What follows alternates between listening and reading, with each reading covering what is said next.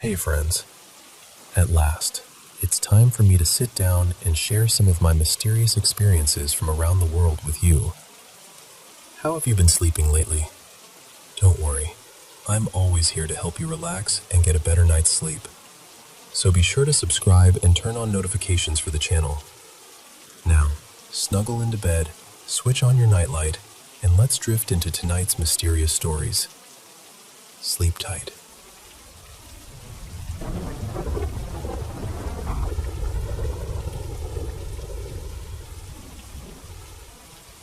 So, this happened when I was 18, and even now, years later, I still catch myself thinking about it. I'm 26 now, and out of everything I've experienced in life, this is still one of the few moments I truly cannot explain. It happened at my friend Mariella's house. I'd known her forever. She only lived a couple of streets away, and I was over there all the time growing up. She had a big family, and since my house was usually pretty quiet, theirs always felt full of life. I was constantly there, hanging out with Mariella, her younger brother Braden, or one of her sisters. Anyway, one afternoon, Mariella and I made one of our usual fast food runs for smoothies and fries. We were sitting in the car afterward, just talking, when she got unusually serious. She told me strange things had been happening at her house. She'd been waking up with little scratches on her arms, random bruises she couldn't explain. And one night, right on the edge of falling asleep, she heard a voice say, "We're here, Mariella." Now, I believed that she believed it, but at the time, I was still trying to make sense of it. I figured maybe she was having vivid dreams, sleep paralysis, something like that. I didn't think she was making it up. I just thought there had to be an explanation. Then, not long after that, her youngest brother got home from school one day and swore he saw someone looking out through the front curtains at him. He got so scared he didn't even go inside. He ran straight to a neighbor's house and waited there until someone else came home. Again, I remember thinking, okay, maybe he got spooked. Maybe it was a shadow, maybe a reflection, maybe his imagination. A while later, I was over there again. We were all upstairs watching a movie. Mariella's parents were out, so it was just us kids at home. Then her younger sister came up from the basement, absolutely terrified. Not the kind of scared where someone's being dramatic. I mean genuinely shaken, crying, pale. She said, "I just saw somebody go into the basement, and I don't know who it was." At that point, all of us assumed there had to be an intruder. So we got up fast. I grabbed the nearest thing I could find, which I think was an old sports club, and we went down there to check. But there was nobody. No door open, no windows disturbed, no sign that anyone had come in or gone out. And their basement wasn't the kind of place where somebody could just disappear. Still, I kept trying to explain it away. Maybe she'd caught a glimpse of movement, and her brain filled in the rest. I was determined to stay rational. And then something happened to me. A few months after that, I was back at Mariella's house on a normal afternoon. She was in her room with her new boyfriend, and I was outside in the yard with Braden, tossing a football back and forth. There were only 4 of us there: Mariella, her boyfriend, Braden, me. That was it. 4 people. I remember that clearly. After a while, I went inside to use the bathroom. As I was upstairs, Braden started messing around outside and throwing the football against Mariella's bedroom window. I could hear her getting irritated, telling him to knock it off before he broke something. It sounded like a normal brother-sister argument. Nothing strange about it. Then I stepped out of the bathroom and saw Mariella storming down the hallway. She looked irritated, moving fast, like she was headed to the front door to yell at Braden face to face. I barely even questioned it at first, because I thought I knew exactly who I was looking at. But then something in me made me stop. I turned back. Mariella's bedroom door was still shut. I opened it, and there she was, still inside with her boyfriend. I froze. Then I looked out the window, and Braden was still outside in the yard. I remember asking him, Did you just come inside? That moment hit me like ice water, because I had just seen someone walk down that hallway. Not a blur, not a shadow, not some vague movement out of the corner of my eye. I saw a person move past me and turn the corner. And more than that, I heard them. Bare footsteps on the hardwood floor. Soft, quick, unmistakable, clear as anything. We searched the whole house, every room, every corner, called out to see if anyone else had come home. Nobody. There was no one there besides the four of us. And to this day, that's the part I can't shake. I've replayed it in my head so many times. I've asked myself whether my eyes filled in details because I assumed it was Mariella. I've wondered whether my brain just connected sounds and motion and made something ordinary feel strange. But honestly, deep down, I know what I saw. I know I heard someone walk down that hall. And what makes it even harder to explain is how normal the day was. It wasn't late at night. We weren't telling ghost stories. Nobody was trying to scare each other. It was the middle of the afternoon on a completely ordinary day. That's what has always stayed with me. It happened in broad daylight, in the middle of regular life, when nothing about the moment should have felt supernatural. But it did. And I still don't have an explanation for it. I just know that someone, or something, walked down that hallway and then vanished.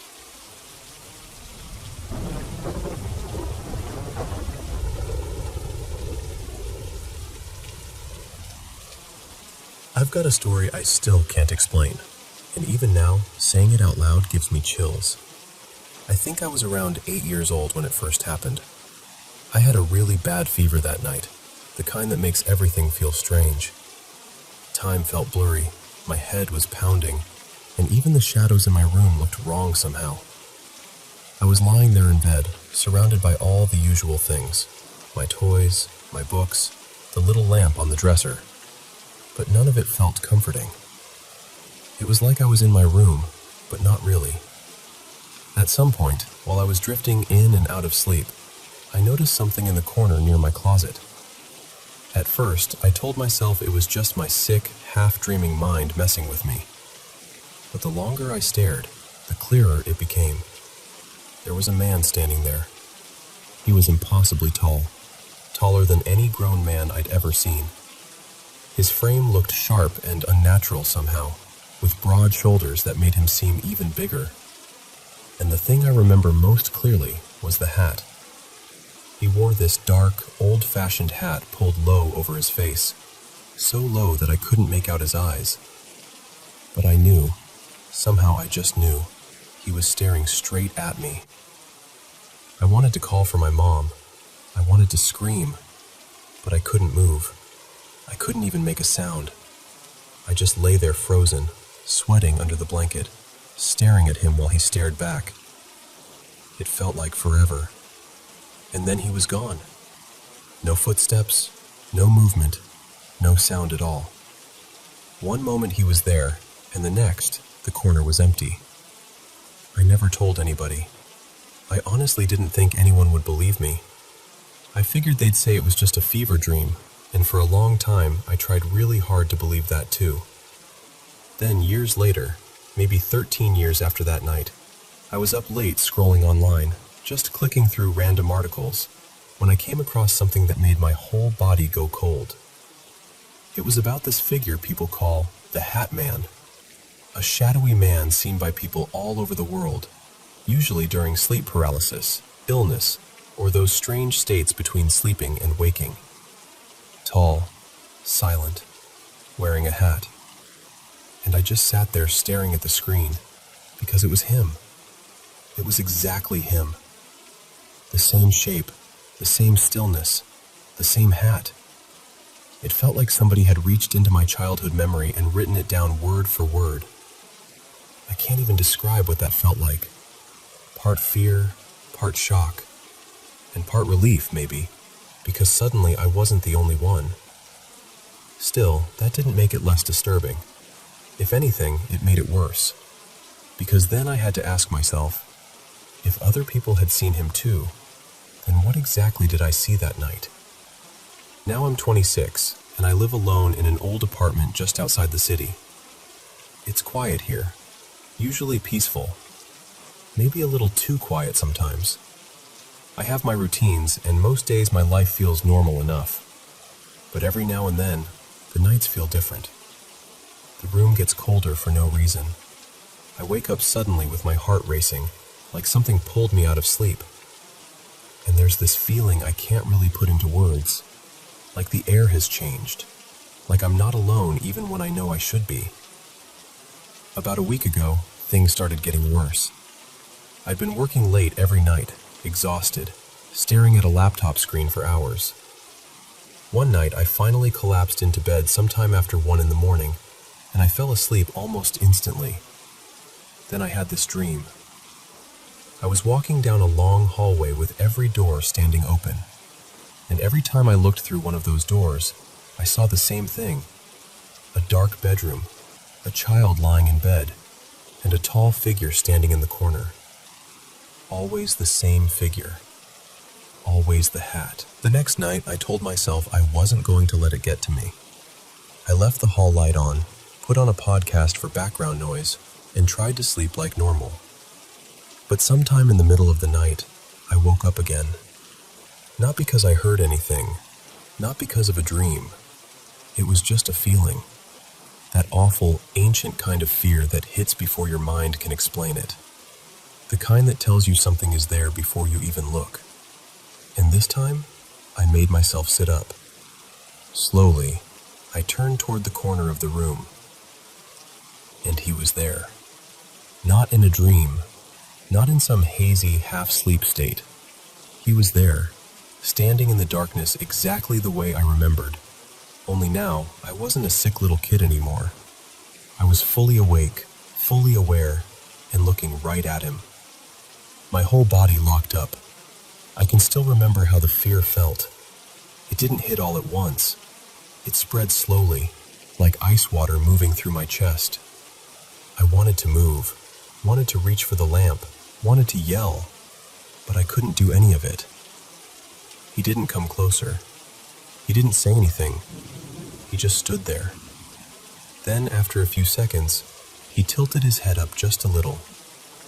Just enough for me to see under the brim of the hat. There was no face, just darkness. And somehow, that was worse than anything I could have imagined. Because even without eyes, without a mouth, without any features at all, I knew he was looking at me. Then, just like the first time, he vanished. No sound, no warning, just gone. After that, everything changed. I couldn't sleep properly. I could barely focus during the day. I stopped feeling safe in my own apartment. It was like seeing him again had reopened something in me. Some door I'd spent years trying to keep shut. And honestly, I still don't know what I saw. Maybe it was stress. Maybe it was sleep deprivation. Maybe the mind can create terrifying things when it's overwhelmed. But a part of me still wonders. Because sometimes, late at night, when the room is too still and the shadows seem a little deeper than they should be, I catch myself looking toward that corner. And every time I do, there's this tiny part of me that thinks, maybe Nolan's Hat Man never really left.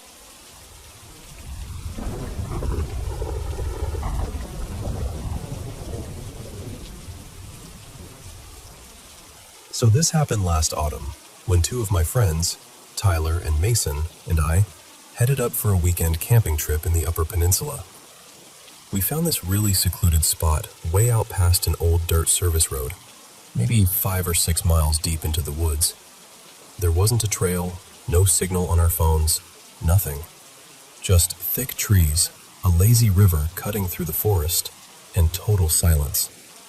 Honestly, it felt like exactly the kind of place you go when you want to disappear for a couple of days. The first night was great. We had a fire going, a cooler full of drinks, music playing low, and we spent hours laughing about dumb stuff and telling stories. Nothing weird at all. We stayed up late, then eventually crawled into our tents and passed out. But the second night, that's the one I still think about. It was probably around 11. The fire had died down to almost nothing, and we were all getting quiet. That half-awake, half-asleep kind of tired you get when you've been outside all day. Then from his tent, Tyler suddenly goes, really quietly, "Hey, are you guys seeing that?" I sat up and looked across the river. There was a light over there, like a flashlight. It kept blinking in and out between the trees on the other bank, almost like somebody was walking back and forth with it. And the thing was, we hadn't seen another person anywhere the whole time we'd been out there. Mason unzipped his tent and leaned out, staring at it. He said, "Maybe it's a ranger or something." So we called out. A couple times. Nothing. No answer at all. Then the light just stopped moving, and a second later, it went out. Everything got dead quiet after that. I mean, the kind of quiet that makes you suddenly aware of every little sound that isn't there. Mason looked over at me and just said, "That's not normal. Nobody should be out here." But Tyler, who always had to be the one pretending nothing bothered him, threw on his hoodie and said, "I'm gonna check it out. It's probably just some guy messing around." We told him not to, but he was already moving. He went down the bank, found a shallow stretch where some stones broke the surface, crossed the river, and disappeared into the trees. And then we waited. At first, it was only a minute or two, and I figured he'd come back laughing at us for being paranoid. Then it turned into 5 minutes. Then longer. No light. No talking. No movement.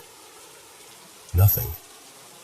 I was just about to yell for him when all of a sudden we heard branches snapping hard through the woods, like somebody running full speed. Then Tyler came crashing out of the tree line on the other side, soaked, panicked, eyes huge, stumbling back across the rocks. And he just screamed, "Grab your stuff! Right now! We're leaving!" I didn't even ask why. None of us did. We threw whatever we could into our bags, left half our gear behind, and got out of there as fast as we could. We hiked all the way back to the road in the dark, and Tyler didn't say one word the whole time. Not one. The next morning, after we'd barely slept at all, he finally told us what happened. He said when he got across the river, there was nobody there. No campsite, no person, no fire, nothing. Just that flashlight lying on the ground, still on, but barely, flickering like the battery was dying. He said he called out a few times and didn't hear anything back. But then, behind him, somewhere in the trees, he heard breathing. Not footsteps, not someone walking around, just breathing. Heavy, quick breathing, like someone, or something, was standing just out of sight, close enough to hear him, just watching and waiting. He said the second he heard it, he ran. And honestly, I believe him. None of us have gone camping since.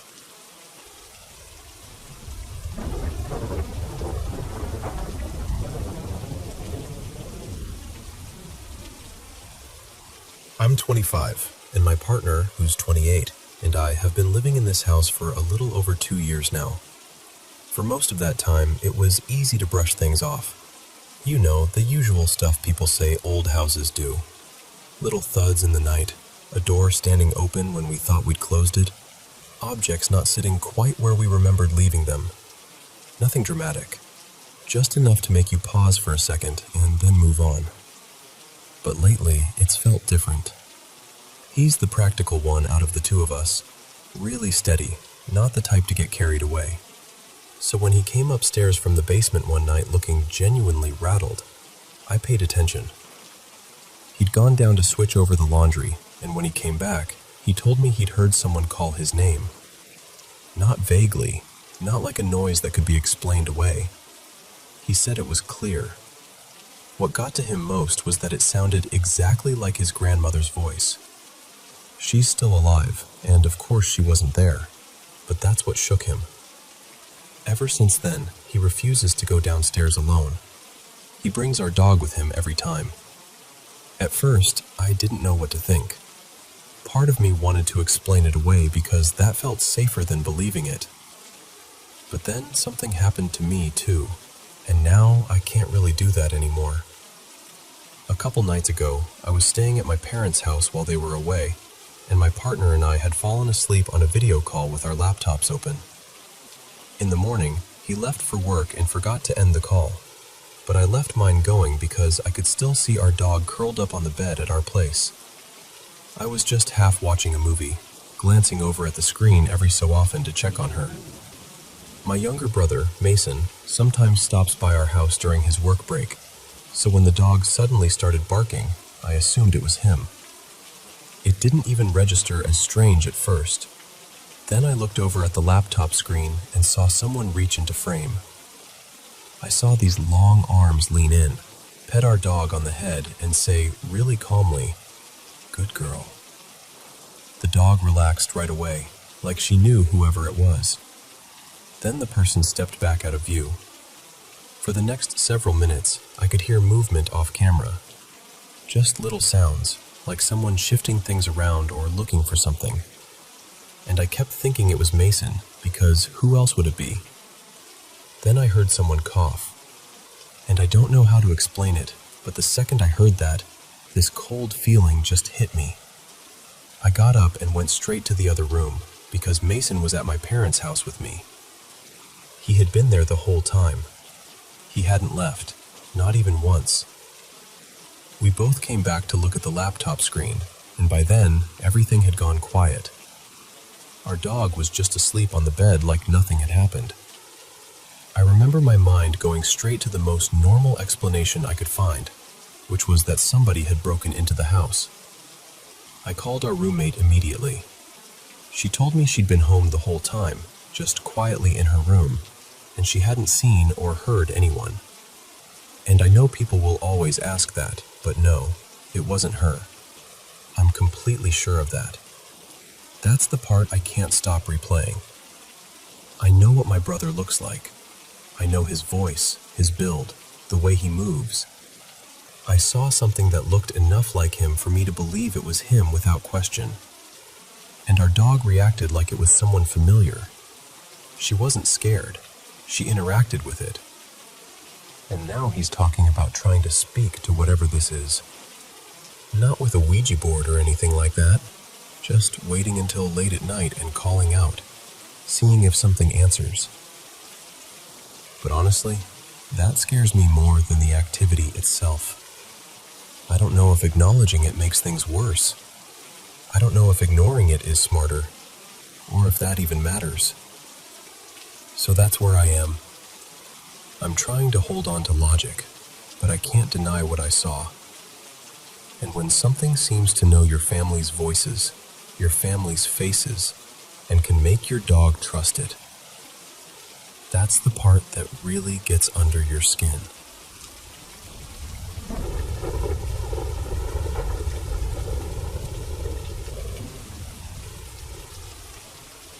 Hey, this has stuck with me for years now, probably close to a decade, honestly. I remember watching a segment on one of those paranormal TV shows about a business in an industrial park somewhere in Southern California. I can't remember the exact city anymore. Maybe Orange County, maybe the South Bay, but that part never left me. What made it so memorable was the kind of business it was. It wasn't some old inn or abandoned house. It was a high-tech engineering company, the kind of place where people worked with lasers, machinery, and precision equipment. The staff were engineers and scientists, which made the whole thing even more fascinating to me, because these were exactly the kind of people you'd expect to be skeptical. And they were. But they were also genuinely curious. The employees talked about strange activity happening inside the building after hours, and apparently, a lot of it had been captured on security cameras. What I loved was that they didn't come across as frightened or dramatic. They seemed calm, thoughtful, and deeply interested in figuring out what was happening from a scientific angle. They were actually trying to test it, observe it, and make sense of it. That alone would have made the story interesting, but there was another layer to it. Before the engineering company moved in, the same space had been used by a limousine business. The show interviewed some of the former employees from that company too. A lot of the drivers would come back late at night after finishing jobs, dropping off keys, wrapping up paperwork, sometimes even resting there between shifts in the early hours of the morning. And they had their own stories. They talked about objects shifting on their own, keys going missing, sudden noises, flickering lights, all the classic unsettling stuff. But unlike the engineers, the drivers were terrified by it. From what I remember, some of them would bolt out of the building the second something strange happened. I got the impression that the fear around those experiences may have even played a part in the limo company eventually leaving, though I'm a little fuzzy on that detail now. The footage the newer company caught was the part that really blew me away. I remember seeing chairs slide across the floor, laser equipment activating by itself, robotic arms moving when no one was there, bright flashes, and these awful screeching sounds. One detail that really stayed with me was a partition wall or cubicle panel tipping over, which was what apparently made them go back and review the recordings in the first place. Ever since then, I've tried on and off to track down that place again, and I never seem to find the right lead. Every time I search for it, I end up getting unrelated results.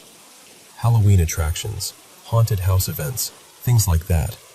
But never the industrial park or the business I remember from the show. I guess what I really want to know is whether that company, or maybe a similar one there now, ever kept testing the activity. Whether anything else happened. Whether the strange events continued. For some reason, the fact that the witnesses were researchers and technical people made the whole story feel especially compelling to me. Not because that proves anything on its own, but because they seemed careful, observant, and serious about what they were seeing. And honestly, even now, I still find it incredibly intriguing. It's one of those stories that lingers with you.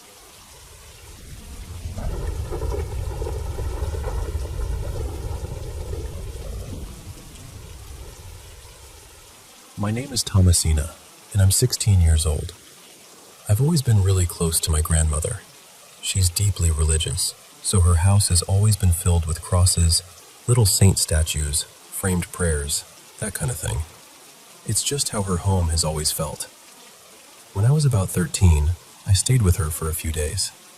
The room I slept in was full of religious items too, like a crucifix above the bed and small figures of Jesus on the dresser. I remember arriving that first morning, and she was already standing at the front door waiting for me. I had barely stepped inside when I started heading toward the kitchen to get a glass of water, since it was right across from the entrance. But my grandmother stopped me right away and said she would bring it to me herself, and that I needed to go straight to my room and stay there for a while. That immediately felt strange to me, but I listened. She was pretty strict, and I didn't feel like arguing. So I went into the room and started setting my bags down on the bed so I could unpack.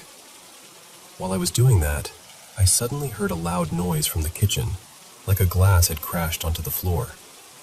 I yelled out, asking my grandmother if she was okay, but she didn't answer. At that point, I got worried and started toward the door. But before I could even leave, the crucifix above my bed fell down, and the bedroom door slammed shut. The window was open, so I told myself it was probably just the wind, but I was already scared. I hurried to open the door, wanting to check on my grandmother, and somehow it wouldn't open. It felt stuck. I started shouting for her, panicking a little, and then all of a sudden, she walked in holding a glass of water like everything was completely normal. I just stared at her and asked what had happened, and she looked at me very seriously and said, "I told you not to leave your room." That only confused me more. I asked her what she meant and told her I'd heard something break in the kitchen. She said nothing had broken, and that she had no idea what I was talking about. Then she told me she'd be in the living room and that I could come out whenever I was ready. I told her I'd come out after I finished unpacking. Then I turned and looked at the bed, and the crucifix was back on the wall. I hadn't touched it. That honestly scared me more than anything else. I didn't know what to think, so I lay down for a while and tried to calm myself. I must have drifted off, because when I woke up, it was already close to dinner time, and my grandmother still hadn't called me. I figured I had a little more time to finish putting my clothes away. While I was organizing some shirts in the closet, I noticed a Bible pushed way in the back. It looked almost brand new from the outside, like it had barely been used. I thought maybe my grandmother had forgotten about it, so I took it with me to give it back to her. When she called me to eat, I handed it to her. The second she opened it, her whole face changed. She went pale. Then she looked at me and said, in this sharp, shaken voice, "Where did you find this?" I told her it had been in the back of the closet.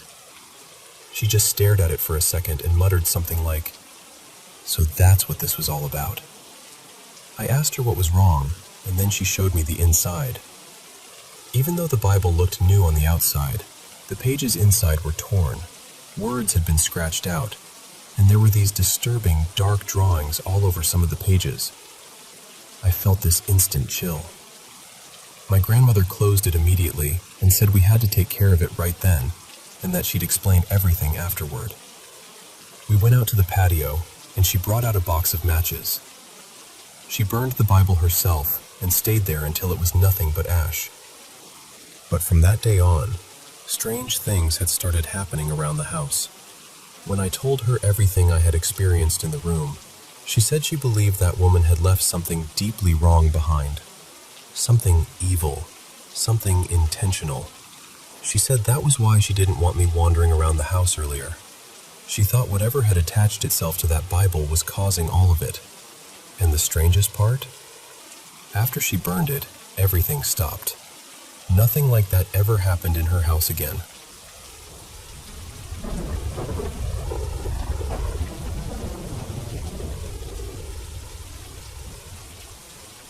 I grew up in this old country house with more rooms than we really needed. And when I was about 6, I got what everyone called my big girl room. My parents thought it would be exciting for me, like this big milestone, you know? But from the very beginning, I hated that room. It wasn't because I was some especially fearful kid either. I really wasn't. Even back then, I wasn't the type to get scared of the dark or jump at every little noise. I was usually pretty bold. But that room? It felt wrong in a way I could never explain. One of the weird things was the light. The bulbs in there were always acting up. Sometimes they'd flicker so dimly they barely changed anything, and the room would still feel covered in shadow. Other times, they'd just go out altogether. My dad even had someone come out to look at the wiring, but apparently nothing was wrong. Still, it never felt normal in there. I had nightmares constantly when I slept in that room. Eventually, I got so upset about staying there that I flat out refused. My dad finally moved my bed into the hallway instead. And even then, I remember lying there, just staring at that bedroom door, feeling deeply unsettled for no clear reason at all. Years passed, and that room mostly stayed shut. We didn't have much use for it anymore, and over time, my family kind of shifted downstairs. We stopped really living on that upper floor unless we needed to grab something from up there. By then, I was maybe 13 or 14, and I was still scared of that one room in particular. Whenever I stepped inside, I had this awful feeling that someone was standing right behind me. Not across the room, not in the doorway, right behind me. So close it almost felt like they were brushing against my back, leaning over my shoulder, staring at my face. I never really told anyone. I just convinced myself it was leftover childhood fear and kept it to myself. Then one day, a priest came to bless the house. It was the first time the place had ever been blessed, Everything was going fine until he reached that room. He suddenly stumbled and went pale. I remember noticing it immediately. He didn't really explain much, but that was one of those moments that made me think, okay, maybe this isn't just in my head. Not too long after that, my dad got diagnosed with cancer. Around the same time, his old clock, one he'd had for decades and that had always worked, suddenly stopped. No one could fix it, so we replaced it with another one, and that one quit almost immediately too. When we put batteries in again, it started running, but backwards. That really upset my dad. More than you'd expect from just a clock. He took the batteries out and put both clocks away in a cabinet. After he passed, my mom took the newer one back out, put batteries in, and it worked perfectly. Then, just out of curiosity, she tried the older one too. Same thing. It worked like nothing had ever been wrong. There was something else that happened around that time that stuck with all of us. My dad had a friend who struggled with serious mental health issues, and at the funeral, which was held at that same country house, he came up to my mom and asked her not to think he was crazy. Then he told her he'd seen something leap off the balcony and run off. He said it was tall, completely black, almost like it was made of shadow. A couple of months later, my mom told that story while we were visiting the house with my aunt, my dad's sister. That finally pushed me to talk about my own experiences there. After I shared that, my aunt got quiet, and then admitted that when she was a child, she had also slept in that same room and had terrible nightmares there. She said she always felt watched, and eventually had to switch rooms because she couldn't bear it. Once that came out, more stories followed. Other relatives started saying they'd always felt uneasy in the house too, like they were being observed, like they needed to leave. One family member said she once felt someone standing just over her shoulder. She tried to brush it off at the time, thinking maybe it was my dad's spirit visiting the home he grew up in. But even saying it aloud later made her uncomfortable. After all of that, nobody felt quite the same about the house anymore, especially my mom. We visited less and less, and eventually, one last thing happened that made those visits stop completely. My sister, our cousin, and my mom were out on the balcony one day with my dad's favorite music player. They brought it outside to play some songs. Somehow, it started playing gospel music. Funeral-type gospel music. The thing was, it wasn't connected to the radio. There was no Bluetooth on, no CD inside, nothing plugged in. That stereo couldn't just store songs by itself. It only worked if something was actively playing through it. My mom said she kept pressing next, over and over, but every single track was another mournful gospel song. They got so frightened they left the music player right there on the balcony, got in the car, and drove away. My grandfather had to go back later to bring it inside. And then there's the older family story, the one that makes everything feel even stranger. My great-grandmother and her husband were the ones who built that house on that land. According to family lore, she suffered multiple miscarriages and stillbirths, one after another, until she finally went to see a local spiritual healer. She was told that every time she became pregnant, she needed to buy the weight of a newborn baby in meat and bury it in the backyard. As disturbing as that sounds, she did it. And after that, she went on to have 3 healthy children, my grandfather, his brother, and their sister.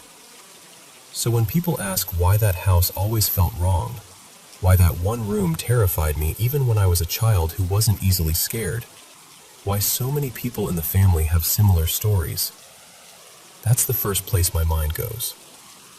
Because maybe some places really do hold on to something. And maybe that house never let go.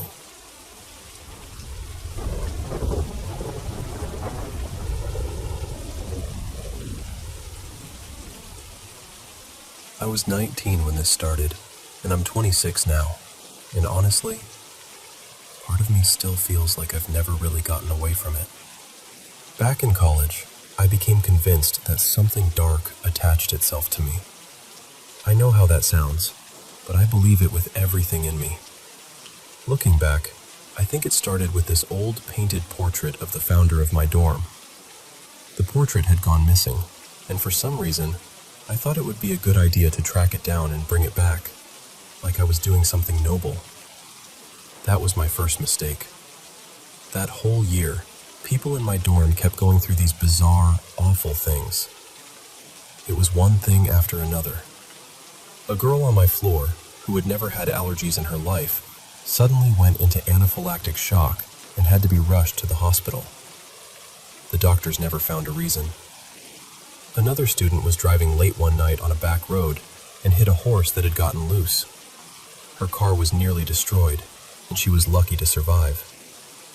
Someone else got into a serious wreck. Another person tumbled down the stairs and fractured their ankle. And then there were all these other strange, heartbreaking things that kept happening around us. It was a small dorm at a tiny college in a rural town, so you noticed everything. And the worst part was, it didn't just feel like a run of bad luck. It felt connected. People would come back to their rooms and find lights or electronics turned on that they knew they had switched off. Trash would be scattered everywhere. Desk drawers would be hanging open. Things would go missing. More than one person talked about hearing footsteps pacing on the other side of this heavy door near the stairwell. Except when they opened it, no one was there. And there was this heaviness in the building, like something was pressing down on all of us.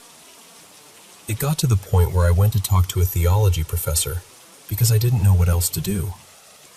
I even went to the cemetery in town where the man from the portrait was buried, stood at his grave, and begged him to make it stop.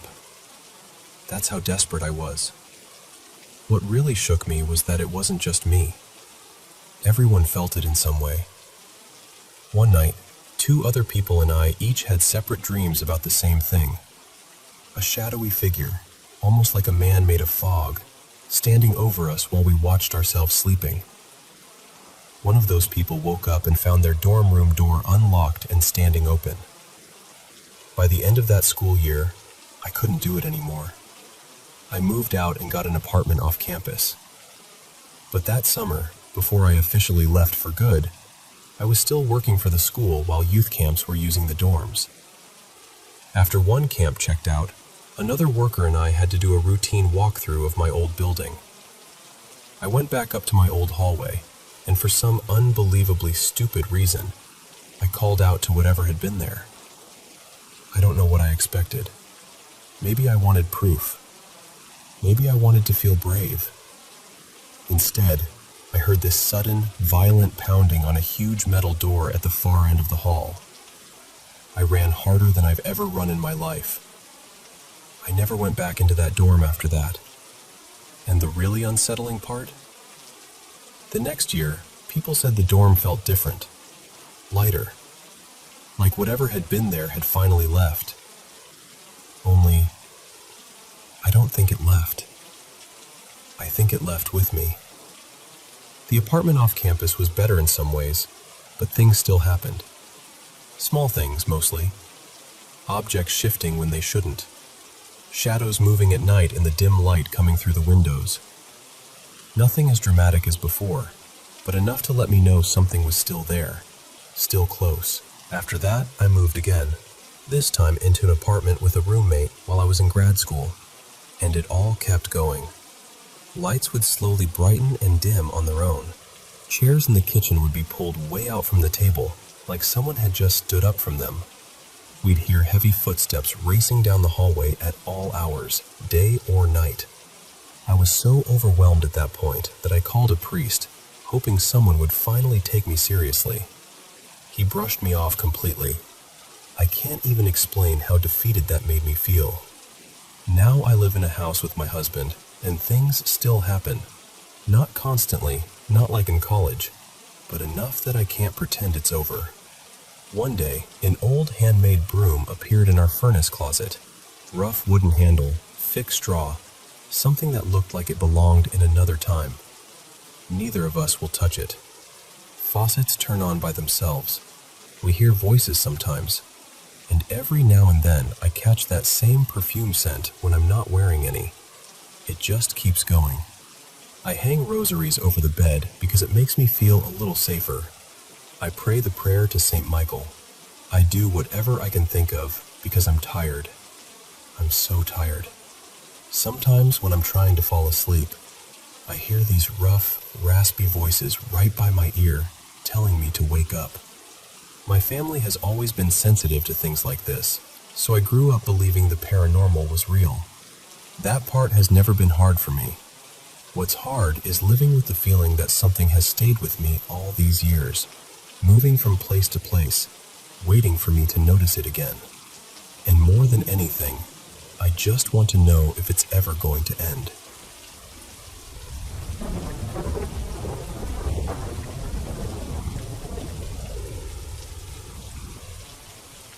So, we moved into this old house from the 1800s a little over a week ago, and ever since the first day, something about it has felt off.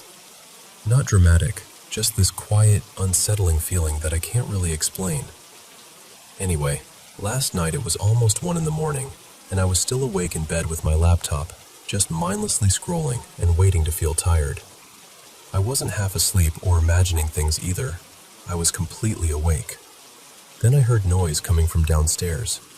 It sounded exactly like someone opening and rummaging through a drawer in the kitchen, like they were looking for medicine or searching for something small. At first, I didn't think much of it. I figured maybe my dad was downstairs and needed to grab something. A few minutes passed, and then I heard this howl. Not a normal dog sound, not even close. It was deep and strange, almost wolf-like, but also weirdly human, like someone crying out in pain. Then there was a second one right after it. Now, I have 2 dogs, but they're tiny, older dogs. One of them is Milo, and he's been with us since he was a puppy. The other is an older female rescue named Poppy. Neither of them should be able to make a sound like that, especially not Milo. It didn't sound like a small dog at all. Right after the second howl, Milo started whining loudly. Not barking, not growling, just this really distressed, panicked whining that instantly put me on edge. So I got up and went downstairs, expecting to find my dad there. But no one was there. That's when I started feeling really uncomfortable. I forgot all about the drawer at first because my focus went straight to the dogs.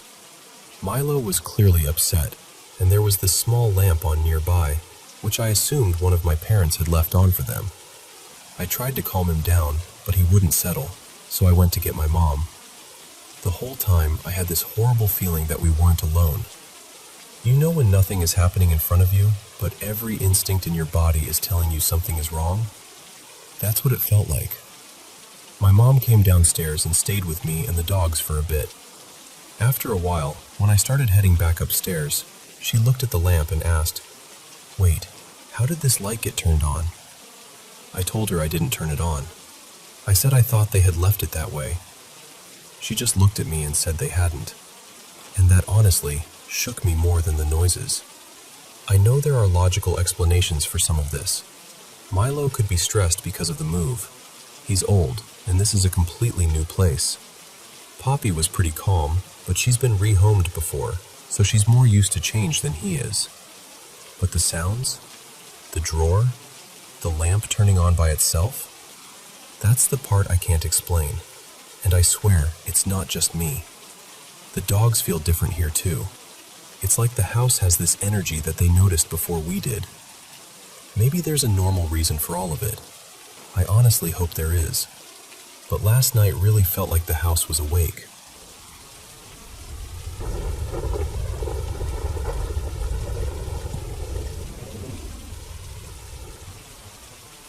Hey, I wanted to share something that happened to me and see if anyone else has ever gone through anything like this. A couple of days ago, I went to this museum in Savannah with my partner, and before I say anything else, I want to be clear that this is not me criticizing the place at all. It was thoughtfully done, really detailed, and obviously put together with a lot of care. But for some reason, I couldn't stay. The moment I stepped inside, I felt this really intense heaviness. It hit me almost immediately. I was standing there getting my ticket, and I started to feel disconnected, like I was sort of drifting outside myself. Then the shaking started. I do deal with anxiety, so at first I told myself that was probably all it was.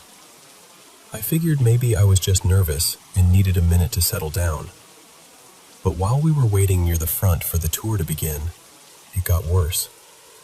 I had to sit down because I was getting so shaky, and suddenly I felt overwhelmingly hot. I know Savannah can be warm, and the building itself wasn't exactly cool, but this felt extreme. My face got flushed. I started sweating way more than normal, and I couldn't stop trembling. The strange part was, I hadn't even really gotten into the main exhibits yet.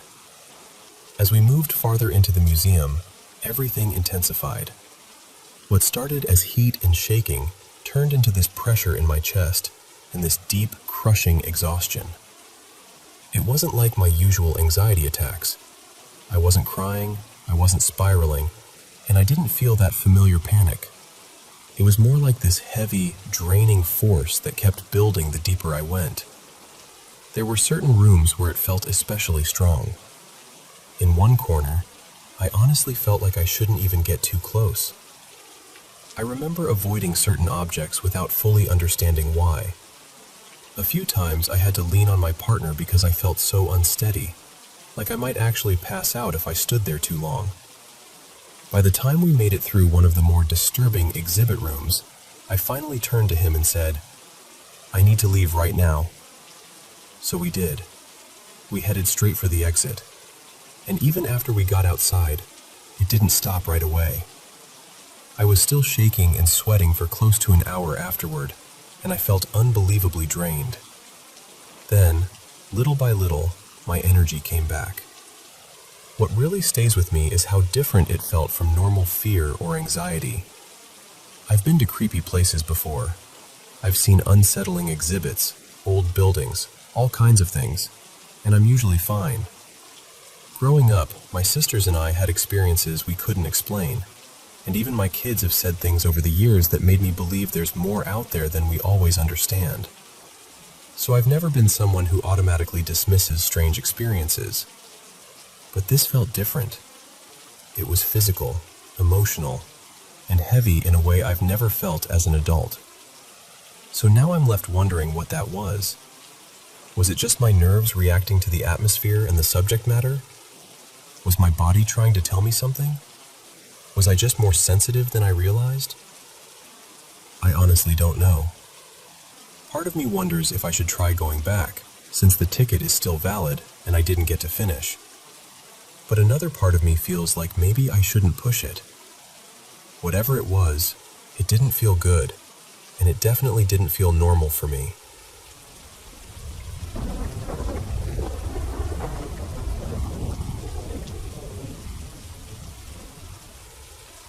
Hey, I've never really known what to call this story, so I'm just going to tell it the way I lived it. My husband Ryan and I have been together since 2018, and for almost as long as we've been together, strange things have happened around us. Not subtle little creaks or maybe I imagined that moments either. I'm talking about faucets turning on by themselves, cabinet doors swinging open and slamming shut, heavy doors closing when they normally have to be shoved, and banging on windows hard enough to scare everybody in the house. At one point, we had friends over and all of us heard it. One of them was so shaken up she almost booked a hotel for the night. But the part that really stuck with me started about 2 years ago, when everything seemed to get more intense. At the time, we were living on my in-laws' property, in this big detached garage that had been turned into a studio apartment. The main house was nearby, but we had our own separate space.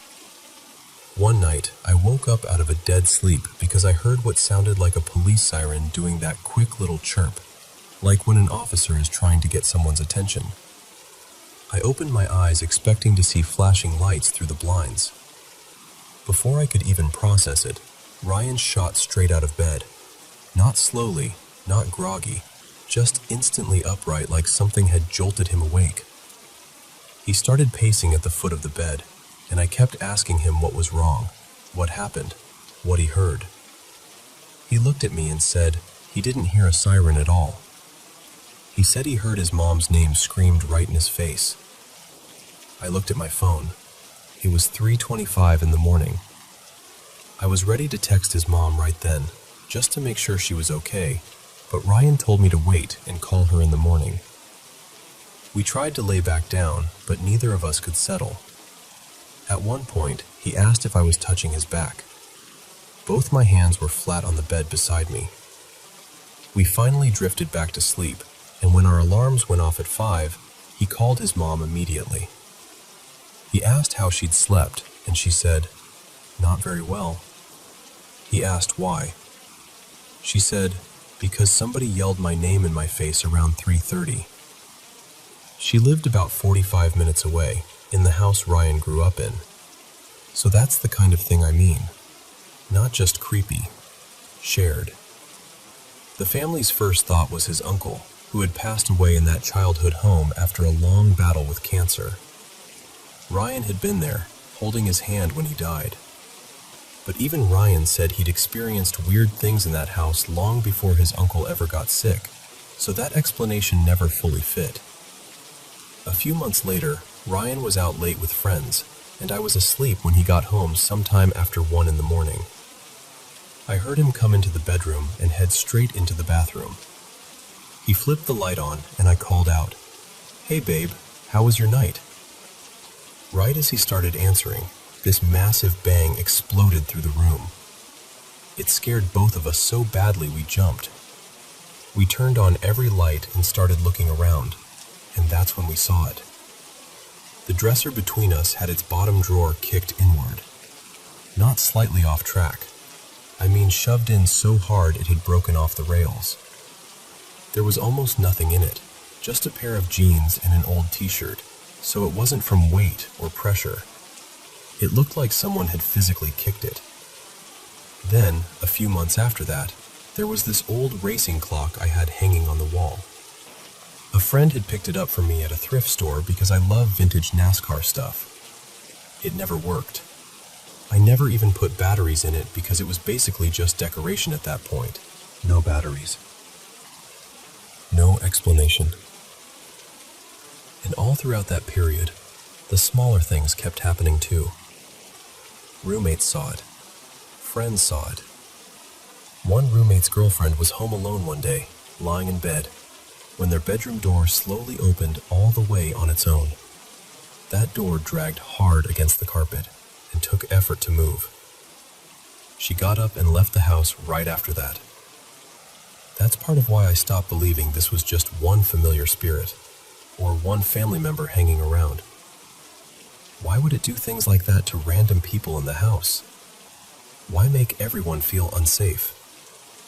Eventually, Ryan and I bought our own home. We got the keys in July last year, and honestly, it felt like a fresh start. No roommates, no old property, no history attached to the place. For a while, everything was peaceful. All the strange activity stopped, and I really thought maybe whatever it was had been tied to the old house. Then it came back, and somehow, it seemed to come back for my in-laws too. One night last week, Ryan was out with friends again, and I was lying in bed by myself. I heard footsteps move down the hallway toward our room. Clear footsteps. I called out for him, but there was no answer. I checked his location on my phone, and he was still out. I did a quick scan of the house, locked myself in the bedroom, and told myself I was probably just hearing things. Then the next night, Ryan came home while I was asleep. I woke up to him saying, "Nope, absolutely not." He was standing at the foot of our bed, tense as anything. I asked him what happened, and he told me that when he walked into the room, he saw something move past him and out of the doorway. He said it looked darker than the dark around it. Not solid exactly, but there. And he said he could hear it move. That shook me, because suddenly those footsteps I'd heard the night before didn't feel imaginary anymore. Later that same night, around 1 in the morning, I woke up because our 1-year-old pit bull was pacing in the hallway. I figured she needed to go outside. I opened my eyes, and the first thing I saw was the bedroom door across the hall slowly closing by itself. Not slamming, not drifting, just deliberately closing, inch by inch, until it shut. I just remember lying there thinking, what am I even supposed to do with this? Around that same time, my mother-in-law called Ryan about her dog, a German Shepherd who had suddenly become terrified at bedtime. The dog wouldn't walk past the side of the bed to get to her crate anymore. She would freeze, cower, and resist like something was there scaring her. That night, my mother-in-law finally got the dog into the crate, and the poor thing pressed herself as far into the back as she could, like she was trying to disappear. While my mother-in-law stood there watching her, trying to understand why she was so scared, she heard a loud bang. The dog started yelping, and right in front of her, the front of the metal crate bowed inward, like something had kicked it hard. There was nothing on top of it, nothing leaning against it, nothing that could have caused that kind of force. She watched it happen. So now I'm sitting here with cameras set up inside the house, hoping maybe I'll catch something, even though I'm not sure I really want to see it. A friend gave me crystals and sage after I finally opened up to her about everything.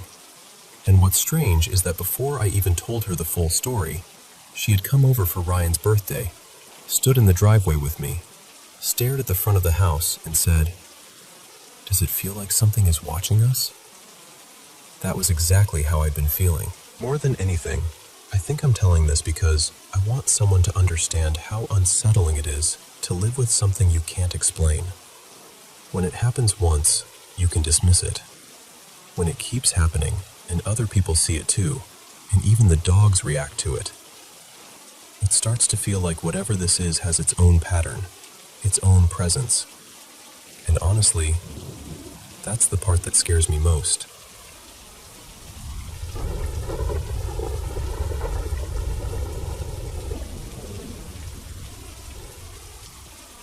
Hey, so before I get into this, I need to say this is one of those things I still can't fully explain. I've never had anything like it happen before, and honestly, I hope I never do again. But at the same time, I still catch myself wondering what exactly happened that night. At the time, I'd been living in that house for about 5 years, and up until then, I'd never once felt uneasy there. It was out in the country, really private, with a lot of land and hardly any neighbors. From the property, you could only see one other house way off in the distance.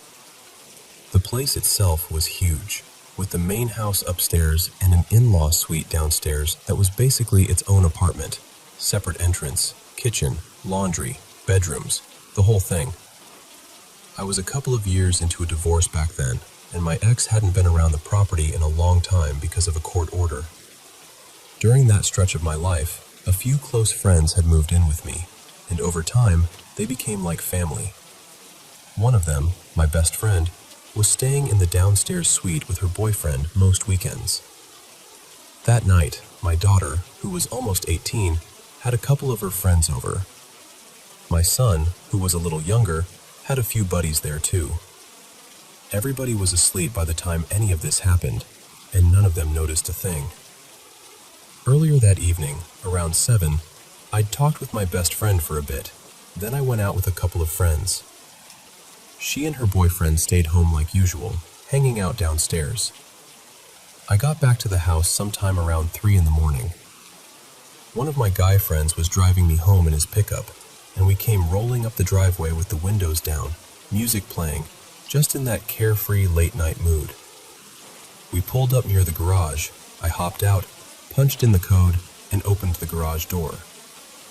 Then we stood there outside his truck for a minute while he finished a cigarette and we kept talking. And then, all at once, everything went quiet.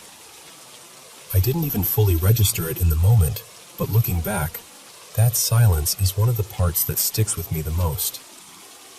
No insects, no frogs, no breeze, Nothing. Just this dead, total silence. Then I heard something. It came from somewhere near the edge of the outbuilding behind me, maybe 70 or 80 feet away. I still can't describe the sound properly. It was strange, but vague enough that at first I thought maybe I'd imagined it. So I told my friend, "Wait, stop talking for a second." And then I heard it again, only closer. This time, it sounded exactly like a baby crying. Not vaguely, not sort of. It was clear as day, like an infant crying out in the dark. The second I heard it, I was hit with this overwhelming wave of fear. I don't mean I felt nervous or spooked. I mean I had this raw, instinctive certainty that if I stayed where I was, something terrible was going to happen. Like every part of me was screaming, "Get inside right now." I grabbed my friend and told him to put the cigarette out. I basically dragged him into the house, shut the garage, locked the door to the garage, and started turning off lights and closing blinds as we moved through the house. I checked on all the kids first. They were asleep, completely peaceful, no sign that anything had disturbed them. Then I went through the rest of the house, checking doors, windows, locks, all of it, until I finally felt like I could breathe a little. The next day, around 11 or so, my best friend came upstairs like she usually did, so we could figure out breakfast for the kids and just talk. She sat down on the edge of my bed and said, "Okay, I almost don't even want to tell you this because you're going to think I'm insane." I just stared at her because I already knew. She told me that earlier that same night, she and her boyfriend had been outside on the downstairs patio. They had music on, the patio lights were glowing, and they were just sitting out there talking, smoking, relaxing. Then they heard a strange sound too. She said neither of them could really explain it, only that it was something they absolutely did not expect to hear out there. As they listened, it started to sound like something moving fast through tall grass, except the strange thing was that it felt close, much closer than it should have been, and yet they couldn't see anything at all. She said both of them were hit with the same awful feeling at the exact same time. Pure dread, like immediate danger was right there with them.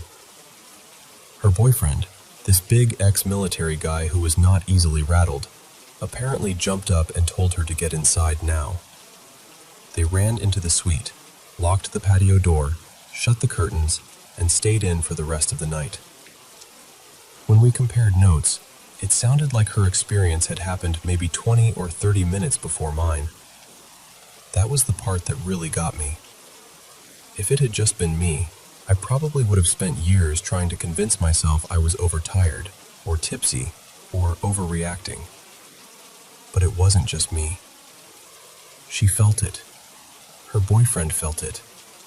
My friend heard what I heard. Different parts of the property, same night, same kind of fear. I still don't know what it was. I've turned it over in my head so many times. I've tried to explain it logically, and I've also let myself wonder about the things that don't fit into logic so neatly. Whatever it was, it left this mark on me. Not because I saw something, because I didn't. Not because anything physical happened, because nothing did. It was the feeling. That absolute, unmistakable sense that something was deeply wrong, and that every instinct I had was telling me to run. And even now, after all this time, that's the part I can still feel.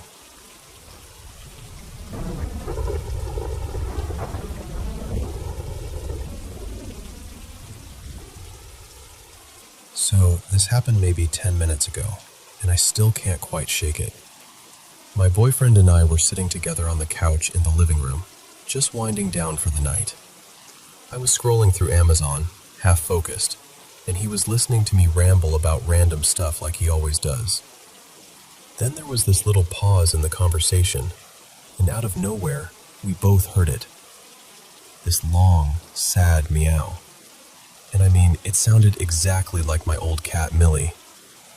She was this tiny Siamese girl I had for years, and when she got really old, especially near the end, she'd sometimes cry out at night in this lost, hollow way. It was like this confused, "Where is everybody?" kind of meow. One of us would go to her, and the second she saw us, she'd do this soft little happy chirp and come trotting over like everything was okay again. It became such a familiar part of life with her. I had to say goodbye to her about 4 months ago. She'd been fighting small cell intestinal lymphoma for close to 2 years, and near the end, she also developed kidney disease. On top of that, she kept getting UTIs, and between that and the side effects from treatment, she was just getting weaker and weaker. I still carry some guilt about it, honestly. I keep wondering whether I should have taken her in sooner for more supportive care, whether I missed something, whether I could have bought her a little more comfort or a little more time. But deep down, I know I didn't make the wrong decision. She was fading fast. She didn't care about her favorite foods anymore. She stopped playing. She was tired. I loved her too much to let her keep suffering. Since she passed, I've been dreaming about her a lot, like constantly. Not every single night, but often enough that it feels significant. And in those dreams, she's always healthy again. Always her old self. We're usually back in my parents' house, where I grew up with her, except everything feels softer there somehow. Brighter, calmer, almost too beautiful to be real. She'll curl up against me, knead on me, and I'll pet her, and it feels so real that when I wake up, it almost hurts. Sometimes there's even this weird continuity between dreams, like I'll leave a toy out for her in one dream, and it'll still be there in the next. I know that's probably just grief and memory doing what they do. Still, a part of me likes to wonder. Anyway, back to tonight. At first I thought maybe I was imagining it, but before I could even say anything, my boyfriend looked at me and went, "What was that?" And we both just knew. We both said it sounded like Millie. Not vaguely, not kind of. It was her. That same scared, searching meow, like it was coming from the bedroom.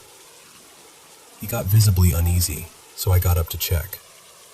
Of course, when I opened the door, it was just my dark, empty room.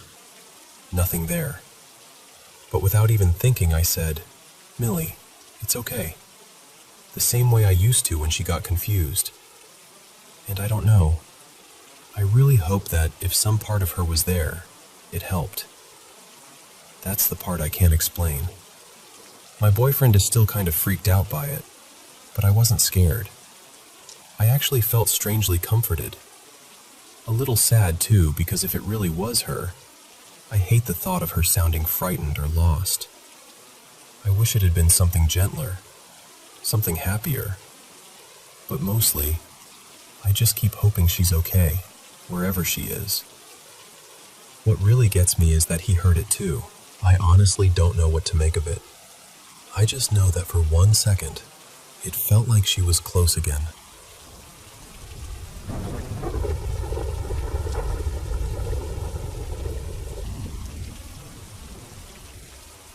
Okay, so I've been working in this little metaphysical shop for almost 5 years now. You know the kind of place. Crystals lining the walls, tarot readings in the back, shelves full of spiritual books, incense in the air all the time. The owner, Mara, is in her 70s, and for a long time I honestly thought she was one of those rare people who just seemed touched by magic in the best possible way. And before I tell you what happened, I guess I should say this. I'm not someone who believes everything right away. I'm actually pretty skeptical by nature. I've got 2 bachelor's degrees, a master's, and a doctorate, so I'm used to questioning things and looking for explanations. I'm not saying that to brag. I'm mostly saying it because I want you to understand that I'm not usually the person who jumps straight to, "It was supernatural." I started working at the shop after trying to build my own small business during the pandemic. That's when I met Mara. We clicked pretty quickly. She liked that I knew a lot about crystals and mineral lore, but I think she also liked that I came from an academic background. I'd spent some time teaching online, and honestly, it made me miserable. That whole path I thought I was going to have just slipped away. Working in the shop ended up becoming this unexpected chapter in my life. And Mara, she really did become like family to me. She helped me more than I can explain. She was generous, kind, and there was this almost fairy godmother quality about her. But over time, once she trusted me, I learned that she carried some very heavy things from her past. I'm not going to share her personal business because that wouldn't be right. But I will say this. There was a long-term addiction, a deep source of shame, and a very dark stretch of her life that she had buried so thoroughly that, because of her age and memory issues, she sometimes seemed to forget she'd ever told me about it at all. Every now and then, she'd hint at it in this joking way, like, "I could tell you, but then I'd have to get rid of you," and laugh. It was never threatening. It was more like humor covering pain, covering guilt. A lifetime of it, honestly. So one afternoon, I was alone in the shop. A regular customer had come in, a young mom who sometimes brought her baby with her. She'd let him toddle and crawl around on the carpet while we talked. And that day, we were both sitting on the floor, half chatting and half making sure he didn't start chewing on books or pulling things off the lower shelves. It was quiet. No one else in the store. From where I was sitting, I could see straight into the office. We always left that office door open. It was where Mara usually sat when she was there, and where she'd go when she wanted privacy. So we're talking, and all of a sudden, I see something move under her desk. Not a flash, not a maybe, not something in the corner of my eye. It was small and completely black, like solid black, darker than the shadows around it. It sort of slithered or glided out from under the desk, paused for just a second, then slipped right back underneath. And I just froze. I didn't say anything to the woman with the baby because I didn't want to scare her. I mean, what was I supposed to say? Hey, there's some nightmare-looking thing coming out from under my boss's desk. No. So I stayed calm on the outside and kept talking. But inside, I was completely locked in on that office. Then it happened again. This time, I was watching directly. Straight at it. No doubt. No peripheral vision tricks. No weird reflection. I was looking right at it. It had no face that I could see. No eyes. No features. Just this smooth black shape. Maybe about the size of a weasel. Or maybe more like a long, thick snake. Moving in a strangely fluid way. I was maybe 7 or 8 feet away from it. Close enough that if it had been a real animal, I would have been able to tell. It slid out from under the desk, then turned and disappeared beneath it again. After the customer left, I went straight into the office, and the first thing I noticed was that the little mini fridge on the counter was hanging open. That door didn't just swing open on its own. I'd never seen it do that before. Not once. I looked everywhere, even though the office was tiny. Just stacked boxes, minerals, crystal inventory, papers, the usual clutter. There was nowhere for anything to really hide, but there was nothing there. Still, the whole room felt wrong. My skin prickled the second I stepped inside. I had goosebumps all over. Later on, I couldn't shake the feeling that whatever I saw had something to do with Mara. Not her exactly, but maybe something attached to her. Something old. Something dark that had followed her through life, feeding on the pain and secrecy she carried. That's just a feeling, obviously. I can't prove that. Maybe there's another explanation. Maybe someone out there would hear this and know exactly what kind of thing it sounds like. But I know what I saw, and even though I never saw it again, I can still picture it perfectly. I don't think I'll ever forget it.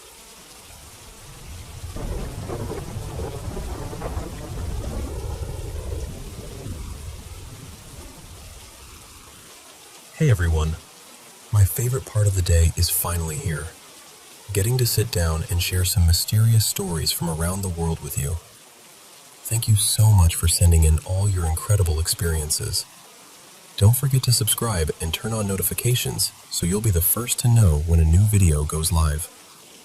And now, without further ado, let's get into today's mysterious stories. Good night.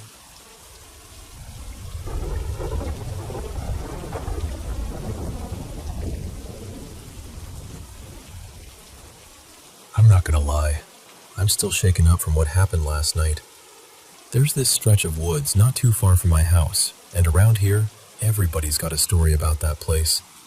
People say it's haunted, and honestly, after everything I've experienced out there, I don't really laugh that stuff off anymore. My cousin and I went out there late to smoke by the river. At one point, he sent me down the trail alone to fill up a bottle with water for the bong. I've had weird things happen in those woods before too. Tall, shadowy figures, something pale running on all fours near the road one night.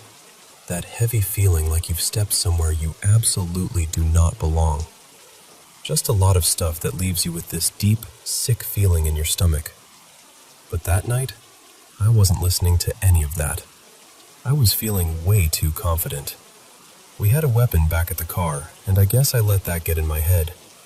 So while I was out there alone, way too far from my cousin, way too far from the car, I said something stupid. I actually called out into the woods. I said, "Hey, Spooky Joey, you out here?" The second I think back on that, I cringe. It was so dumb. I was basically mocking whatever's out there, like I invited it to notice me. I got to the water, and that's when I started hearing these strange thuds off in the distance. Then I heard this loud whoop, like somebody yelling with this weird burst of excitement. Not like a normal voice either. It echoed in a way that made my skin crawl. I filled the bottle as fast as I could and started heading back. That's when I heard it. This laugh. Faint at first, then again, and then one more time. Enough that I couldn't pretend I was imagining it anymore. It sounded far off, but clear enough to make my chest tighten. It felt like something was letting me know, "I hear you. I'm here." I got back to the car, trying to act normal, and we started smoking in the parking lot by the river.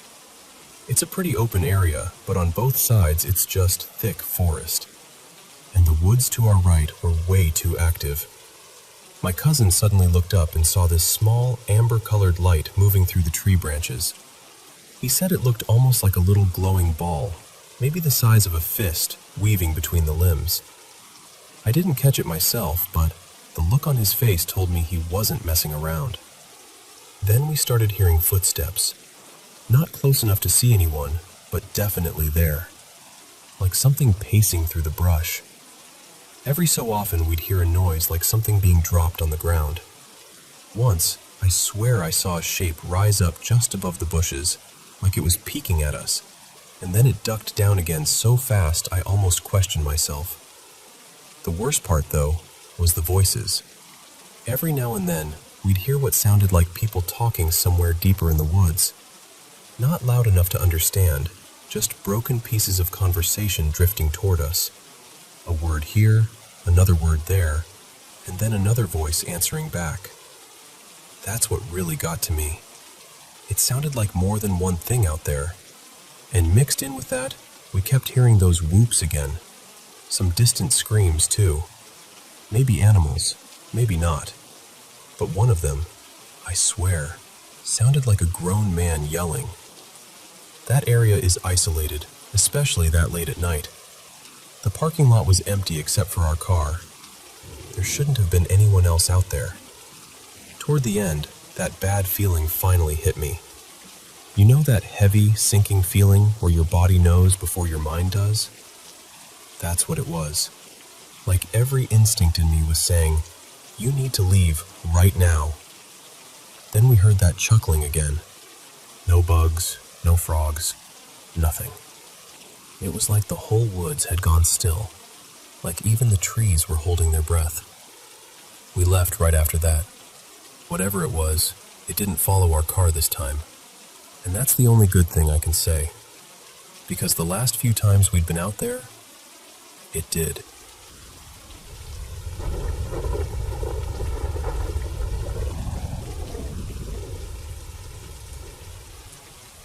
You know, looking back, I think I felt something was wrong with that house long before I ever had a reason to say it out loud.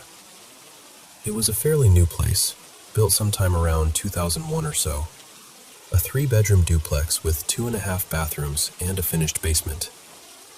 My parents owned it, and I rented it from them. And no, before you ask, there was definitely no family discount involved. At that point in my life, work was unstable, and everything felt kind of up in the air. So I wanted somewhere I could leave without getting tangled in a long lease. My parents liked the setup too, because if they ever needed to stay nearby for a few days, they had a place. On paper, it sounded perfect. But once I actually moved in, it just never felt right. I lived there by myself, which normally I liked, but honestly, the place felt way too big for one person. I barely used half of it. The basement was finished, and I had boxes of old collectibles and hobby stuff down there, but I almost never went in. There was a guest room upstairs with a bed my parents had put together, and that room mostly just sat there, untouched. Really, I only lived in a few corners of the house. My bedroom, the bathroom, the kitchen, and my office where I'd mess around on my computer. Even then, I had these habits that didn't make much sense. I never played games with headphones on. I always hurried to my room at night. And I never slept with the bedroom door open. Ever. Closed and locked every night. I had lived alone before, so it wasn't that. It was just that something in that house made me feel constantly on edge, like I could never fully relax. I used to hear noises all the time too. Thumps. Heavy bumps. What sounded like slow footsteps. Since it was a duplex, I kept telling myself it had to be the neighbors. But the weird thing was, I never heard normal neighbor sounds. No TV, no music, no muffled conversations. Just those dull, heavy thuds, like someone walking around with purpose. About a year later, my girlfriend started staying over more often. Things were good between us, and she helped me make the place feel warmer. We moved furniture around, added softer lighting, tried to make it feel less sterile. And still, no matter what we changed, there were parts of that house that felt deeply wrong. The guest room felt wrong. The upstairs hallway felt wrong.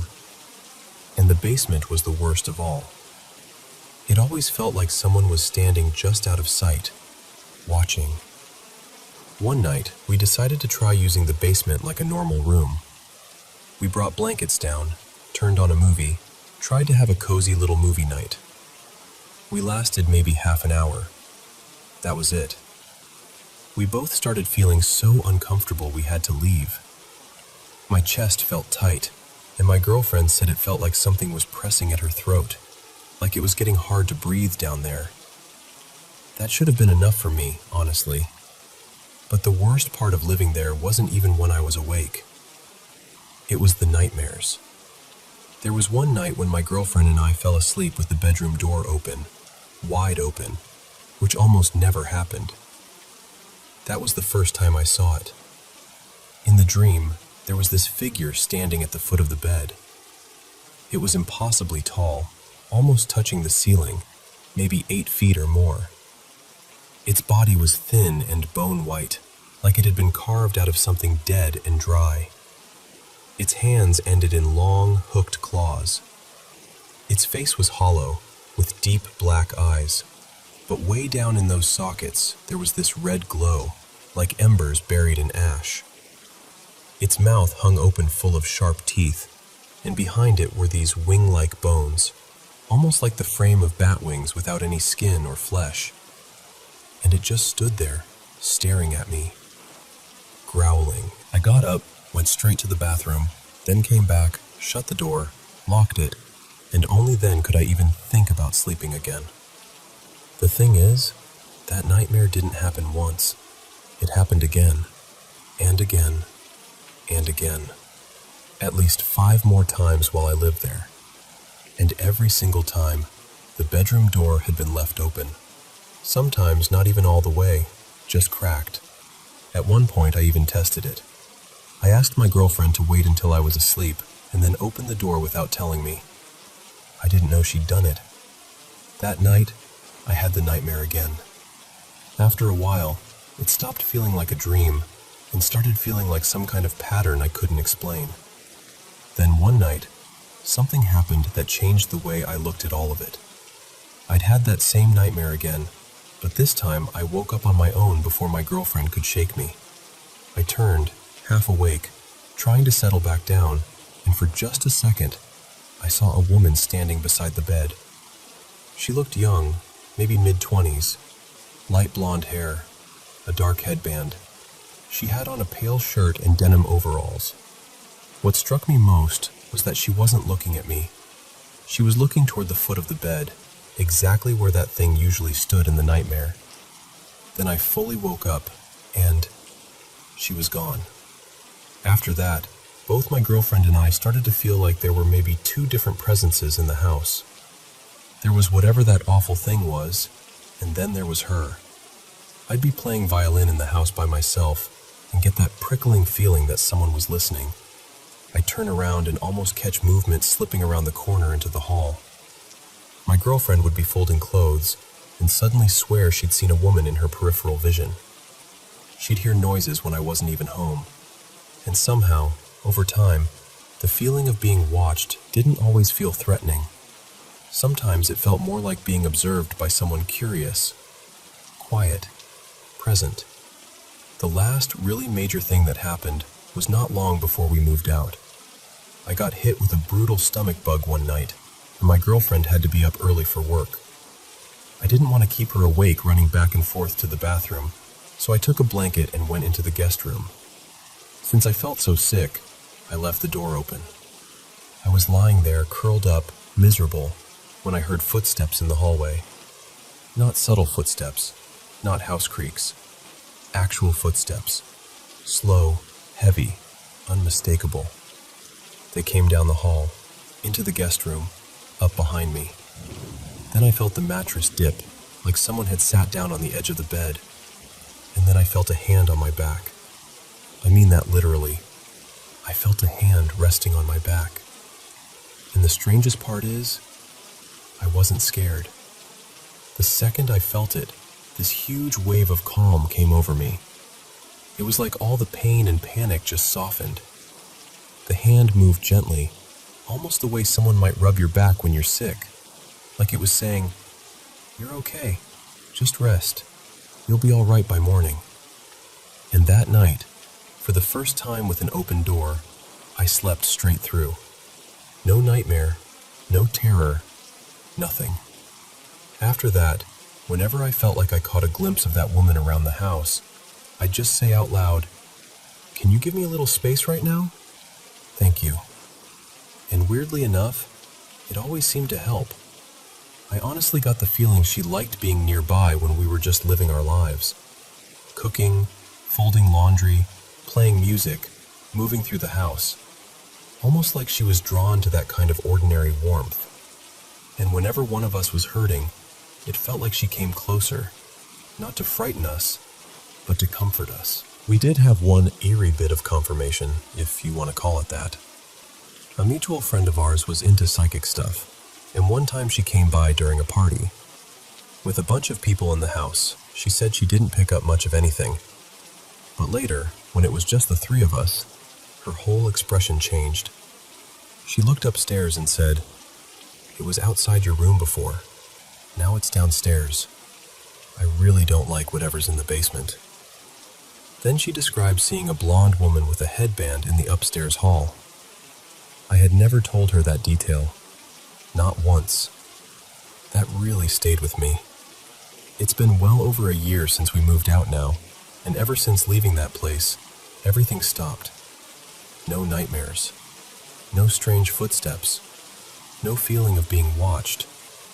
Nothing paranormal at all in our new home. And honestly, part of me still kicks myself for not trying harder to document it, because I know how unbelievable it sounds when you say it out loud. But when I think back on that house, what stays with me most isn't even the fear. It's the feeling that whatever was there wasn't just one thing. And somehow, in the middle of all that darkness, there was also something that seemed to care whether we were okay.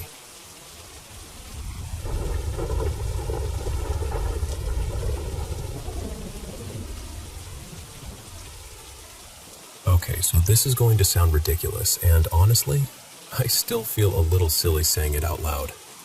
I've lived in my family's house for basically my whole life, close to 2 decades, and nothing strange had ever happened there before. It was always just home. Normal, quiet, familiar. If anyone brought up ghosts or hauntings or anything supernatural, I was always the person saying there had to be a logical explanation. Even now, at 25, that's still where my mind usually goes. But over the last few weeks, a couple of things happened that I still can't explain, and that's the only reason I'm even telling this story. Lately, I'd been digging into my Pennsylvania Dutch roots, mostly because I love local history. I got especially interested in powwow traditions and all the old folklore tied to them. I live not too far from a place with a long history connected to those stories, so I started reading everything I could find. It was fascinating stuff. I wasn't scared of it at all. I was just curious. The first weird thing happened one night after I'd spent a long time reading. I got up from my room upstairs and started walking toward the hall so I could go down the steps. The second I crossed my bedroom doorway, it was like I walked straight into this overwhelming wave of terror. And I don't mean I got startled. I mean full body, instant, crushing fear. My chest tightened, my heart started pounding, and for a few seconds it felt like all I could do was keep moving forward. I could breathe, technically, but it felt like I couldn't. My mind just went blank. I remember getting to the top of the stairs and stopping there, trying to catch my breath, thinking, what was that? The strangest part is that I reacted in a way I normally never would. I made the sign of the cross without even thinking about it, and I'm not even religious like that. It was just pure instinct. After a minute, the feeling was gone, almost as suddenly as it had started. I kept telling myself I must have spooked myself somehow. Maybe I was too immersed in the reading. Maybe I was anxious without realizing it. But the truth is, I hadn't felt scared before that moment at all. I was interested, not frightened. So that explanation never sat right with me. I didn't tell anyone. It sounded made up, even to me. Then a little while later, something else happened. It was daytime this time, bright out, and I was home alone. A delivery driver had just dropped off groceries, and my dogs, like always, started barking. Once the driver left, one of them settled down, but my older dog kept acting like somebody was still there. He went straight to the basement door and got weirdly focused on it. He was sniffing around, pacing a little, whining, staying right by the door like he was waiting for someone to come up. He only really acts like that when a family member comes in through the basement entrance. So I remember thinking it was odd right away, because I knew for a fact nobody else was home. So I walked over, and then I heard it. Footsteps. Very clear footsteps coming up the basement stairs. They were light, not heavy like boots or anything, but unmistakable. The old stairs have this specific sound when someone's on them, and that's exactly what it was. Step by step, getting closer to the door. Then it stopped. I just stood there frozen for a second, and then I locked the basement door. A few seconds later, the footsteps started again, but this time they went back down, Slow, steady, calm. Not rushed, just descending until the sound faded out. And my dog stayed right there, still watching the door, still waiting. Since then, nothing else has happened. And honestly, that might be the part that gets me the most. My house had always felt completely ordinary before, and now it does again. Whatever those moments were, they came out of nowhere and then just stopped. The only pattern I can think of is that both things happened when I was really deep into researching that history. Maybe it's connected. Maybe it isn't. Maybe I just noticed things I normally would have brushed off. I still don't know what I believe. I just know that for the first time in my life, my home felt unfamiliar, and I still can't fully explain why.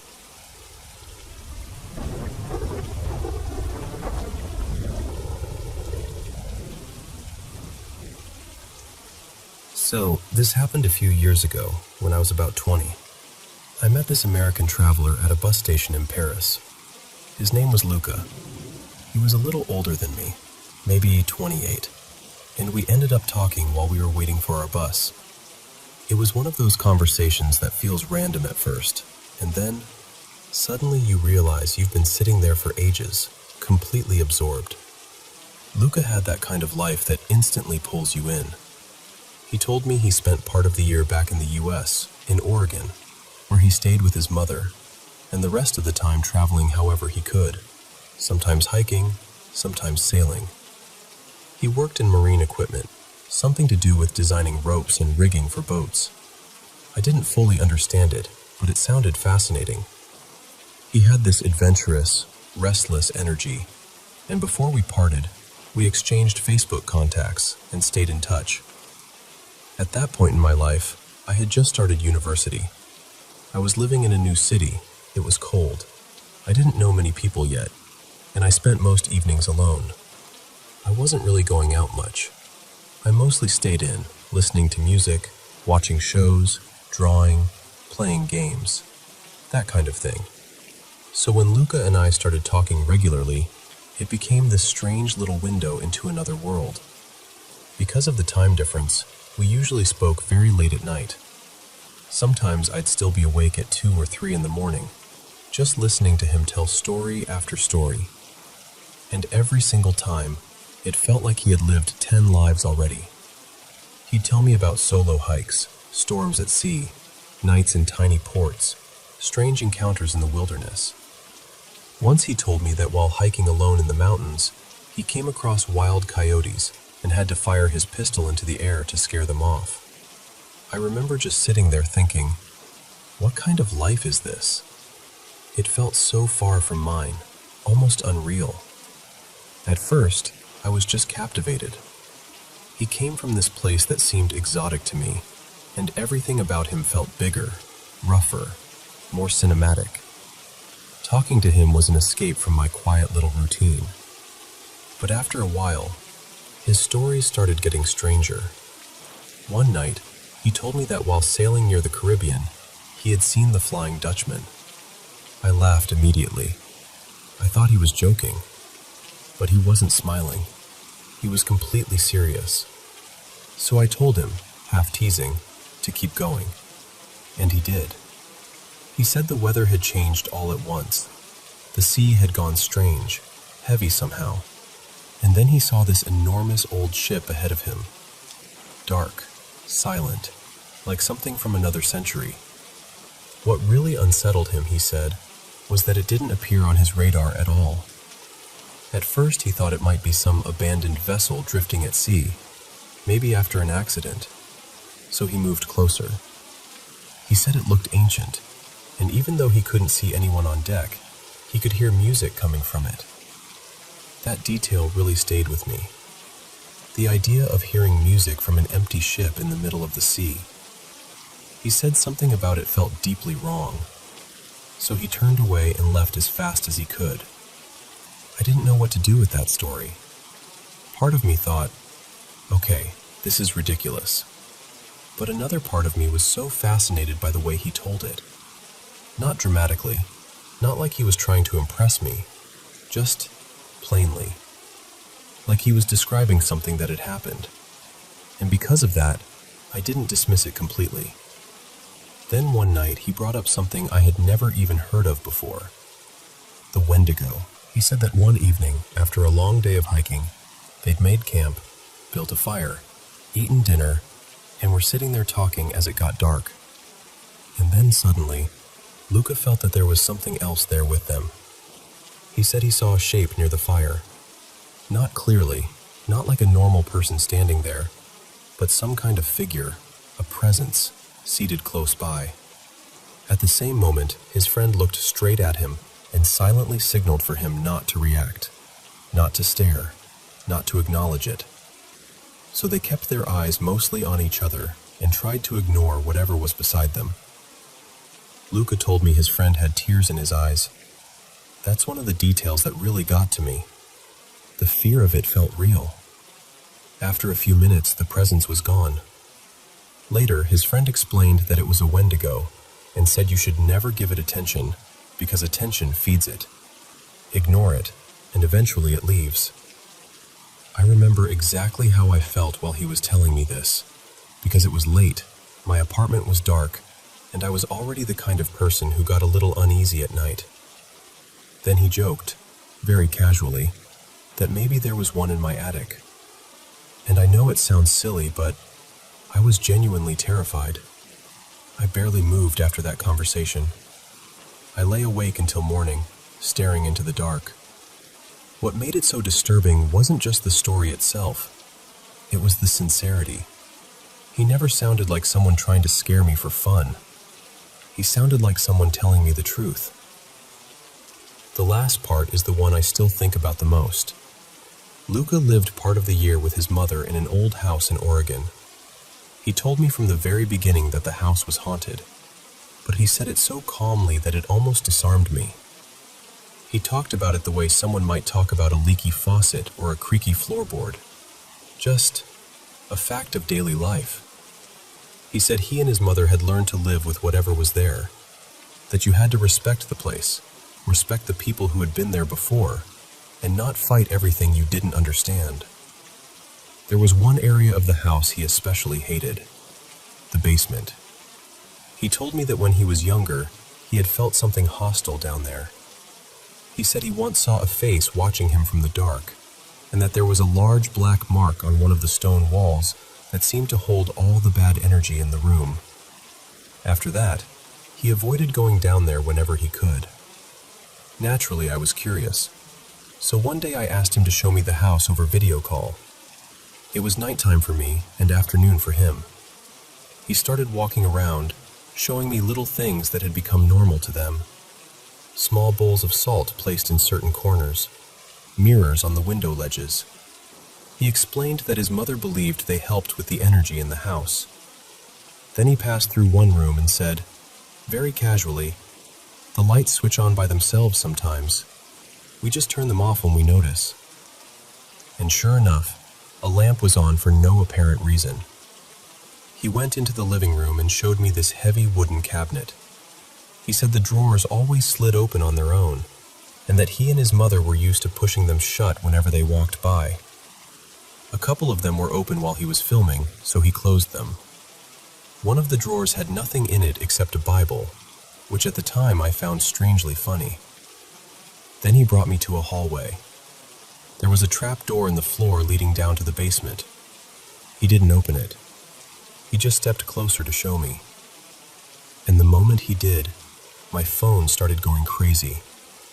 The image broke apart into colored static, red and blue streaks across the screen. The sound turned into this horrible, distorted crackling, and underneath it, there was this deep, buzzing noise. Everything froze and stuttered for a few seconds. And then, just like that, the image cleared. He had backed away fast. I asked him if he had seen what happened, and he said yes. He told me he had never seen the call glitch like that before. What struck me was that he wasn't screaming or panicking. He looked shaken, definitely, but he wasn't hysterical. Meanwhile, I was absolutely frozen. My heart was pounding so hard it felt painful. Even though I was thousands of kilometers away, it felt like something had crossed the distance between us for those few seconds. Like whatever was in that house had brushed right up against me too. And I remember thinking, what if he's been telling the truth this whole time? We stayed on the call. After a while, the tension eased a little, and we started talking about something else. Then I heard a sound. At first, I couldn't place it. It was low, steady, almost vibrating. Then I realized it was a voice. Very deep voice. Not speaking English, not speaking anything I could recognize. Just reciting something in this slow, solemn, chant-like way. I was studying linguistics back then, and I was obsessed with languages, accents, sound patterns, all of that. But this, I couldn't identify it at all. It didn't sound like normal speech to me. It sounded almost ritualistic, like a prayer being intoned by someone with an impossibly deep voice. I asked Luca if he heard it too. He said yes. He followed the sound into the living room, and it seemed to be coming from a Bluetooth speaker that was lying on the floor, plugged in to charge. But the speaker was off. He picked it up, messed with it, and the chanting stopped. Then, almost immediately, another voice came through, this time clearly in English. It turned out the television had turned itself on, and the news was playing. I asked him if the TV had already been on. He said no. He switched it off, and after that, everything went quiet. Nothing dramatic happened after that. No final reveal, no explanation, no neat ending. Eventually, life moved on. I met someone, got into a relationship, changed my routines, and Luca and I slowly lost touch. But I still think about him. For a long time, I kept him in this category in my mind. An eccentric, maybe a storyteller, maybe someone who blurred truth and fiction because he liked the effect it had. And honestly, part of me still wonders if that's all it was. But that night on the video call unsettled me in a way I still can't fully explain. I can still picture the static. I can still hear that voice. And every now and then, I catch myself thinking about all those stories again. The ghost ship, the thing in the woods, the basement, the speaker, the TV, and asking myself the same question I asked that night. What if he really was telling the truth?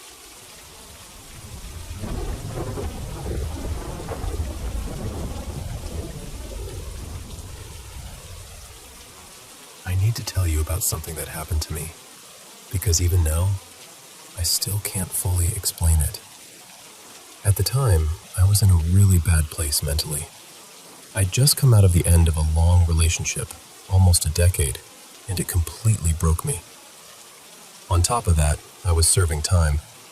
I had already done about a year, got out for a short while, then got recalled and sent back, this time to an old Victorian prison in Hull.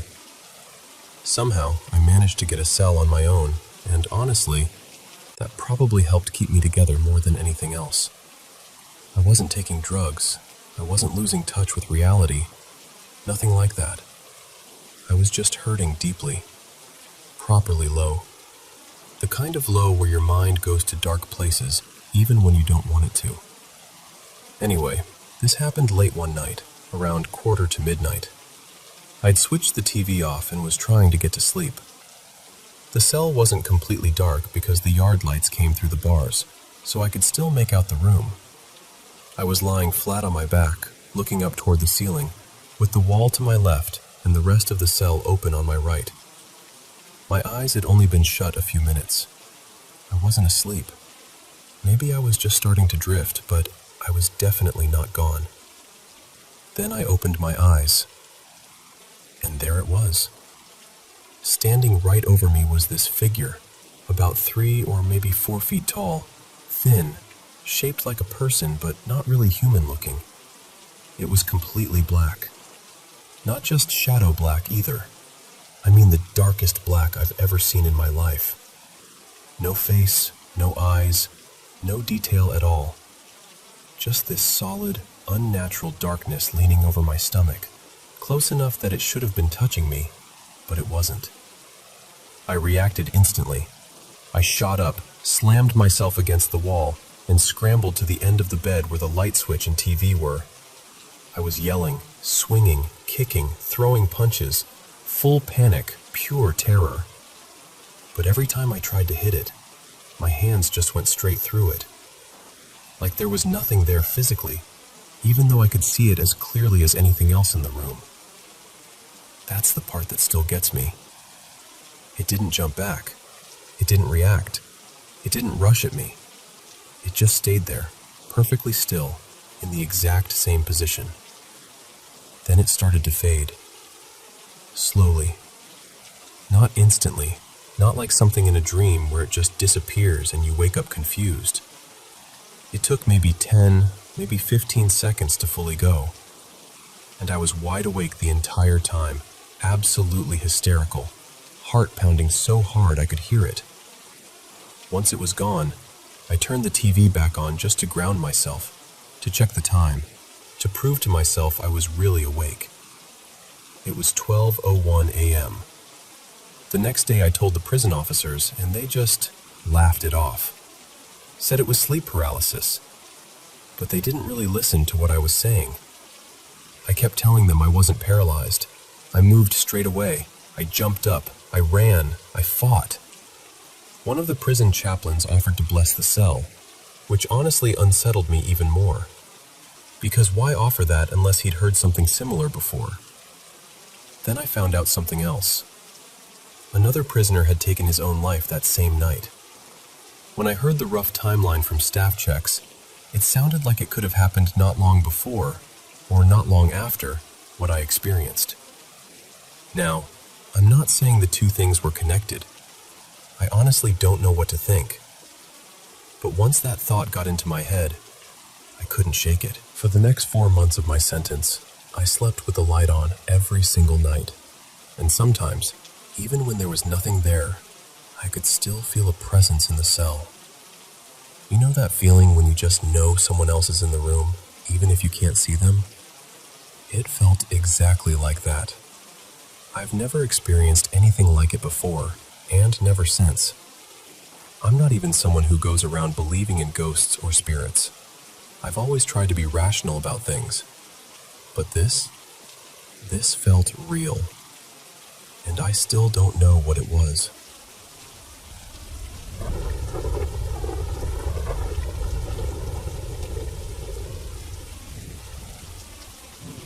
So, this happened in early August of 2023, when I was wrapping up the 5th day of a solo motorcycle trip back home. I'd been on the road for days, just me, my bike, and whatever I could strap down and carry. That night, I booked a campsite near the lake at Lincoln Trail State Park in Marshall, Illinois, thinking I'd have a simple place to rest before finishing the trip. But when I got there, the site that was marked online as a tent campsite was actually covered in rough gravel. It was obviously meant more for an RV than for somebody trying to sleep in a little tent. Since I was traveling light, I didn't have any extra padding or ground cover with me, nothing that would make sleeping on that gravel even remotely comfortable. So I started looking around. Just north of the campsite, the ground dropped off toward the lake through a wooded slope. I tied off a bright guideline to a tree and made my way carefully down the incline. A little ways in, maybe 15 yards or so from the water, I found a patch of level, dry ground where the trees opened up just enough. It felt tucked away, quiet, and a lot softer than the campsite above, so I decided that was where I'd set up for the night. I pitched my tent, laid out my sleeping gear, and then climbed back up using the guideline just to make sure I could get in and out safely. Back at the main site, I had a simple dinner, one of those ready-to-eat meals, washed up as best I could, and turned in sometime around 9:30. I wasn't especially on edge that night. I was tired, sure, but not completely worn down. Honestly, I usually enjoy traveling alone. There's a kind of peace in it, you know? No schedule, no pressure, just the road and your own thoughts. And I'm not somebody who remembers dreams very often, which is part of why this stuck with me the way it did. At some point in the night, I dreamed I was sitting outside my tent in that exact same spot, except it was daytime. Bright, still, calm. I was facing the lake, just looking out over the water, when all at once everything went silent. And I mean completely silent. No birds, no insects, no movement in the trees, not even wind. It was the kind of silence that makes your skin go cold before your mind even catches up. That's when I noticed someone coming toward me from along the shoreline to the east. At first, it was just the figure of a woman moving slowly in my direction. But the closer she got, the more wrong she looked. She seemed frail, almost unnaturally so. Her skin had this pale, grayish cast to it, like all the life had drained out of it. She was wearing a plain, faded dress, stained with dirt, and her hair, what looked like thin silver hair, hung in muddy, tangled clumps around her face. I remember noticing her feet because at first I thought she had shoes caked in mud, but then I realized they were bare. Just filthy, dark with muck and leaves stuck to them. I remember trying to speak to her. I asked if she was okay, if she needed help, but she didn't answer. She just kept coming, staring straight at me with this empty, fixed look. No expression, no sign she even really heard me. And when she got close enough that I felt I needed to move, I stood up and started backing away, slow at first, because I didn't want to turn my back on her. Then the dream changed. It was night all of a sudden. Not a gradual shift, just instant darkness. And she was only a few feet away from me now, but that didn't make it less terrifying. Her mouth opened wide, wider than it should have, like she was screaming at me, except there was no sound at all. Not a single sound. She reached toward me, and I saw that her fingers looked twisted, almost root-like too. And I can't fully explain this part, but the feeling that hit me in that moment was pure dread. Not just fear, dread. Like every part of me knew that if she touched me, something terrible would happen. Right before her hand reached my arm, I forced myself awake. I sat up in my tent sometime between 1 and 1:30 in the morning, heart pounding so hard it felt like it might shake the whole tent. I was absolutely frozen. I didn't want to move. I didn't even want to breathe too loudly. I just listened, and all I could hear were normal nighttime sounds. Crickets, the soft water against the shoreline. Once in a while, something small moving through the leaves. Nothing strange, nothing dramatic, but I was still terrified. I had to deliberately slow my breathing and talk myself down in my own head before I could even begin to calm down. It took a long time before I could fall back asleep. At least an hour, maybe more. The rest of the night passed without anything else that I remember. When I woke up the next morning, I felt uneasy in a way I couldn't really shake, but I was rested enough to get back on the bike and keep going. I just ended up taking a few extra breaks that day because the whole thing stayed with me. And honestly, even now, I still go back and forth on it. Maybe it was just a vivid nightmare brought on by the unfamiliar place, the long ride, and sleeping down near the lake. That would be the logical explanation. But it didn't feel like an ordinary dream. It felt unusually real, like I had stepped into something instead of imagined it. So I don't know. Maybe it was nothing more than a bad dream, but I've never quite been able to convince myself of that.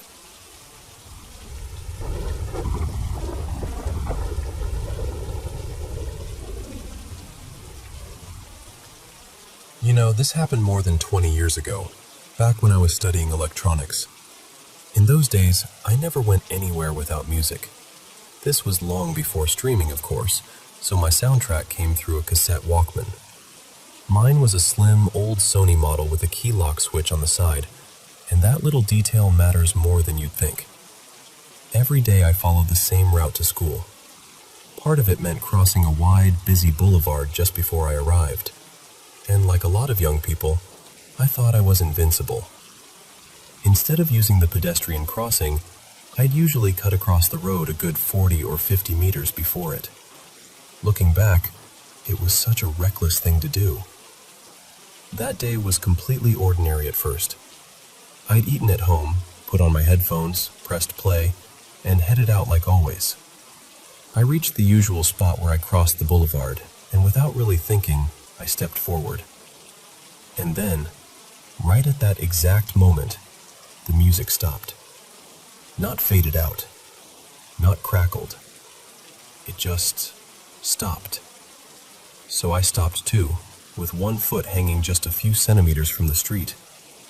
If the music hadn't cut out, my next step would have taken me straight into the road. At that same instant, a city bus tore past in front of me at full speed. When I say it brushed past me, I mean it. It was so close I could see my own reflection in the windows as it flew by. I can still picture it now. Everything felt like it slowed down for a second. The music cuts out. I freeze. The bus flashes past my face.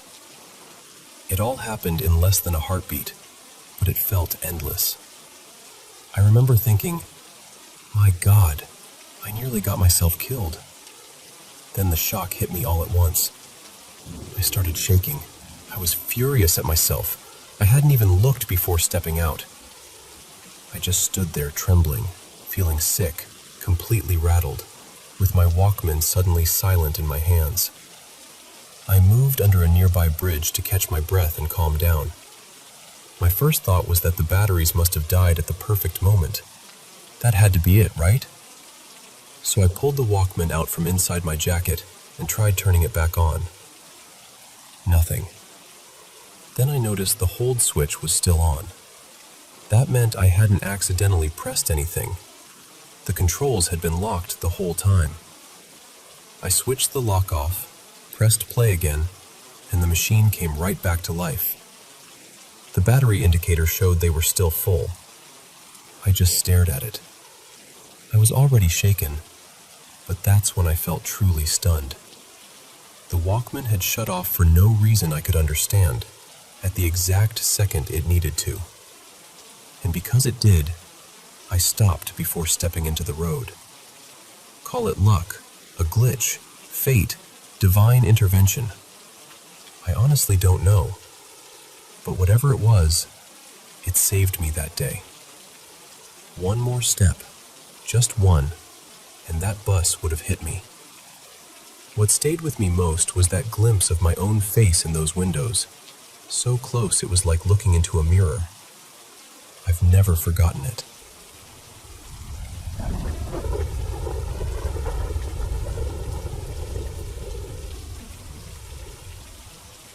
So, I want to tell you about a house in Corinth, New York, that I ended up investigating more than once.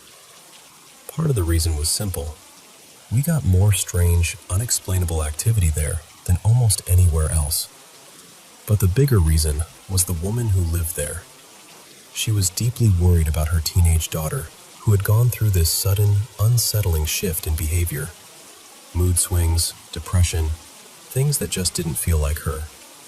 The house had belonged to their family for generations, and they knew for sure that at least 2 people had died there. There was also this old family rumor that, years and years before, someone had done some kind of ritual or witchcraft in the attic. But the moment that has stayed with me all this time happened in the kitchen. My team and I were sitting there with the homeowner, running an EVP session. Honestly, at first, it felt pretty quiet. Nothing especially intense. We were just about ready to call it and move on when, all of a sudden, the space under the kitchen table turned ice cold. Not a little colder, drastically colder. It felt like the temperature had dropped 20 degrees in an instant. I had a handheld thermometer with me, so I leaned down and checked the air beneath the table, then compared it to the air above it. The difference was real. Sharp. Immediate. Now, this woman's mother had passed away in that home. More than that, she had died right there in that same kitchen. And in that moment, I got this strong feeling that maybe her mother was with us. So I looked at the woman and gently said, "I think your mom might be here. Is there anything you want to ask her? Anything you want to say?" She started speaking to her mother. I don't remember every word she said, and honestly, most of it isn't what matters. What I do remember is this. She stopped in the middle of talking, looked upward for a second, and then, in this soft, almost fragile voice, said, "Do you remember that little squirrel we used to feed every morning? Do you remember what we used to call him?" A week or so later, I was reviewing the audio. When I got to that part, I noticed a fluctuation in the waveform right after she asked the question. So I put on headphones, turned the volume way up, and listened carefully. At first, I wasn't sure. I replayed it again, then again. And what I kept hearing, clearer each time, was the word nibbles.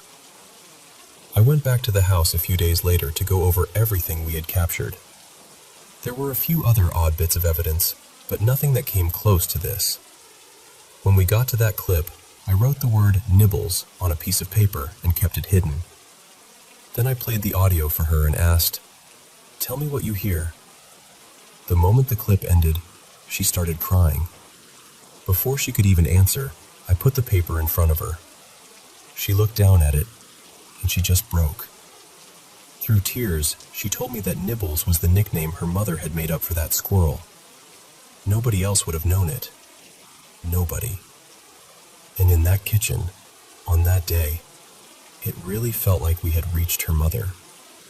Even now, telling you this, I get chills. It was close to 20 years ago, and I still haven't forgotten it.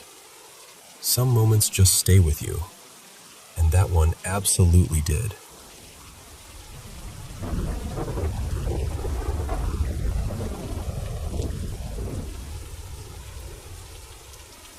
I've had this happen to me a couple of times in my life, and even now, saying it out loud feels strange.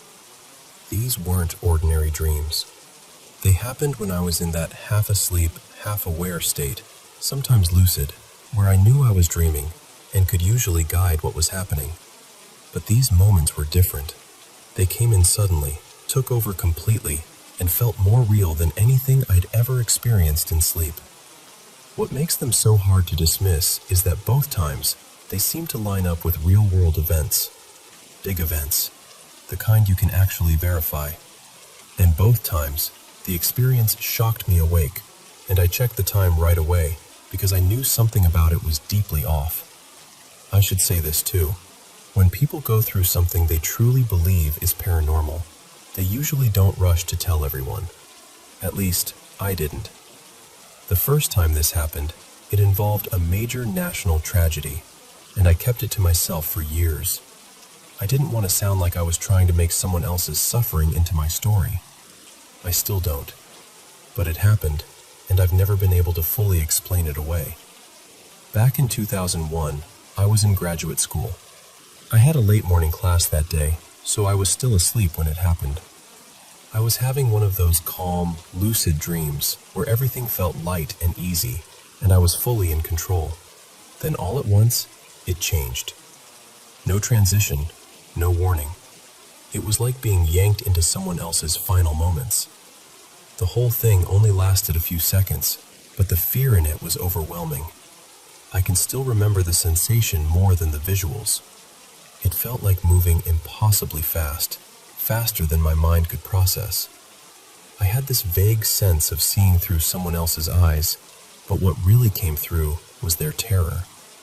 Pure terror. It was the absolute certainty that death was only seconds away. I woke up violently, almost falling out of bed, heart pounding so hard it hurt. I looked at the clock immediately. It was 8:47 a.m. Eastern Time. At first, I didn't connect it to anything. I just got up and went on with my morning. But later, when people began describing what those final moments on one of the planes might have felt like, something inside me turned cold. The speed, the city rushing by, the helplessness. It matched the feeling of that dream in a way I couldn't ignore. For years after that, I replayed it in my mind. I questioned myself constantly. I wondered if I had imagined the connection after the fact. And because nothing like it happened again for such a long time, I started to doubt my own memory. Then, not too long ago, it happened a second time. This one came out of nowhere. I wasn't even in a vivid dream. Not that I remember.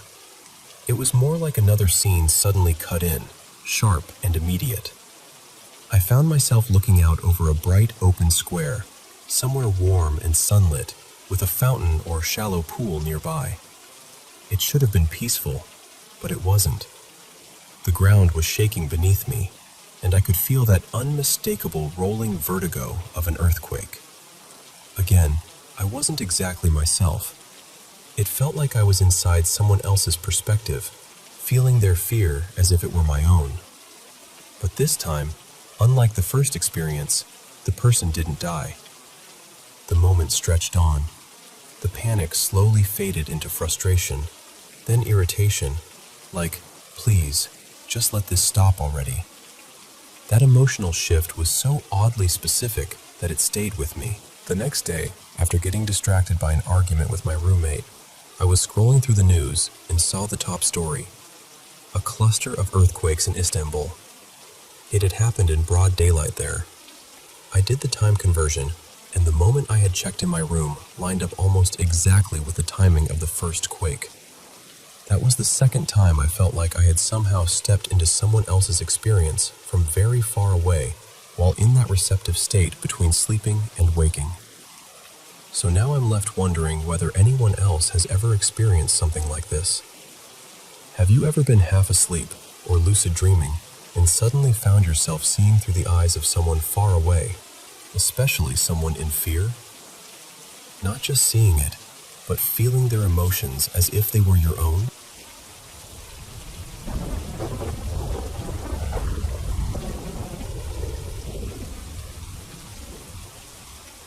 You know, I was probably around 9 years old when this happened, maybe 10. It was sometime in the late 80s, back when summers felt endless and heavy, and nights in our old house could feel like they were holding their breath.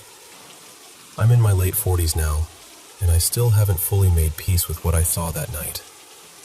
I grew up in a little town in Ohio, and we lived in this really old house right near the edge of town.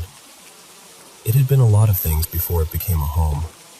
People used to say it had once been a workshop, then a stable, and later some kind of tavern before somebody turned it into a residence. And honestly, the place always felt like it remembered every version of itself. Anyway, it was early summer, one of those nights where the heat just sticks to your skin. We didn't have air conditioning, so the windows were cracked open, hoping for even the smallest breeze, but there was nothing. I remember falling asleep feeling hot and uncomfortable. Then, sometime in the middle of the night, I woke up all at once. It wasn't because of a sound. Nobody called my name. Nothing moved. I just suddenly felt aware, like something wanted me awake. I opened my eyes and sat straight up in bed. The first thing I noticed was that the room felt cool. Not just a little cooler, I mean noticeably cold compared to when I'd gone to sleep. That alone felt wrong. And then, I heard a voice. Not out loud. Not with my ears exactly. It was inside my head, clear as anything. I'm here. I shared the room with my older sister, Mara, so of course the first thing I did was look over at her bed. She was completely asleep, didn't stir at all. And then I got this strange feeling, almost like a nudge in my mind telling me, no, keep looking. So I did. My eyes moved slowly down toward the foot of her bed, then past it, toward the dark corner near the closet. And that's when I saw them. 2 red eyes, glowing, just fixed on me from the shadows. I went completely still. And the weird part is, for a second, I wasn't even afraid. I think my brain was trying to make it make sense. I thought maybe it was our dog, Rusty. Maybe he'd wandered into the room, and the light from outside was catching his eyes. Then that voice came again, calm as ever. Look at your sister's bed. So I looked back, and there was Rusty, curled up right at the foot of her bed. That was the moment everything inside me dropped. Because if the dog was there, then whatever was standing by the closet was not him. I yanked the covers over myself so fast like a blanket could protect me from something I didn't understand. I stayed there, barely breathing, listening. But there was nothing. No footsteps, no growl, no movement at all. Just silence. Thick, unnatural silence. Our parents' room connected to ours through this old doorway because the house had been remodeled so many times over the years. I remember calling for my dad. Once. Then again. Then louder. It felt like my voice was moving through syrup, like time had slowed down in the room. Finally, I heard my mother answer me. But before she came in, I heard something else. A laugh. Soft. Quiet. Definitely not hers. Then the voice said, "Look outside." I don't even know why I listened, but I did. I turned toward the window, and I watched the light from our neighbor's garage go out. Then another house went dark. Then another. One by one, all down the street, the whole town seemed to lose power in this slow, eerie chain. A second later, my mom came into the room and tried the light switch. Click. Nothing. She tried it again. Still nothing. I told her I thought something had been in the room. She barely looked around. She just told me it was a bad dream, that the power must have gone out, and that I needed to calm down. I looked back toward the closet. Whatever had been there was gone. She told me to lie back down and try to sleep, and eventually I did, at least physically. But I never truly rested after that night. Even now, all these years later, I cannot sleep with a closet door open. Not ever. I don't care how silly it sounds. Something was in that room with me. I can't prove it, and I can't explain it, but I know what I felt. I know what I saw. And more than anything, I know it wanted me to know it was there.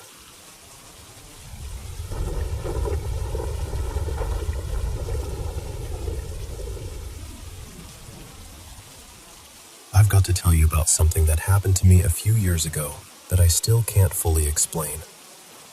My band and I were driving through Northern California, and on one of our off days, we ended up in San Jose. Somebody suggested we check out the Winchester Mystery House, and honestly, I didn't know a thing about it. To me, it just sounded like one of those famous roadside attractions people visit because they feel like they're supposed to. Before the tour started, we hung around the lobby for a bit. I bought a bottle of water and sat down beneath this portrait of Sarah Winchester. Nothing felt strange at first. It all seemed pretty ordinary. Then I accidentally spilled some water on the table, and in the back of my mind I heard this thought so clearly. Clean it up. Respect the lady of the house. I brushed it off. I figured it was just my conscience talking. But once the tour began, things shifted. Right near the start, there was this man in a red short-sleeved shirt talking to an older couple. Out of nowhere, he turned, looked right at me, and said, "Spirits can move through time." Then he just turned back around like nothing had happened. That got my attention. Our guide came in a moment later, and there was something about her energy I couldn't settle with. Not evil exactly, just odd, uncomfortable. Like she knew more than she was letting on. For a while, the tour was just a tour. Strange house, strange history, stained glass, stories about Sarah Winchester and her obsession with patterns and numbers. Then we stepped into Sarah's bedroom, and I don't know how else to say it except that I was suddenly overwhelmed. I started tearing up out of nowhere, and standing beside me was that same man in red. Only later did I learn his name was Will. The older woman from earlier was there too, along with her husband. And here's what made it feel so strange. Throughout the whole tour, people kept drifting around, splitting off from the groups they came in with.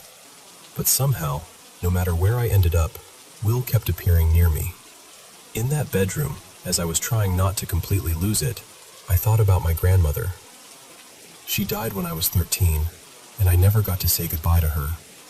The second that memory hit me, that older woman turned toward me with tears in her eyes and gave me this soft, knowing smile. She had an oxygen tube and a little bag at her side, and for one impossible moment, I felt like my grandmother was somehow there with me. Not in a dramatic horror movie way, in a quiet, aching, deeply personal way. Like love had found a crack in time and slipped through. I know how that sounds. I do. But that's what it felt like. Later, we stopped in a room overlooking the garden, and in my head, I started speaking silently to her. I was thinking, I miss you. Look at the man I became. This is my band. This is my life. The whole time she kept looking at me with tears in her eyes, smiling gently. And then the second I stopped, her expression went blank. Just like that, she was a stranger again. Not long after, I heard Will again, but not out loud. That's the part that still bends my mind. It was like hearing words inside my head that weren't mine. Clear as intuition, but sharper, more deliberate. What I heard was something like, "Yes, this is happening, and don't let the tour guide know you can hear me." From then on, I was rattled. A little later, we did that awkward thing, where two people both gesture for the other to go first. I finally stepped ahead, and behind me, out loud this time, he said, "Thanks for the dance." I answered, "You're welcome. It was lovely." And then he disappeared back into the crowd. By then, I was barely holding it together. I was trying to act normal, but inside I was spiraling. I kept asking myself, am I imagining all this? Am I losing it? Then it got stranger. Near a library area, I was standing beside a young woman with glasses when I heard another voice in my head, not mine again, saying something like, "Protect her." A little later I thought, what is happening to me? And a blonde woman behind me laughed out loud at the exact moment I thought it. I answered her silently in my head, "Don't laugh. This is new to me." And she laughed again, like she'd heard me. There was also this moment by the famous door to nowhere. I looked through a pane of glass and caught my reflection, but only half my face was lit. The other half was swallowed in shadow. Standing behind me in the reflection was the older woman's husband. He looked at me with this hard expression and said, out loud, "I hope it was worth it," then walked off. I had no clue what that meant. Then came the part that really shook me. There was a stairway leading one way and a narrow staff passage leading another. The guide specifically told everyone not to use the staff passage. Almost everyone ignored her and went through it anyway. I didn't. I started up the stairs instead. When I looked back, Will was behind me, and now he was holding hands with the blonde woman who'd laughed earlier. We entered another room, and a little blonde boy had just stepped away from a mirror over the mantel. In the reflection, I saw Will and the woman staring back at me, both slowly shaking their heads.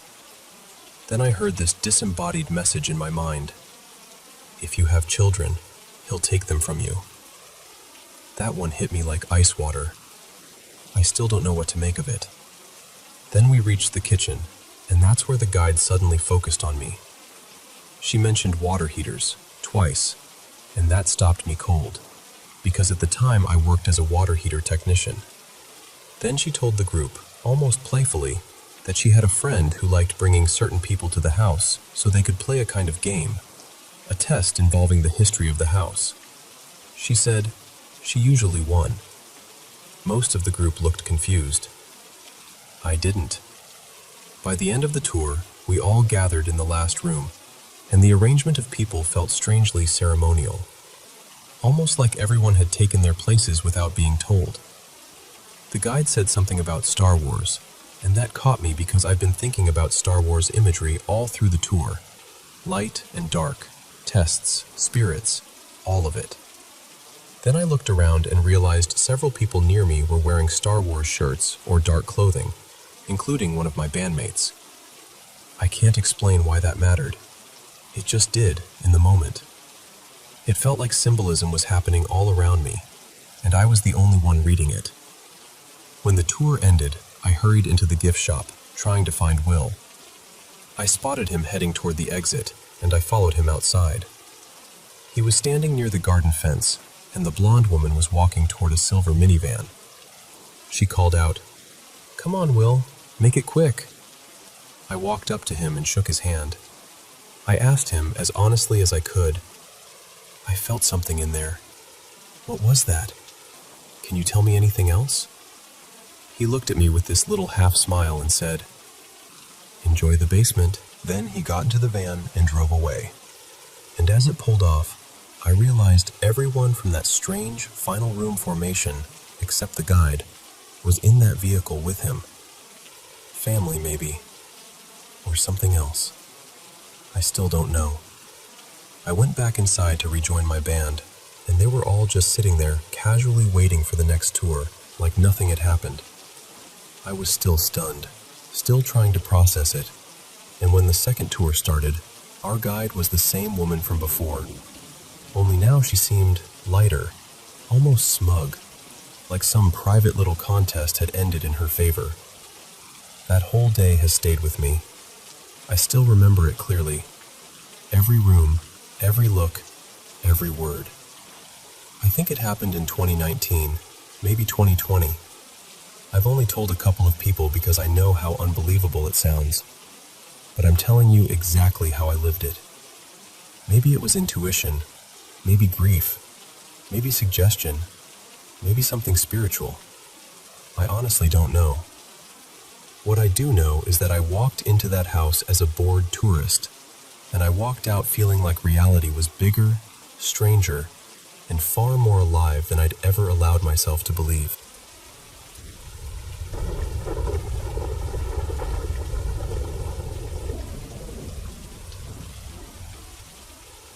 I want to tell you about something that happened to me last year, because, honestly, I still haven't been able to make sense of it.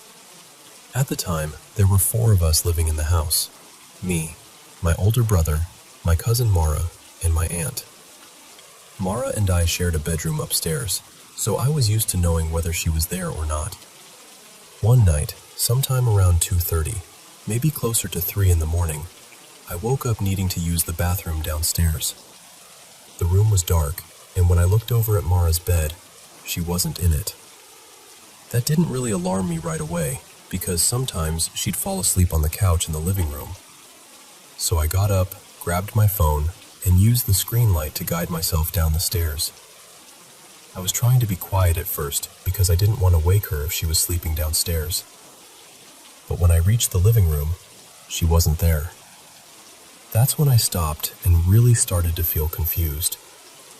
I remember just standing there for a second, thinking, okay, if she's not upstairs and she's not here, then where is she? I started turning on lights and checking everywhere. I looked through every part of the house I could think of. The kitchen, the hallway, the bathroom, every corner I could check. Nothing. No sign of her at all. Then my thoughts started racing. I even wondered if maybe she'd gone outside, but that didn't make sense either. Our neighborhood isn't the kind of place where you just wander out in the middle of the night. So I started knocking on doors. My brother's room was locked. My aunt's room was locked.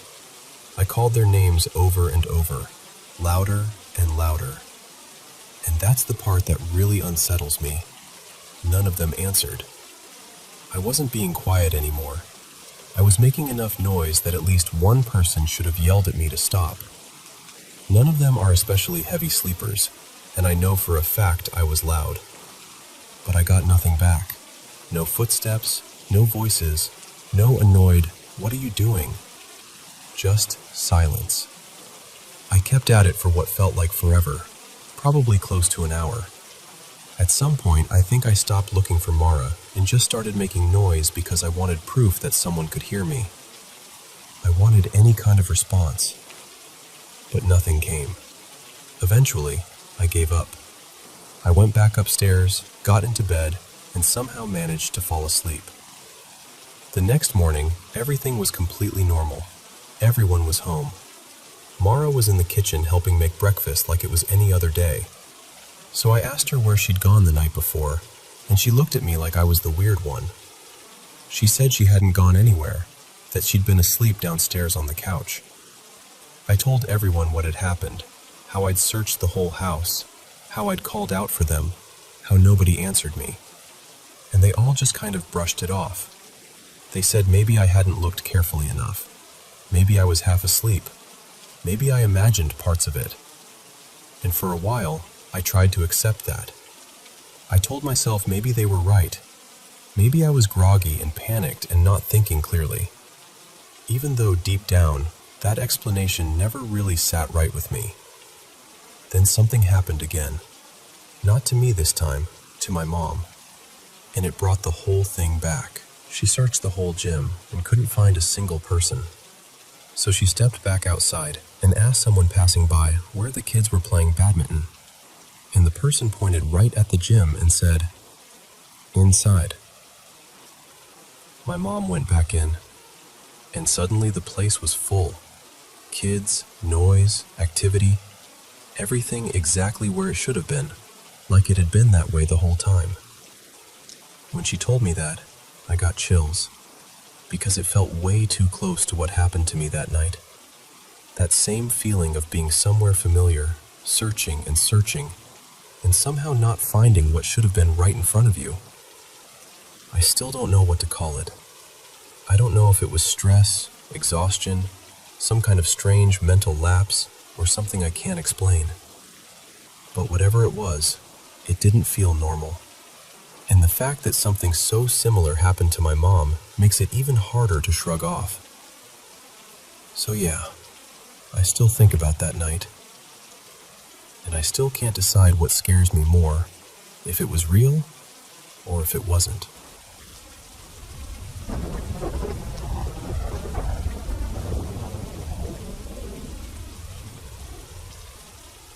I still think about this sometimes, even now.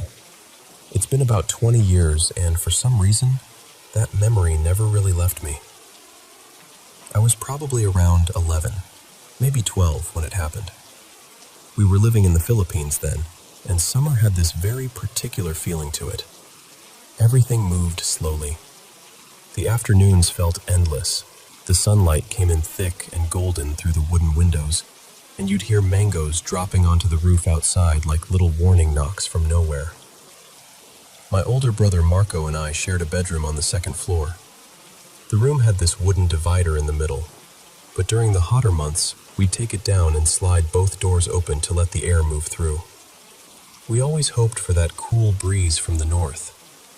That was the one that made sleeping easier. It would come in through those silver-framed windows and soften the heat a little. Our room faced north and west. On the north side, there were mango trees standing close to the house, maybe 10 feet away, just beyond the kitchen roof below. On the west side, you could see the neighboring houses, low and quiet, especially at sunset when everything turned orange and gray. One night, the divider was down, the doors were open, and the air was completely still. No breeze at all. My brother had already fallen asleep on the bed to the left side of the room, and I was lying awake on the other side, just staring at the ceiling. I remember hearing insects outside, the wood settling now and then, and that kind of silence that feels deeper at night. And then, for no reason I could explain, I woke up. Not because of a loud sound, not because somebody called my name. It was just that strange kind of waking, where your eyes open and you immediately feel like something is wrong, even though everything around you is quiet. So I stayed still for a moment, listening.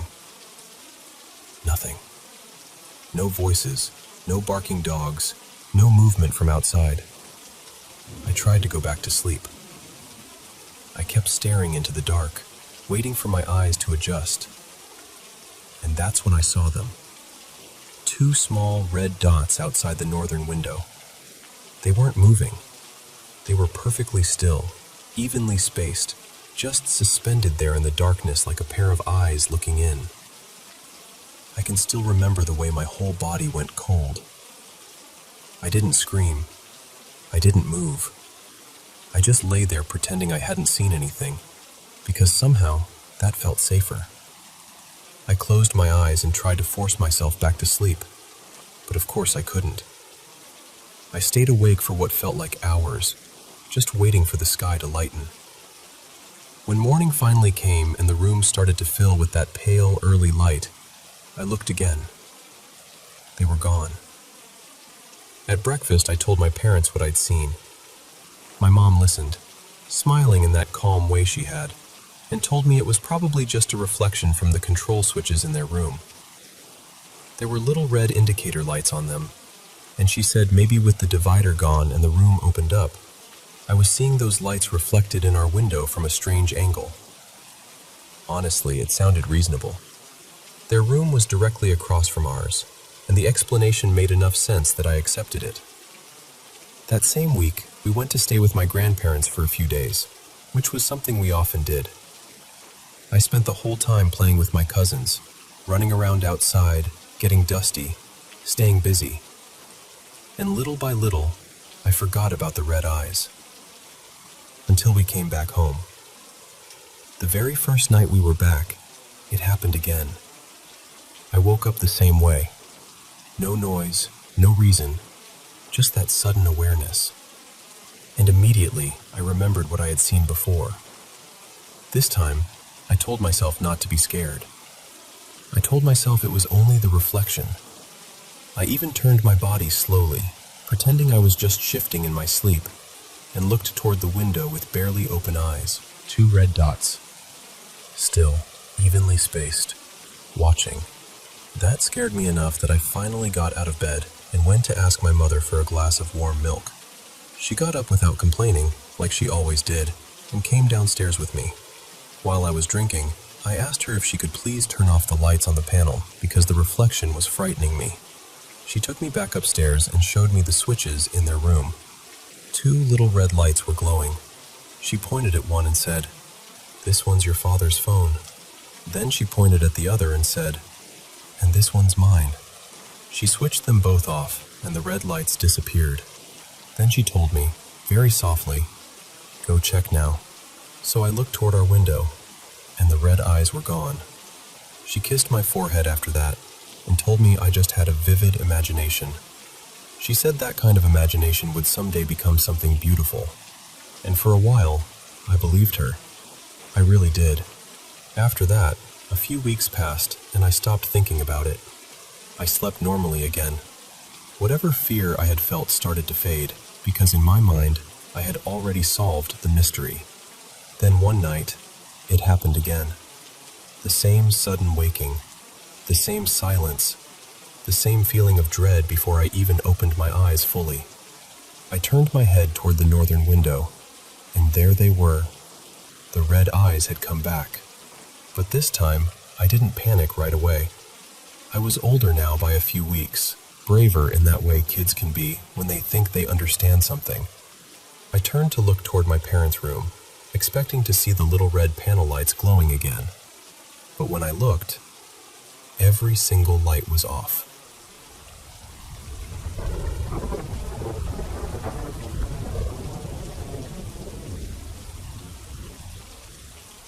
I work overnights, so most mornings I'm walking home just before sunrise, when everything feels half asleep and a little unreal. A few nights ago, I caught something moving out of the corner of my eye, cutting across the road fast. At first I told myself it was probably a deer.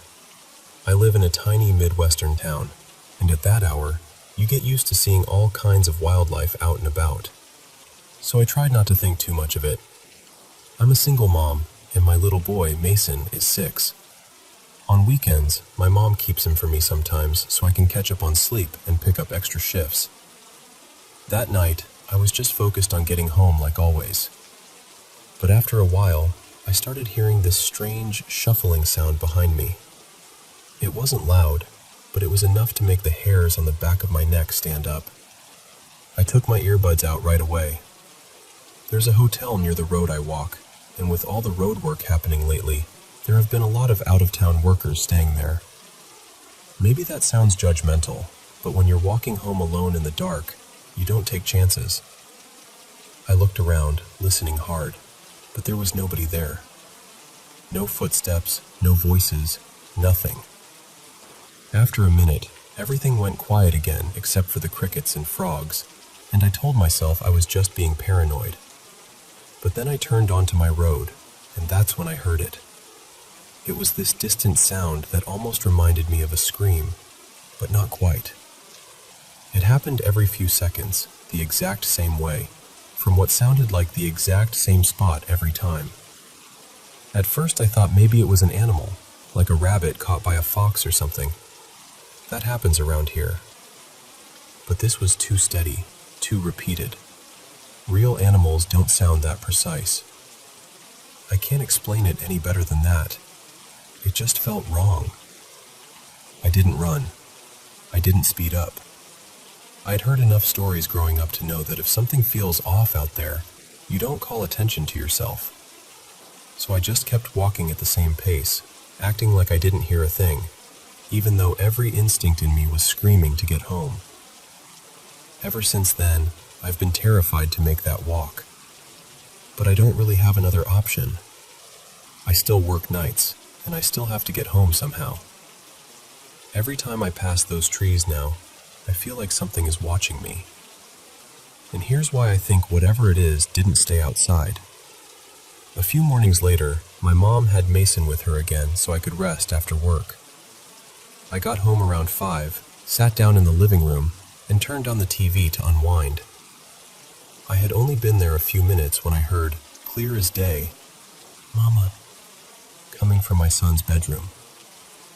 It was Mason's voice. I froze, but I didn't answer.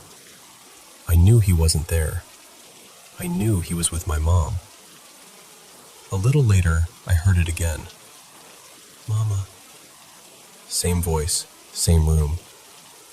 I still didn't react. I just sat there and tried to act normal, even though I could feel my chest pounding.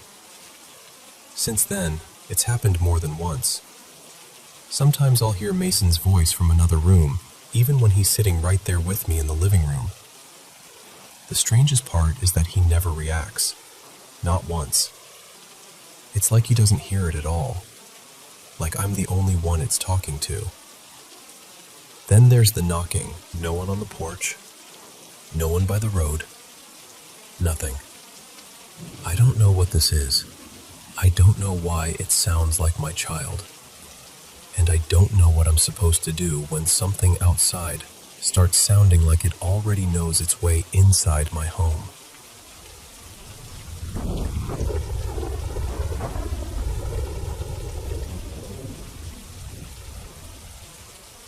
Hey everyone, welcome back to the Paranormal M channel. Thank you so much for sharing so many of your paranormal experiences with us, and please keep them coming. Also, don't forget to subscribe and turn on notifications. Now, get comfy in bed, switch on your nightlight, and let's dive into tonight's paranormal stories. Good night.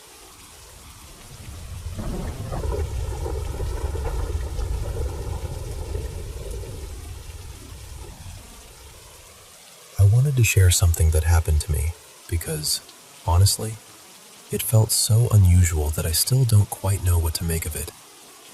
I've had sleep paralysis before, especially around certain times in my cycle, so it isn't completely new to me.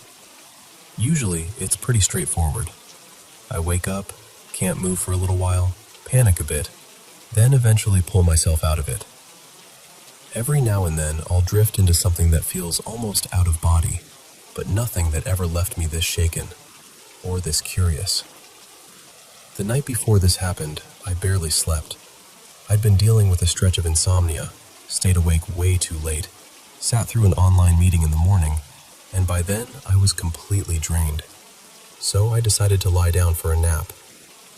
The moment I started dozing off, it felt like I was dropping into REM sleep almost instantly, then jolting back out, over and over again. As that was happening, I started seeing all these vivid visuals. At first, it was swirling geometric patterns, almost like glowing kaleidoscope shapes. Then it turned into something more organized, almost like scenes unfolding in front of me, the way those surreal generated videos look when they shift from one image into another. And weirdly, whenever I tried to really focus on what I was seeing, I'd get hit with this wave of laughter. Pure, random, euphoric laughter. It was like something in me couldn't stop giggling. I must have slipped in and out of sleep paralysis 3, maybe 4 times within less than an hour. But then one episode happened that was completely different from anything I'd ever experienced before. I saw this soft white orb glowing in front of me. Not harsh or blinding, more like a warm, living light. And the strangest part was that it didn't feel threatening at all. It felt familiar, comforting, almost intimate, like it belonged to me somehow or had known me for a very long time. The thought that came into my mind was, is this some kind of angel? And even now, looking back, that thought feels less like a question and more like a recognition. Then it started speaking. I can't remember the exact words, which frustrates me, because I know whatever it said felt important. But I remember how the voice felt. It was deeply calming. It sounded layered, like several voices speaking together in harmony. There was something both feminine and masculine in it, something gentle but also powerful. It didn't just sound comforting, it felt comforting, like the voice itself carried reassurance. What really unsettled me was the way it moved. I was lying on my side facing out into the room, and at first the orb was right there in front of my face. Then it slowly floated upward, hovered above me, and drifted behind me where I couldn't see it anymore. It kept speaking while it moved, and that's when I started to panic a little, because once it was behind me, I had no idea what it was doing. Then I felt this sensation in my upper back, almost between my shoulders, like the light was entering me, or being absorbed into me. It wasn't painful. It was just incredibly strange and impossible to ignore. And the second that happened, everything stopped. The paralysis ended. The visions ended. The whole experience just lifted. What's also wild is that even though I'd only slept a few broken hours total, I woke up feeling completely restored. Not groggy, not drained, just deeply rested, like I'd had a full night of real sleep. Part of me thinks maybe it was my subconscious trying to speak to me in the only language it could at that moment. Maybe it was my mind processing something profound and turning it into this vivid, symbolic experience. Or maybe it was just one of those rare sleep paralysis episodes that felt unusually peaceful instead of terrifying. I don't know exactly what it was. I just know it felt meaningful. And even now, when I think back on that glowing light and the way it seemed to know me, I can't shake the feeling that, for a few moments, I touched something I was meant to hear.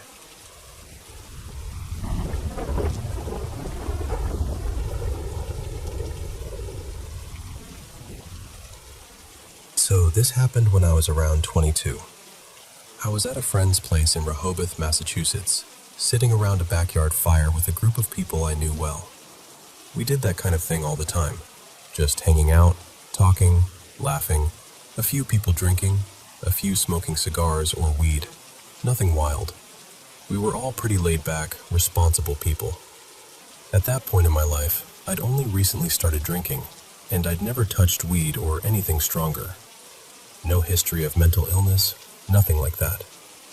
That night, I'd had maybe 3 or 4 hard ciders, and I'd also been smoking these unbelievably cheap, cherry-flavored cigars we'd picked up on a trip out of state. They were terrible. I remember thinking afterward that maybe whatever happened to me had to be connected to those cigars, or maybe the mix of that and the alcohol. I was trying hard to explain it away, but after a couple of hours out by the fire, something changed. Out of nowhere, I felt this strange wave come over me. The only way I can describe it now is that it felt like the beginning of a panic attack, but at the time, I'd never even had one before, so I had no frame of reference. It was this growing heaviness, this dread that seemed to settle over my whole body. It felt wrong. It scared me immediately. But I didn't say anything because I didn't want to alarm anyone or make a scene. And then, at the peak of it, I wasn't there anymore. I know how unbelievable that sounds, but I'm telling you exactly how it felt. Instead of the fire and my friends, I was seeing this completely different place. It looked dark and futuristic, almost like the deck of some strange ship, with a pool in the middle, lit in that cold, artificial way sci-fi movies always look. There was a girl there, around my age, talking to me like she knew me. She looked oddly familiar, but I didn't actually know who she was. There were other people around too, moving through the space, but I can't clearly remember them. Then just like that, I snapped back. I was sitting by the fire again with everyone else, like nothing had happened. I didn't react outwardly. I kept it all inside. But in my head, I was thinking, what just happened to me? The weirdest part is that even though I was scared, part of me was also curious. A part of me almost wanted it to happen again. And it did. A little while later, that same heavy, terrifying sensation came back. And once again, I was somewhere else. Not the exact same moment as before, but the same place, or at least something very close to it.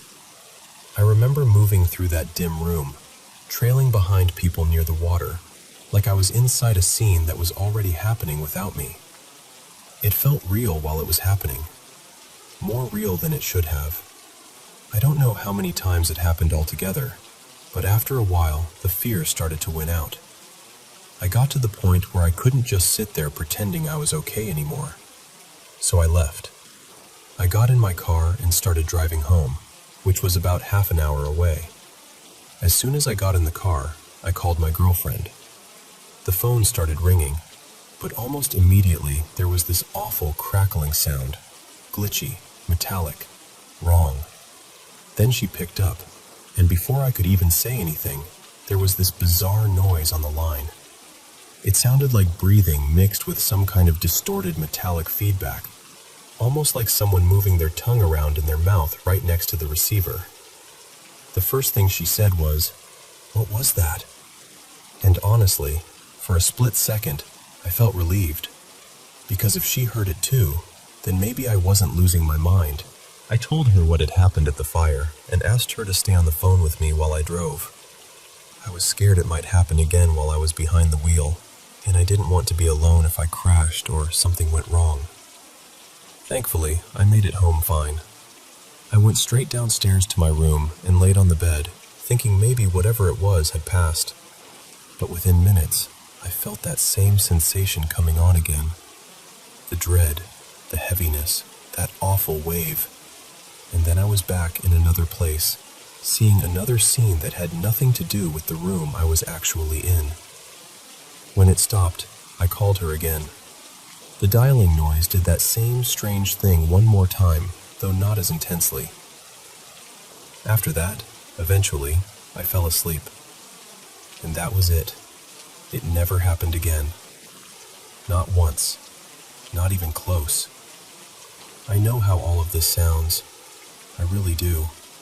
It sounds made up or exaggerated, or like something from the mind of somebody unraveling. But I'm just telling you what I experienced. I've gone over it so many times in my head. Maybe it was something in those cheap cigars. Maybe it was some bizarre reaction between the alcohol and whatever was in them.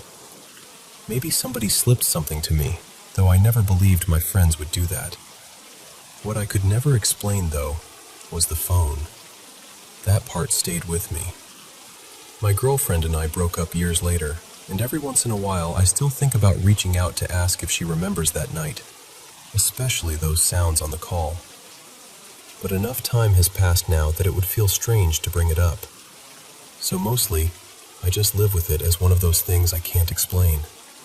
A night that lasted only a few hours, but never really left me.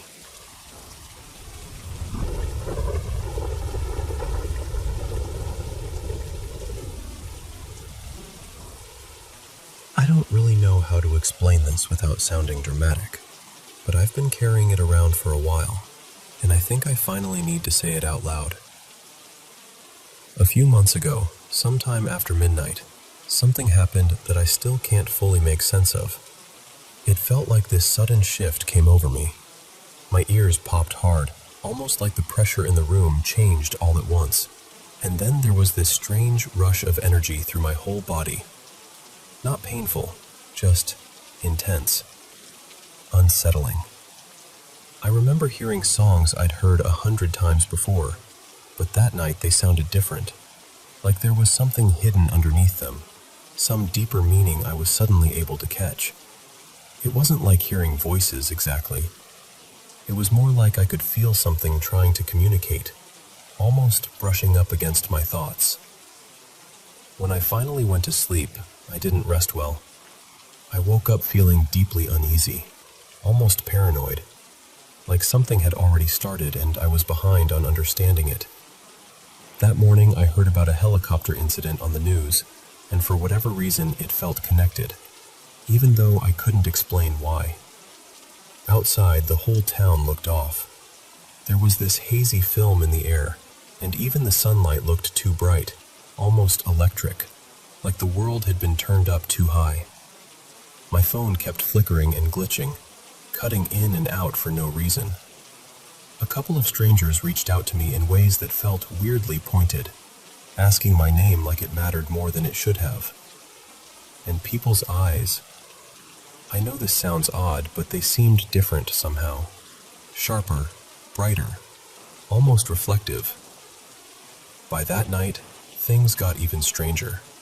Streetlights and house lights around me started shutting off in sections, not just one bulb here or there, but whole stretches at a time. It honestly looked like something was draining the energy right out of them. Then there were helicopters circling low near the area where that first experience happened. Cars I didn't recognize kept passing through my neighborhood again and again, moving slow, looping back, like they were watching for something, or someone. The whole atmosphere felt wrong, heavy, charged. The next evening it kept going. Some of the same cars were back, and I started noticing that my coordination felt unusually sharp, like my body was reacting faster than normal. Later, right before bed, my cousin Mara and I heard rustling outside the house. We checked, and there was nobody there. We moved into the bedroom, trying to ignore it, but then the same sound started again just outside the window. That was the moment it really sank in that this didn't feel random anymore. For several days after that, I couldn't shake the feeling that I was being tracked or hunted by something I didn't understand. Maybe not just people, maybe something beyond that, or people who knew more than they should. At the same time, I felt weirdly heightened, like my awareness had expanded. I was noticing patterns everywhere, picking up on things I would have normally missed, seeing connections that felt hidden in plain sight. Then, little by little, it stopped. That's almost the hardest part. It didn't end with some answer or clear event. It just faded. And ever since then, I've been left trying to figure out what actually happened. What makes it harder to dismiss is that I wasn't alone for a lot of it. 2 other people witnessed most of what happened after that first night.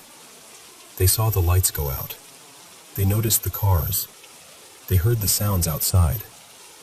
So whatever it was, it didn't feel like it was only happening inside my head.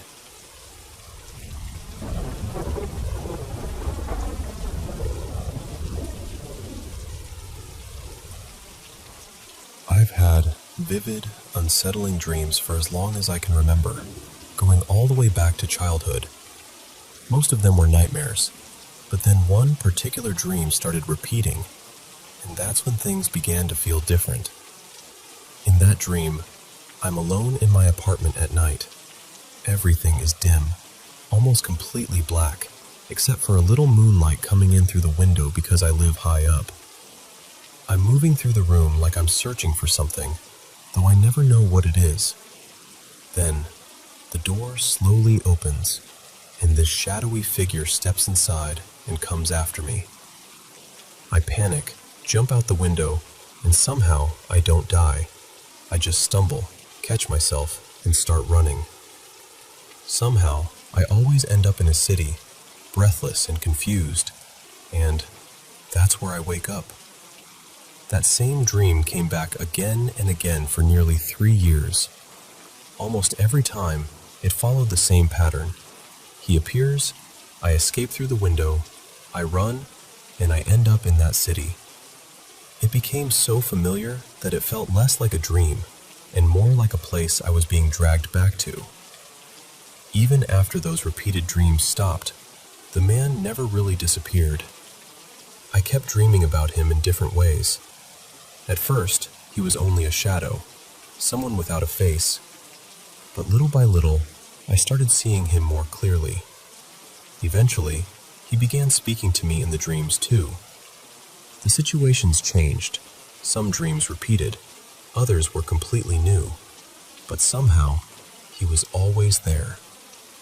There was one dream where he appeared much younger, maybe around 16 or 17. In that one, he was sitting quietly in a chair at a crowded gathering. He wore a green and white striped shirt, and what stood out most was how clear he looked compared to everything else. He had long, heavy, wavy brown hair falling over his forehead, and very dark eyes. The strange part was that the room was full of people, but I couldn't make out a single other face. His was the only one I could see. Before that, though, I had already seen him as an adult in other dreams. Back then, he felt angry, like he was carrying something intense toward me. Whenever he looked at me, I felt this sudden force, like something yanked me sharply backward, and I'd wake up immediately. That younger version of him only showed up once or twice. Most of the time, he appears older. In the dreams I've had over the last several years, he usually looks the same. His hair is styled back, neat, except for one strand that always falls forward. He dresses in dark clothes, usually a black button-up shirt, almost like he's dressed for some formal occasion. Once, and only once, I saw him with a scar on his face, something like a burn mark stretching from near his ear across the bridge of his nose and down toward his cheek. That image stayed with me because it was so specific, but it never showed up again. I'm sharing this because for a while, the dreams had actually stopped. I hadn't seen him in over 2 years, and I thought maybe whatever it was had finally passed. I even went to a spiritual healing center at one point, just trying to find some kind of peace, and for a while, it seemed to help. But recently, he started appearing again. I've spoken to therapists and tried to make sense of it in a logical way, but no one has really been able to explain why this one figure keeps returning.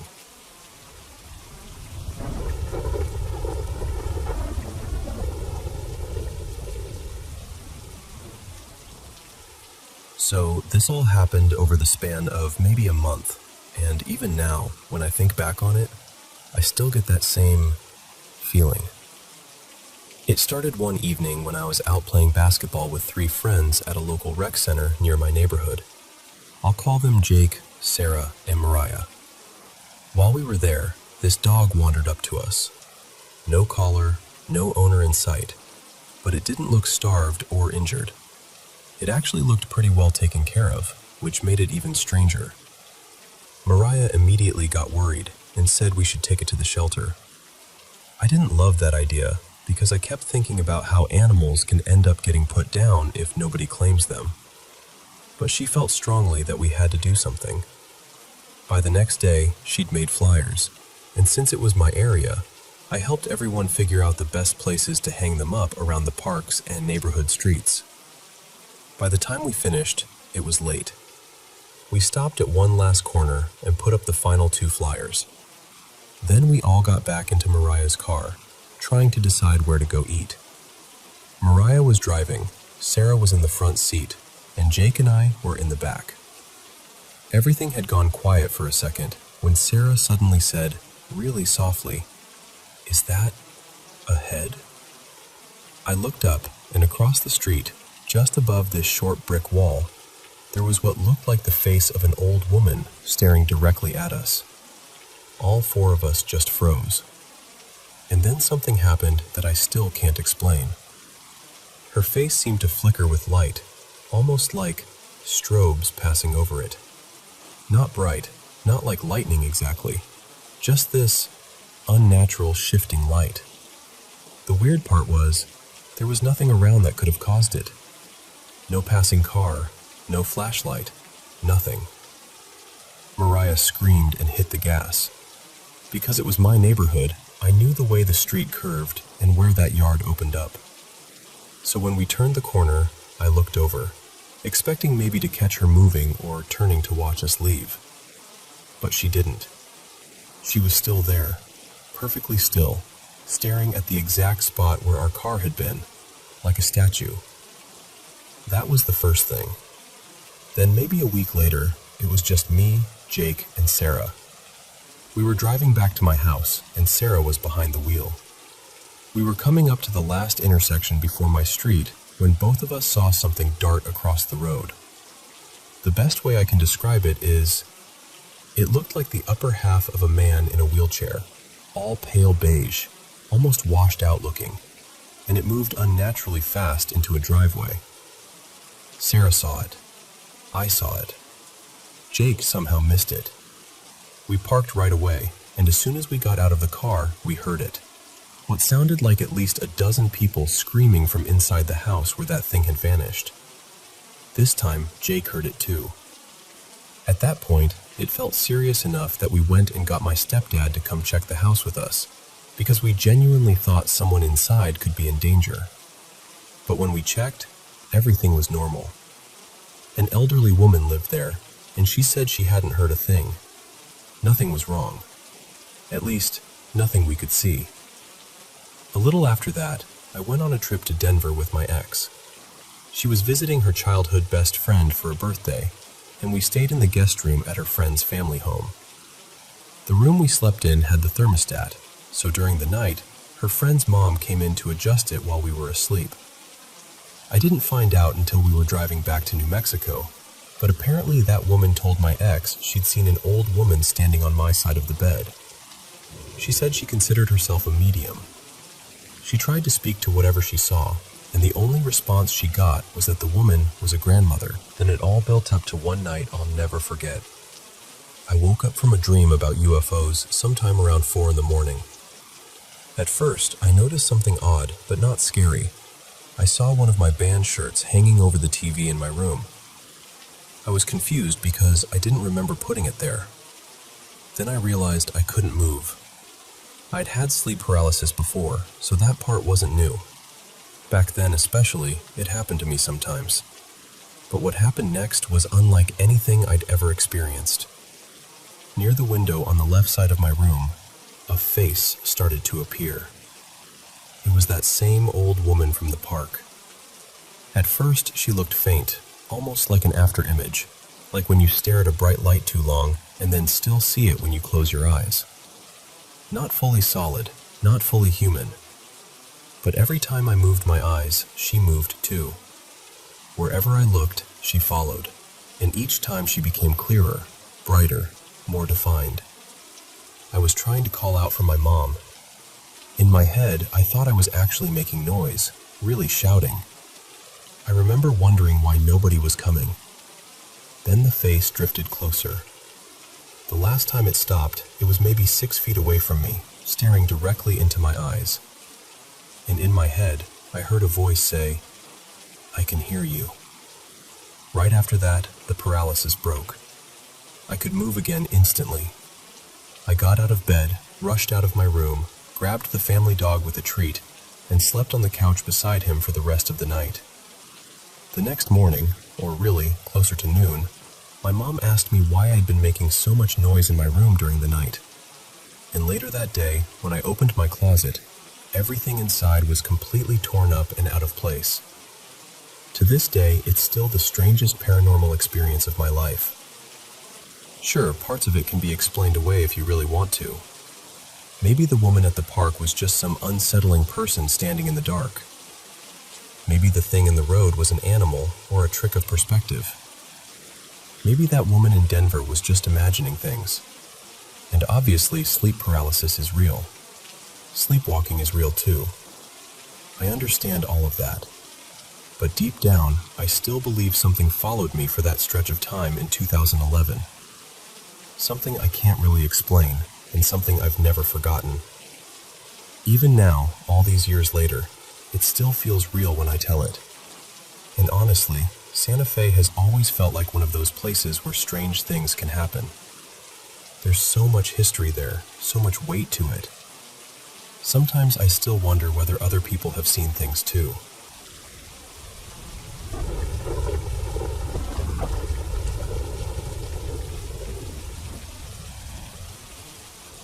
Hey everyone, I was talking with my sister recently about the strange things that happened to us growing up in our old house, and the memories still give me chills. One of the stories she brought up happened when she was around 8 years old. Back then, she always slept with this favorite baby doll tucked right beside her. She had this old metal bed with a rounded headboard, the kind with a narrow curved bar across the top. It was so thin and awkward that you could barely balance anything on it. Well, one night she woke up and noticed the doll wasn't lying next to her where she had left it. Instead, it was perched right on top of that curved headboard, just sitting there like someone had carefully placed it. She got so scared she came straight into the living room and asked if any of us had done it. But nobody had touched that doll. My own experience happened a few years later when I was about 15. I was standing alone in my room with my back near the closet, not really doing anything, when I suddenly heard my name, Mara, spoken right into my left ear with this sharp urgency. I could actually feel what seemed like breath against my skin. It was so close that I was sure someone was standing directly behind me. I spun around, fully expecting to see my sister messing with me. But there was nobody there. Just the dark closet, half open, staring back at me. I searched the room, checked the closet, even looked around for one of my siblings, thinking it had to be some kind of prank. Then I rushed into my sister's room, and she was just sitting there on her bed, totally confused about why I was panicking. After that closet door felt different. Before then, it had never really bothered me. But once I heard my name like that, I couldn't look at it the same way again. Still, for some reason, I didn't start closing it at night. I slept on the side of the bed that faced it directly. Then one night, I woke up staring at the ceiling. Right away, I knew something was wrong. My whole body felt pinned down. My arms were at my sides, but I couldn't move them, couldn't move anything. It was my first time ever experiencing sleep paralysis, though I didn't understand that in the moment. I was terrified, and then it got worse. I started to feel myself rising. I know how unbelievable that sounds, but it honestly felt like my body was floating upward toward the ceiling. My vision got closer and closer to it, and I could feel this awful pressure, like I was trapped inside my own body and something else had taken control. I was trying so hard to move, to snap out of it, but I couldn't. I stopped when my face felt just inches from the ceiling. I remember silently begging, over and over, for whatever was happening to just let me go and put me back down. After what felt like forever, probably only a few seconds, I slowly started lowering back toward the bed. But before I fully settled, I looked ahead toward the closet, and there was this tall, shadowy figure, halfway visible behind the closet door, just watching me. The second I noticed it, I felt myself being pulled in that direction. That was the part that really broke me. I was fighting as hard as I could to move, to wake up, to do anything. And just as I felt like my feet were getting close to the closet, I finally jolted awake. At one point, when I was younger, some paranormal investigation group even came to our house. They said they picked up on the presence of an older man. Now, I don't know what to make of that. I'm not someone who believes every spooky story without question, and I usually look for a rational explanation first. But those experiences, I still can't explain them. And honestly, I'm not sure I ever will.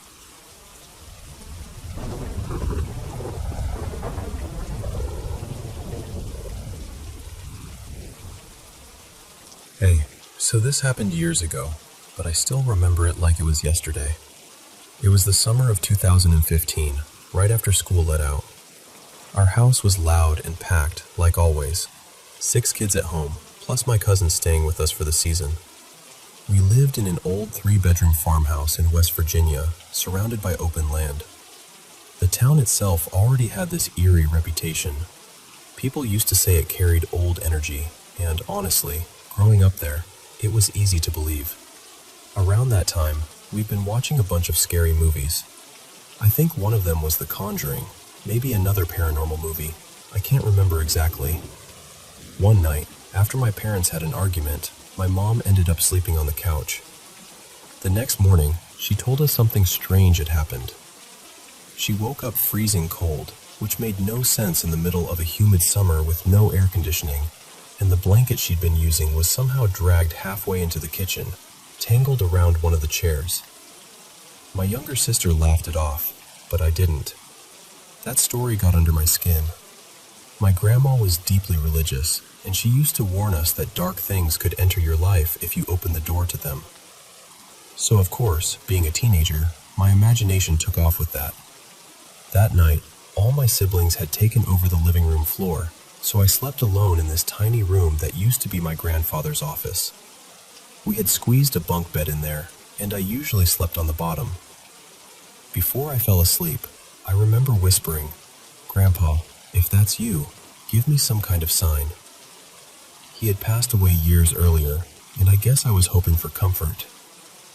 Nothing happened that night, but the night after that, everything changed.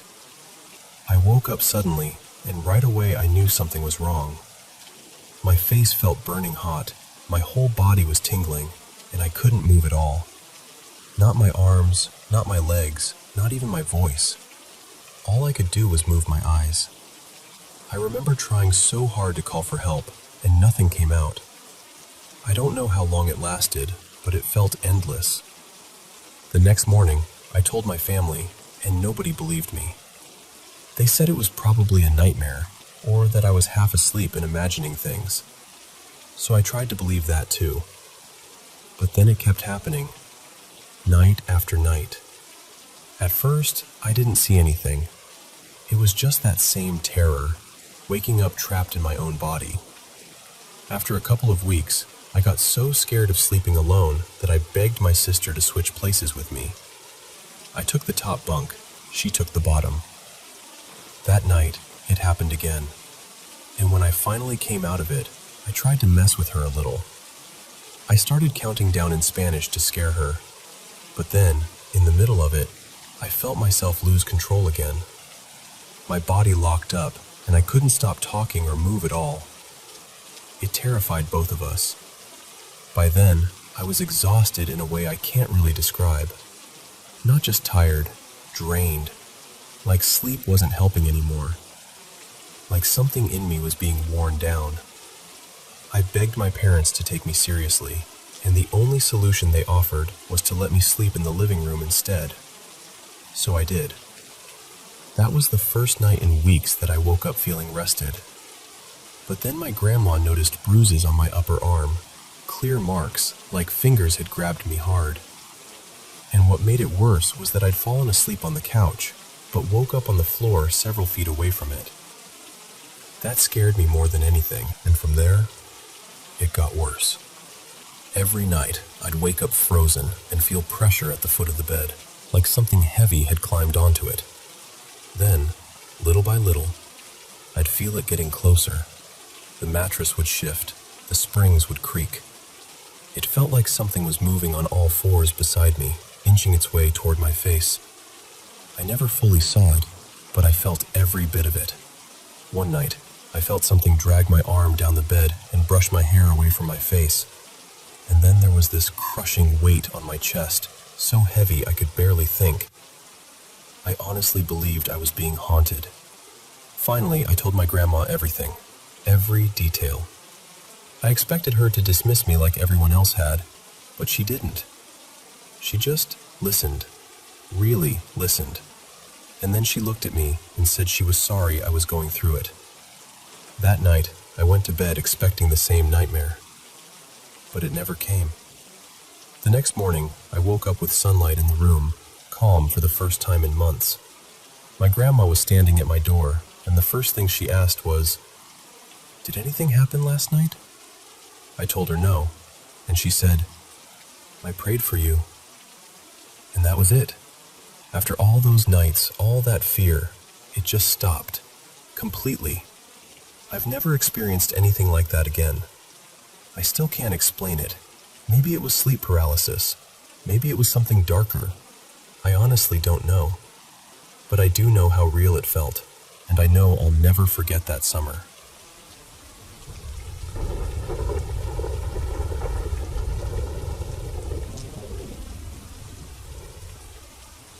I need to tell you about something that's been sitting with me for a long time, because even now, I still don't fully know what to make of it.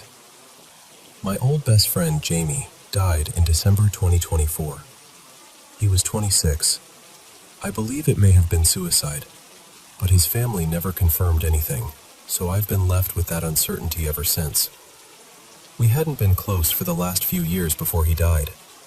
Life kind of pulled us apart, and if I'm honest, both of us were struggling with our mental health in ways that made it hard to hold on to anything, even each other. What's strange is that after he died, I had 3 dreams about him, and they didn't feel like normal dreams at all.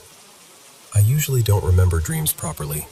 If I do, they're just scraps that fade by lunchtime. But these were different. I can still remember them so clearly, down to tiny details.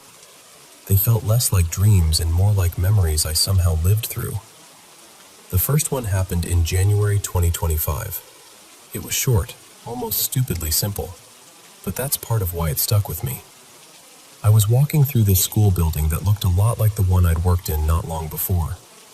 I turned a corner in the hallway, and there was Jamie, just standing there with this oversized foam dart blaster in his hands, grinning like an idiot. He looked at me and said, "Come on, let's go terrorize some teenagers." And then he took off running down the corridor. I remember laughing and immediately following after him, and then I woke up. At the time, I didn't think much of it. I just thought maybe my brain was giving me something gentle, something familiar. One last ridiculous moment with him. The second dream was in March, and that one felt much heavier. I was sitting in what looked like some kind of waiting area, maybe in a hospital or a care facility, somewhere quiet and too clean. There were plastic chairs, pale walls, a little table between us. A staff member brought Jamie out to see me, and we sat together for what felt like hours. We talked about everything. Old memories, stupid jokes, the kind of things you only share with someone who once knew you inside out. And I remember so clearly that he apologized. He told me he was sorry he left when he did. That alone would have been enough to shake me. But there was something else in that dream that really bothered me. The woman who brought him in. She was older, heavy-set, with short gray curls, and she stood on the other side of the room, just watching us. Not in a normal way either. She felt wrong, almost like she was pretending to be human rather than actually being human. Her eyes were intense, like she wasn't looking at me so much as through me, into me. I can't explain it better than that. Eventually, she said it was time for Jamie to go back, and she led him away. Then I woke up. That dream stayed with me for days. Then there was the third one, in May 2025, and that's the one that really unsettled me. It started off almost sweet. I met Jamie in a little bookshop. We were messing around, pulling random books off the shelves, laughing at pretentious titles and badly designed covers. It felt easy, like old times. But I barely got any time with him before someone interrupted us. A woman who worked there came over and told Jamie he had to go back now, and that I had to leave too. I got angry, instantly. I remember saying, "No, I'm staying." And then everything changed. At one point, she bent so far down toward me that it felt like she wasn't speaking to the version of me in the dream anymore.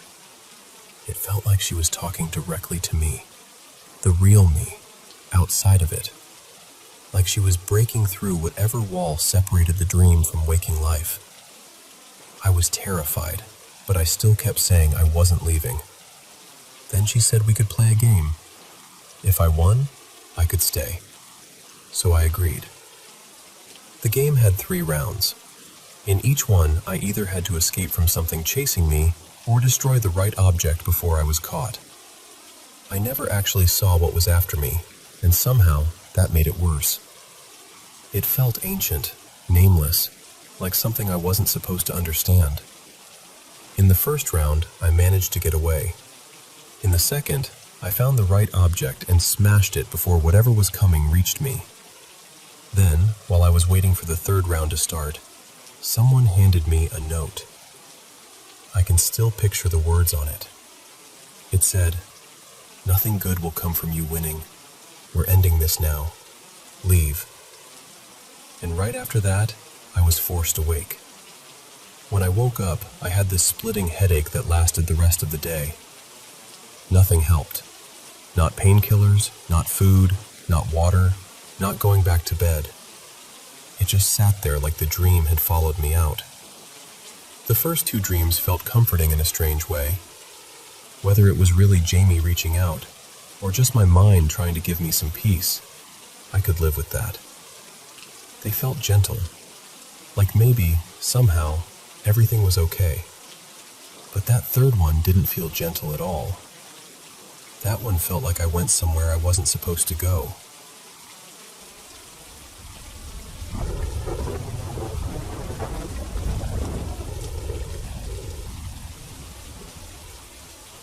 I was around 19, maybe just turned 20, and I was home by myself that morning, feeling calm and, honestly, in a pretty good mood.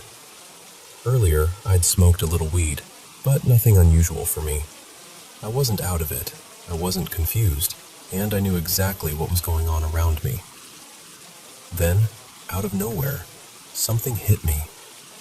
The only way I know how to explain it is that it felt like this powerful wave of energy moved straight through my body.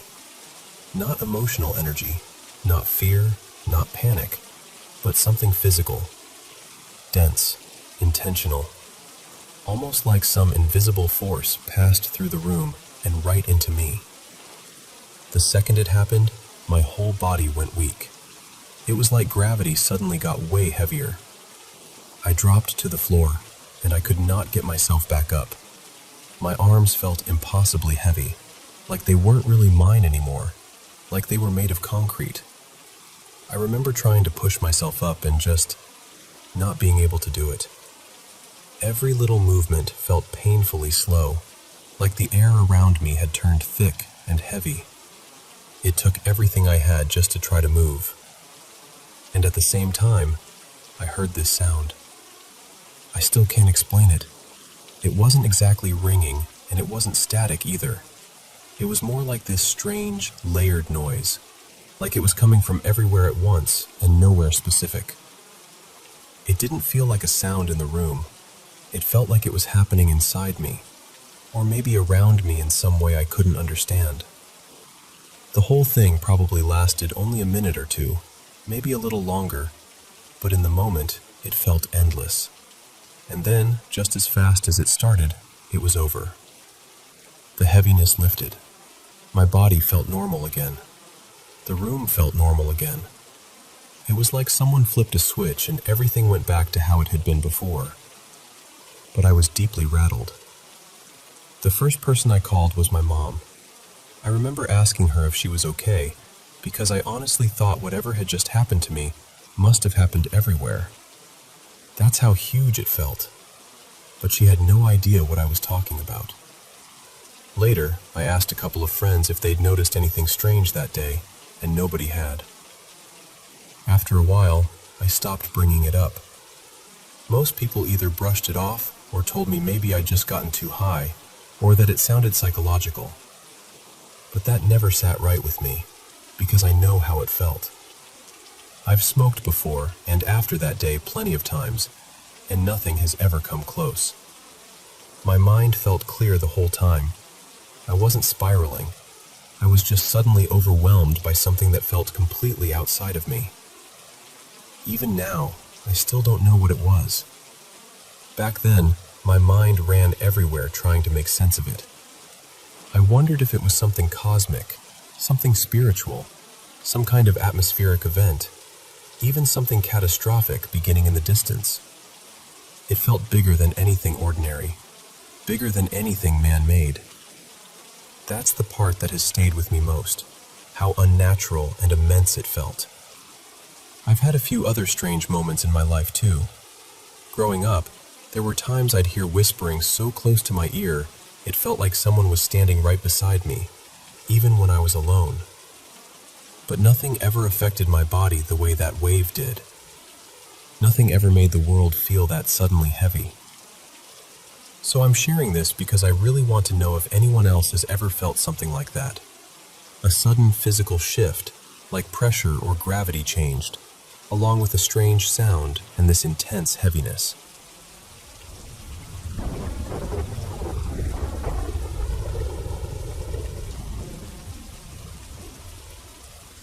I still don't fully know how to explain this, and honestly, even now, I'm not sure what I believe about it.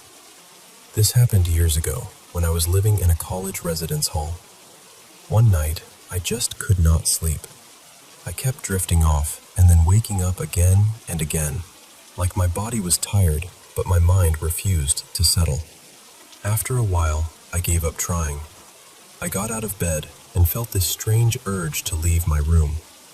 I couldn't have told you where I was planning to go, or what I thought I needed to do. I just felt pulled to step outside. So I did. The second I walked out, I ran into a guy I knew from the floor above me.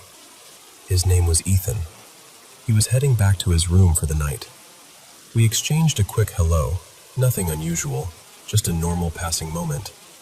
But right after that, the feeling that had pushed me out of my room disappeared completely. I turned around, went back inside, lay down, and fell asleep almost instantly. That's when the dream started. I was standing in this bright white space, and there was a woman there with me. She didn't speak, not once, but somehow I could feel what she was trying to communicate. Her face was full of emotion. She looked distressed, almost desperate, like she was asking me for something. I remember trying to respond, not with words exactly, but with thought. I was telling her I didn't understand, that I didn't know who she was, and that I didn't know how to help. It went on like that for a little while, this silent exchange, and then suddenly, everything went black.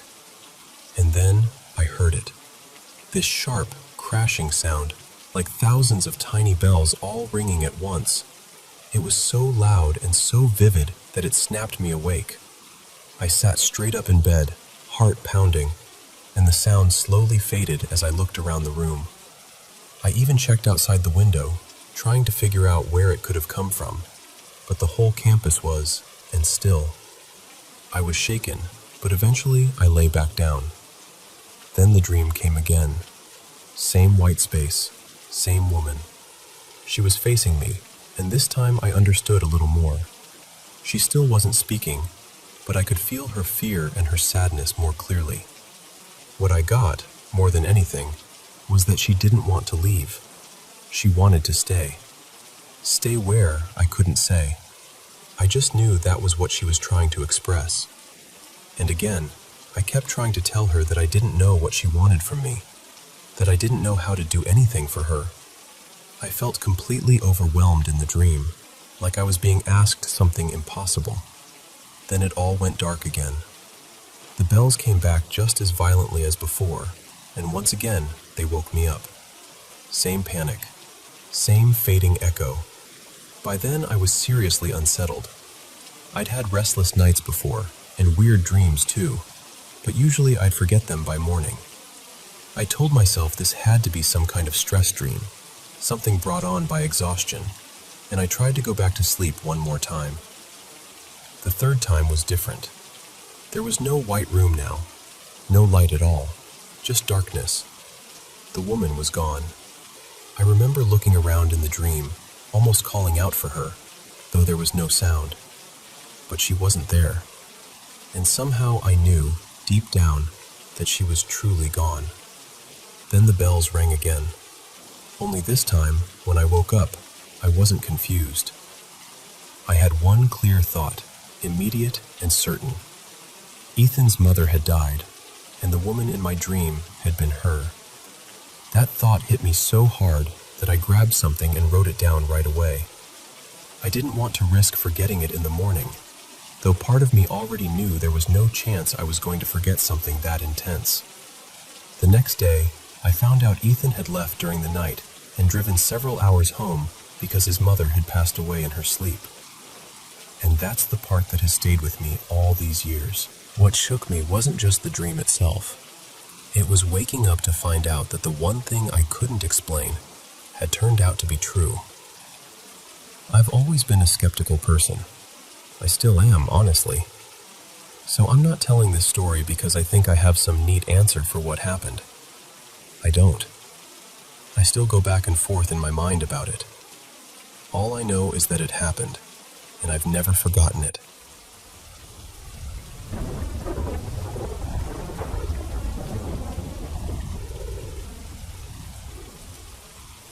So, there's this tiny little town up in far northern Montana, tucked along a river not too far from Glacier National Park and pretty close to the Canadian border, where I've had a couple of experiences I still can't really make sense of. My boyfriend Ryan and I go up there whenever we can in the summer. We're both really into fly fishing and rafting, and honestly, it's one of our favorite places in the world. It's unbelievably beautiful. The town itself is barely more than a few buildings. There's a bar with live music sometimes, a little general store, and not much else. No cell signal, no internet, and you have to take this long, dusty back road to get in. Huge mountains, a fast-moving river, and this strange feeling like you've stepped slightly outside normal life. We always laugh and say the place feels like some kind of portal. The first strange thing happened maybe 5 years ago. Ryan and I were there with a few friends, staying in this cabin that belonged to a friend's uncle. There were a couple of other cabins scattered nearby, but it still felt pretty isolated. That night we'd all been outside for hours, grilling, drinking a little, sitting around the fire, and by around midnight, everyone else had gone in to sleep. Ryan and I stayed outside a little longer because we wanted to grab something from the truck, and then we just ended up sitting in the back of it, talking and looking up at the stars. And that's when we heard it. Just one loud clap. It came from somewhere behind us, out in the dark. Not super close, but not far either. A few seconds later, there was another one.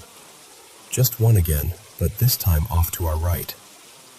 Then another from the left. They weren't random. They weren't close together like branches snapping or people messing around. Each one was spaced out, deliberate, and every single one came from a different direction. Then another clap came from behind us again, only this time it was closer. I remember both of us going completely still. We didn't even really look at each other at first. We were just listening. Then there was another clap, and somewhere nearby a bunch of dogs started barking. That sound made it worse somehow, because it confirmed we weren't imagining it. Something was moving around out there, or at least, something was making itself known. We still weren't talking. We were just frozen. Then came one more clap, so close it felt like it was practically on top of us. And without saying a word, both of us jumped down and ran for the cabin. I mean full sprint. Pure panic. Not just being startled, that deep, instinctive fear where your whole body is telling you to get inside now. We got through the cabin door, slammed it shut, and almost immediately heard one last clap from the trees right outside. Maybe 15, 20 feet away. I still get chills thinking about that. Then the second thing happened last summer. We were back in the same area, but this time camping maybe 10 miles farther down the road at this quieter riverside spot where we'd been floating during the day. There were probably 6 or 7 of us total, spread out in a few tents. Not far from us, there was a man staying in a camper van. He seemed nice, and we chatted with him for a bit earlier in the evening. At one point, he mentioned he'd served in the military. I think he said the Air Force. At first, I thought it was just a shooting star. But then it stopped. It literally stopped. And then it got brighter, like suddenly, sharply brighter. Flashed, hovered there for a second, and then shot straight upward at this unbelievable speed and disappeared. The second it happened, people all over our campsite started yelling, "Did you guys see that?" So I knew right away it wasn't just me. The guy in the camper van came over too, visibly shaken, saying he'd seen it clearly. And then he told us that wasn't even the first time. He said he'd seen the same kind of thing at that exact campsite twice before. That honestly made the whole thing hit even harder, because he didn't come across like someone trying to tell a spooky story. He looked genuinely rattled. Later on, we saw Starlink satellites crossing overhead, and those were easy to recognize. Totally different. Straight path, steady movement, nothing weird about them. Whatever we saw earlier was not that. Then maybe a few weeks later, Ryan and I were back in town at the bar listening to live music. We got to talking with one of the musicians between sets, just casually chatting about the area. At some point, the campground came up, and we still hadn't told him anything about what we'd experienced. And out of nowhere, he goes, "That campground's gorgeous, but every time I stay there, I see UFOs." Ryan and I just stared at him. We also have a friend who works in the glacier area, and they've mentioned seeing, or hearing reports of, unmarked government vehicles heading out that way more than once, which only adds to the weirdness. I don't know what any of it means. I really don't. Maybe there are explanations for all of it, but I can tell you this. Both experiences felt real, and they've stayed with me. We're planning to go back again in July, and I have a feeling I'll be paying very close attention the whole time.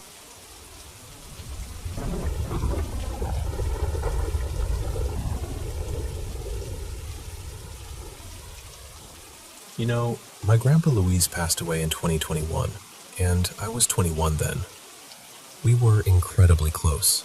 I always joked that I was probably his favorite grandkid, and honestly, I think there was some truth to that. He spent most of his life driving a cab, working non-stop, making sure everyone at home had what they needed. Food on the table, bills paid, all of it. He had diabetes, but he was the kind of person who always put himself last, and by late 2020, his health had really started getting worse. I remember one time I told him I made amazing smoky pinto beans, and he laughed and said, "So, when are you making me some?" I told him I would, but I kept putting it off. Then one afternoon in early January, he showed up at our house with my grandma. I remember thinking it was kind of random. My grandma smiled and said, "Your grandpa came because you promised him those beans and never made them." So, of course, I went straight to the kitchen and made them for him. By then, he was already in a wheelchair, and he hardly said much. But he sat there quietly, ate, and just looked calm, peaceful. That same evening, he ended up back in the hospital. He'd already been going in and out for weeks because his lungs kept filling with fluid. It was like every time we thought he might stabilize, something else happened. A few nights later, I had this dream that I still remember so clearly. In the dream, I was standing in his room, and then he walked in. Just completely fine. No wheelchair, no struggle, no weakness. He looked like himself again. I asked him, "You feeling better?" And he smiled and said, "Yeah, I'm ready to get back to work." Then he said, "Come on, let's go pick up your grandma and get groceries." And that hit me, because that was something we used to do together all the time when I was little. We'd ride with him, pick up my grandma, and go shopping like it was the most normal thing in the world. So in the dream, we got into his cab and started driving. We were on the way, just like old times. Then suddenly my phone started ringing. He looked at me and asked, "Who is it?" I checked and said, "It's Mom." I remember not wanting to answer it, but he told me, "Go ahead, it might be important." So I picked up the phone, and right then, I woke up. My phone was actually ringing. It really was my mom. She told me, "They're sending your grandpa home. The doctor said there's nothing more they can do. He may only have a few days left." I just sat there frozen. I didn't even know what to say. He passed away about a week later. In those last days, he barely spoke. He was mostly asleep, confused, and didn't really recognize people anymore. And I never went to see him again after that dream. Not because I didn't love him. It was the opposite, really.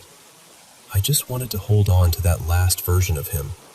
Walking, smiling, ready to work, taking one more ride with me. I couldn't bear to replace that with the sight of him lying there, fading away. I still don't know what that dream really was. Maybe it was just my mind trying to prepare me. Or maybe it was his way of saying goodbye. Either way, I've carried it with me ever since, and I know I always will.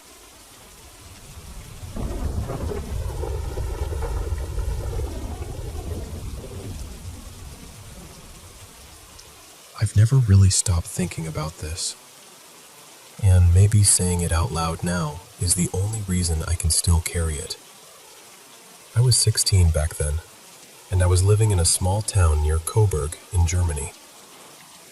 One cold Saturday night, my best friend Lena and I were walking back to my parents' apartment. It had to be around 2 in the morning. We didn't have enough money for a taxi, so we were making our way up this long, dark hill on foot. It was steep enough to make your legs ache, and at that hour, the whole street felt deserted. As we were walking, we heard this faint sound, like someone struggling to breathe. Across the street, in front of an apartment building, there was a big decorative stone on the lawn, and leaning against it was an elderly man, maybe in his late 70s, maybe older. Even in the dim light, we could see he was in bad shape. He was bent forward, clutching his chest, breathing hard. Of course we ran over. We asked him if he was all right, and he told us, very quietly, that he thought he might have had a heart attack. I remember immediately telling him I was going to call an ambulance, but he became strangely urgent and begged me not to. He kept saying he was already feeling better, that he lived just nearby, and that he only needed a few minutes before he could make it home on his own. So we stayed with him. I remember studying him carefully, trying to figure out whether he'd been drinking or whether something else was wrong. But he didn't seem drunk or confused. He actually seemed calm, clear, just weak. We sat with him there in the dark for a few minutes, making small talk, trying to keep him company until he recovered. Then, after maybe 5 minutes or so, he smiled and said he felt strong enough to go. We said goodbye, wished him well, and continued up the hill. We hadn't gone very far when we heard something behind us. We turned around, and I can still feel what happened in my body when I saw him. It was the same man. He was standing there behind us in the road, smiling gently, as if nothing at all had happened. And that's what made it so wrong. Lena and I were out of breath from climbing that steep hill, but somehow he was just there. No sign of strain, no sound of footsteps, just suddenly there. He looked at us and said he wanted to thank us for our kindness. He said he wished us long lives, full of love and happiness. I remember glancing at Lena, and the look on her face chilled me. She looked exactly the way I felt, terrified, confused, frozen. I told him again that he should go home and rest, and he said he would, but that he couldn't leave without telling us how grateful he was. Then he called us angels. The thing is, I knew something was wrong the moment he said that. He had told us earlier that he lived just around the corner from the building where we found him. But by then, we had already walked far enough that the building was well behind us. There was no way he should have been there. No way he could have caught up to us like that. Still, we smiled politely, thanked him, and kept walking. The rest of the way, Lena kept whispering something under her breath. I was so scared I didn't even ask what she was saying. I just wanted to get to my parents' apartment and be inside with the door locked. When we finally got there, she looked at me and burst into tears. She said, "You have to understand, that wasn't a real person." And the second she said it, I started crying too, because I had felt the exact same thing. I hadn't wanted to say it. I hadn't wanted to make it real. But deep down, I knew. Whatever we had spoken to that night, whatever had smiled at us in the road, it did not feel human. We went to bed without saying much more. She's gone now. She died years ago in a car accident, along with her 2 little girls. And somehow, that night has stayed with me all this time. I still think about it more often than I can explain. I don't know what we saw. I only know that both of us felt it. Both of us knew, without saying it, that something about him wasn't right. And after all these years, I still hear that voice in my mind, still see that smile in the dark, and I still ask myself the same question. Who or what was he?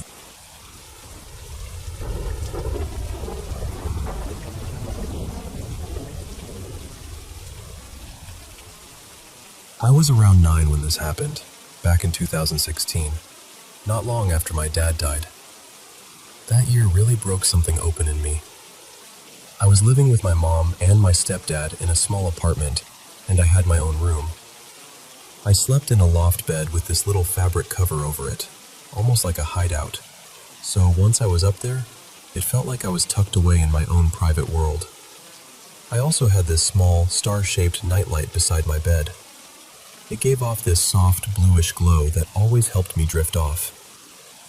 One night, sometime around midnight, I woke up suddenly with this strong feeling that someone was watching me. You know that feeling when you wake up and instantly know something is different? That's exactly what it felt like. So I pushed myself up a little and looked through the opening in the cover around my bed. At the far end of the room, I saw this dark figure standing there. It looked like a person, but not fully. It was wearing what seemed like a long, dark coat and a brimmed hat. I couldn't make out any face or features at all. It was just this deep black shape, like all I could really see was the outline. I stared at it for what felt like forever, though it was probably less than a minute. And then I noticed it was coming closer. Not walking, not stepping, just gliding toward me. And the strangest part is, I didn't feel terrified. I know that sounds unbelievable, but I didn't feel panic. I didn't scream. I didn't hide. Instead, I climbed down from my bed, knelt on the floor, and pulled out a box of toy cars from under the bed. Somehow, in that moment, it felt completely natural, like I was with someone I already knew. We played for a little while, quietly, and then I climbed back up into bed and fell asleep. What stayed with me most was how safe it felt. Not scary, not threatening, just familiar. The next morning, I told my mom everything. At first, she thought maybe I'd had a vivid dream, but I think she saw something in my face that made her stop dismissing it. I remember still feeling unsettled, even though the presence itself had felt comforting. She told me she believed it might have been my dad visiting me, like a spirit watching over me. For a long time, I tried to hold on to that explanation, but I don't really believe that anymore. After that night, there was this period when strange things kept happening to me. Sometimes I would sit alone in the dark, squeeze my eyes shut, and suddenly everything would go completely silent. It felt like I was no longer seeing through my own eyes. It was more like I was moving through the apartment from someone else's point of view, almost floating from room to room. It only happened in the months after I saw that figure. Eventually, it stopped. I can't do it anymore, and honestly, I have no desire to try. Then, just a couple of weeks ago, I was sitting in my room scrolling through TikTok, half paying attention, when a video stopped me cold. Someone was describing a shadow entity in exact detail. The dark coat, the hat, the completely black body. Even the way it moved matched what I had seen that night. They called it the Hat Man. The second I heard that name, I got chills all over my body. Because after all these years, I realized maybe that night wasn't just some childhood dream. And maybe whatever visited me in that room had a name all along.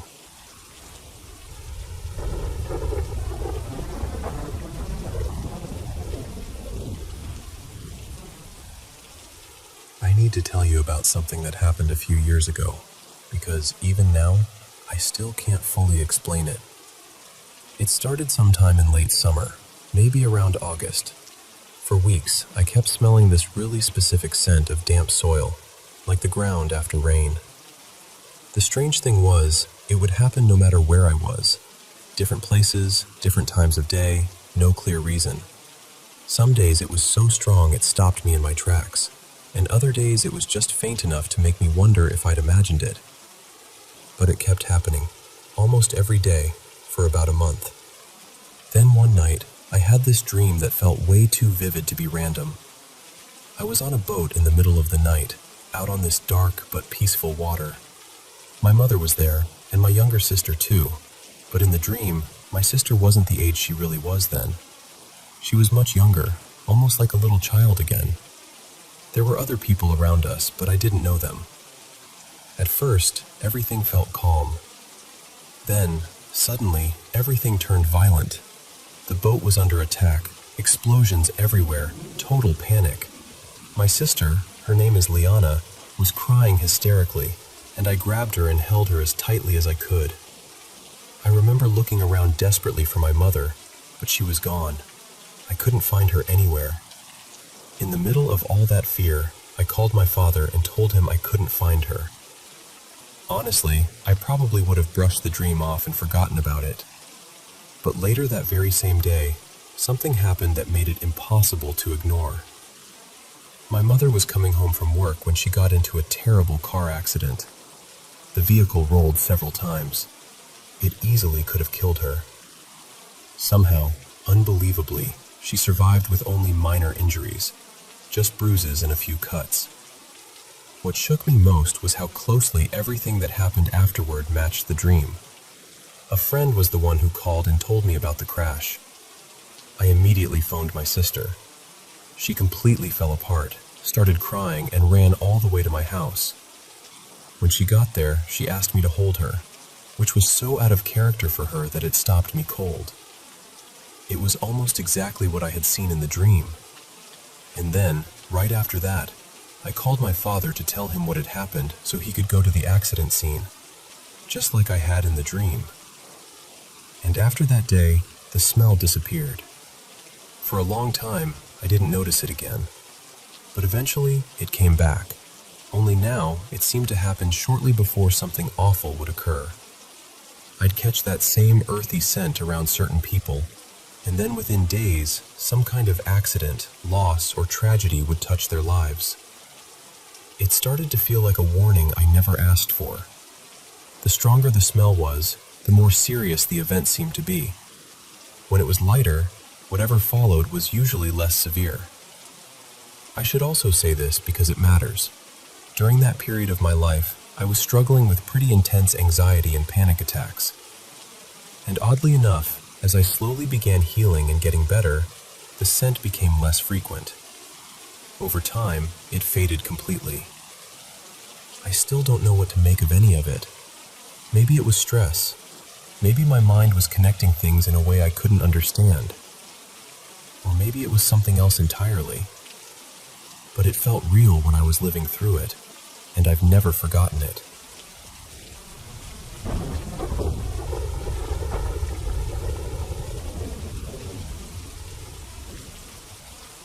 So, Mason and I moved into this old house about 3 weeks ago, and we've been fixing it up bit by bit. From the moment we got the keys, The place felt strange in a very specific way.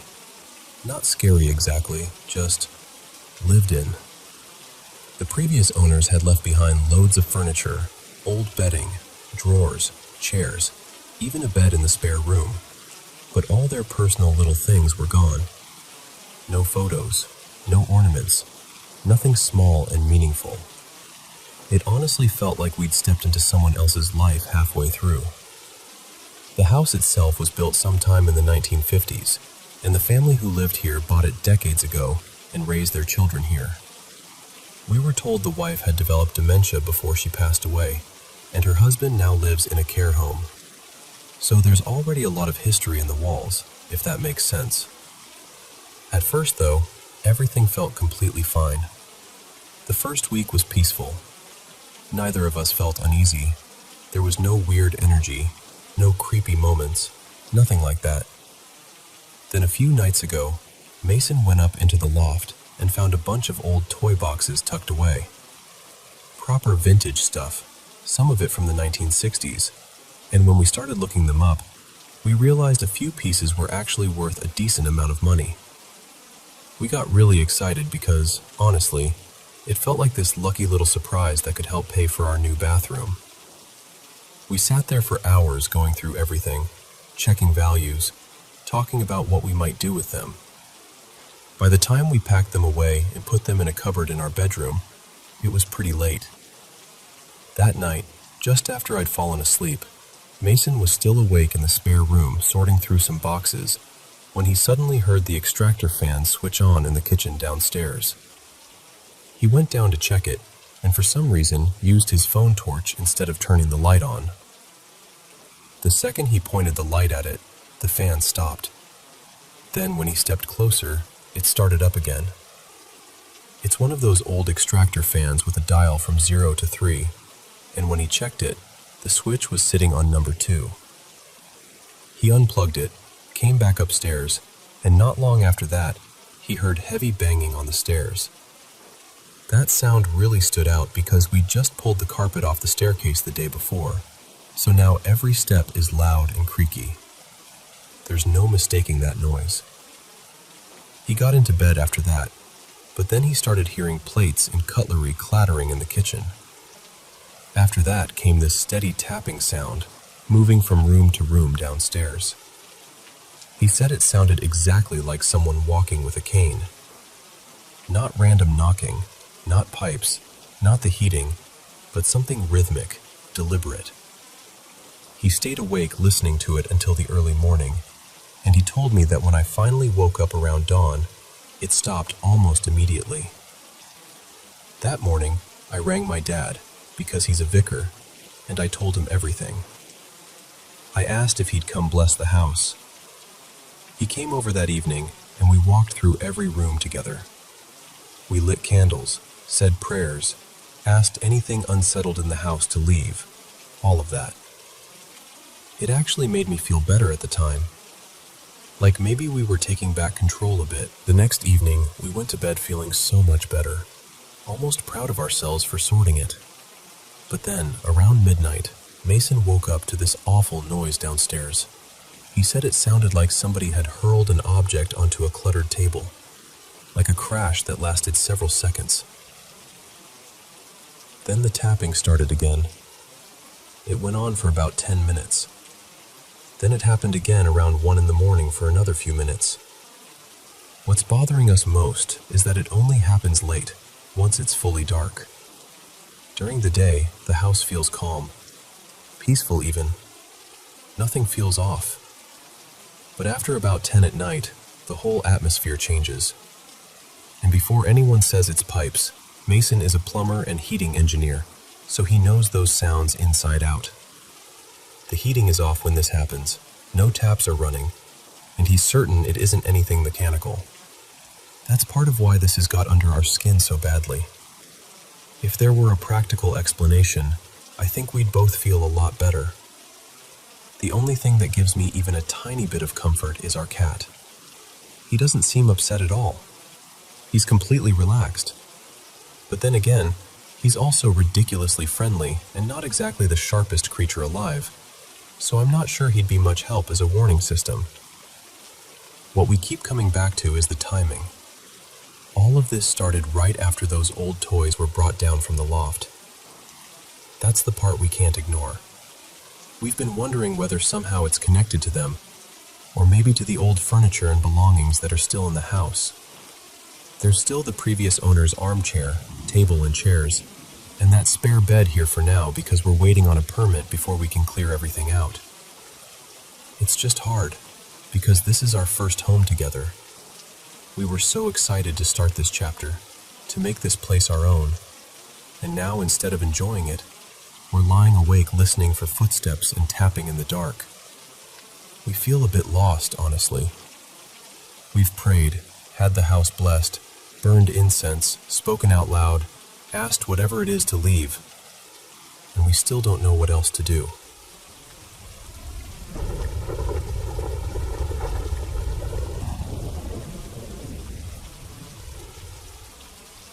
Hello to all our favorite martial arts fans on the Paranormal M channel.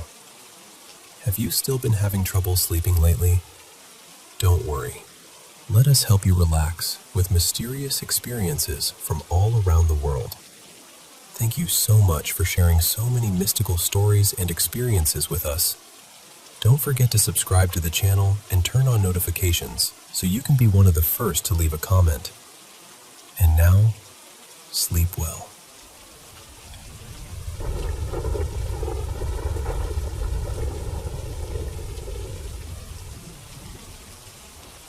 This happened to me back in 2019, and honestly, it's still one of the strangest things I've ever experienced. My sister, her husband, and their kids had come to stay with us for a few days. My place was pretty small, so there really wasn't enough room for everyone. To make things easier, I decided to spend the night at my brother Adrian's apartment, so my sister's family could have the extra room. That night, Adrian, his wife at the time, and I got to his building really late. They lived in this old apartment complex that already had an eerie feel to it, especially after midnight. Back then, they had 3 dogs, and those dogs always got super worked up whenever they saw someone they didn't see often. Since it was so late and they didn't want the barking to wake the neighbors, Adrian and his wife went upstairs first to settle the dogs down before I came up. So I stayed downstairs by myself in the hallway for a few minutes. I sat on the stairs and started scrolling on my phone, just waiting. Behind me were 2 apartment doors, facing each other across the hall, where a couple of neighbors lived. After a minute or two, I heard a sound behind me. One of the doors opened. I remember thinking it was probably just one of the neighbors stepping out, even though it was a strange time for that. But it was late spring, maybe early summer, and I figured maybe someone wanted a little fresh air or a quiet walk outside. For some reason, I didn't turn around right away. I just stayed there looking at my phone. But I could hear someone walking behind me. Slow, steady footsteps.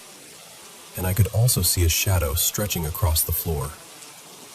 That's the part I remember most clearly. From the shadow, I could tell the person looked very tall. Taller than me, and I'm not exactly short.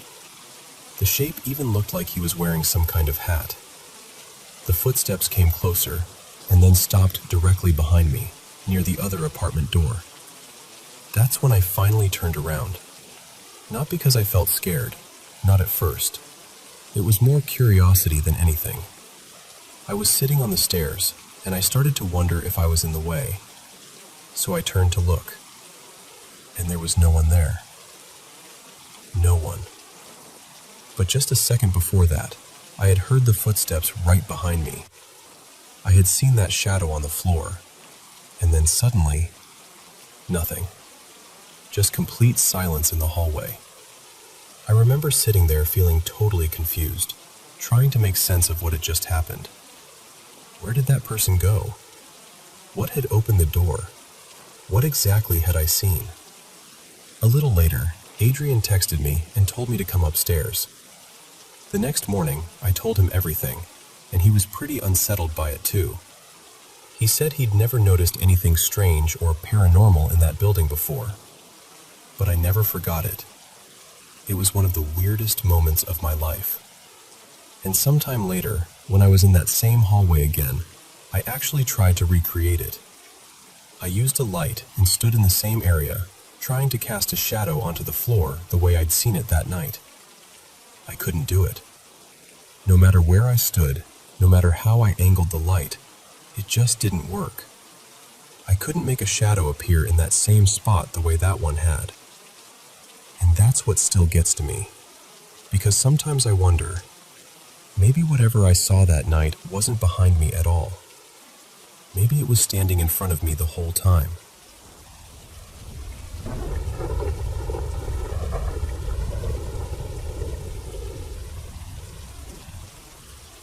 So, a few nights ago, I was driving from work over to a friend's place, which already wasn't part of my normal routine, when my dad called me. The second I answered, I could tell something was off. He sounded really panicked, and the first thing he asked was, "Have you been home?" I live with my parents, so at first I didn't think much of the question.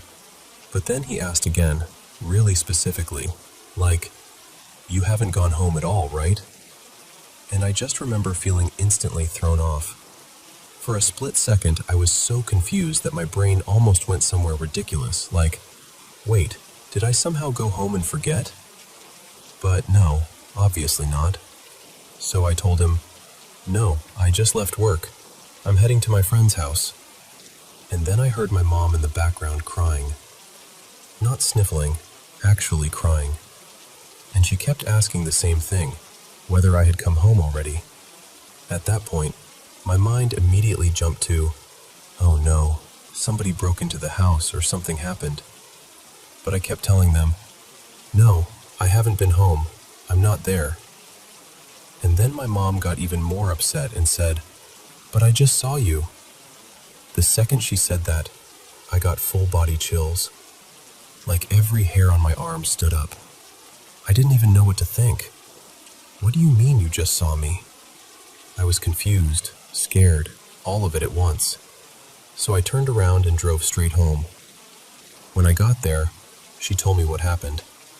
She and my dad had just gotten back, and there was a package sitting by the front door. She went inside first, and from the hallway window beside the door, she saw someone coming up the front steps. She swore it was me. Same outfit I'd worn to work, same canvas bag on my shoulder, everything. She said she didn't fully see the face, just part of the body and the clothes, but to her it was unmistakably me. Then she heard loud knocking at the door, and the doorbell rang. She actually laughed and called out something like, "Hang on, I'm coming, we just got in." She thought I'd beaten them home somehow and was grabbing the package. But when she opened the door, there was nobody there. At first, she tried to explain it away. She thought maybe I'd somehow gone around through the side entrance or come in through the garage without her noticing. But then she heard my dad come in through the garage and asked him where I was, because she had just seen me. And that's when he told her my car wasn't there, and I hadn't come home yet at all. That's when she completely fell apart. So by the time I got home, she was still crying, still shaken, still trying to make sense of what she'd seen. And honestly, I didn't know what to say, because even if you tried to explain away seeing me, what about the knocking? What about the doorbell? That's the part that really gets me. My mom has always said she's been sensitive to things like that. She grew up believing there are things in this world we just can't explain. But she's never been someone who messes with any of it or tries to invite it in. So for something like this to happen, and for it to involve me specifically, really freaked her out. And to be honest, it freaks me out too. I still don't know what it was. A glitch, something paranormal, some bizarre overlap I can't explain. I have no idea. I just know that if I came home and thought I saw my mom standing there, only to find out she wasn't actually home yet, I don't think I'd ever recover from it.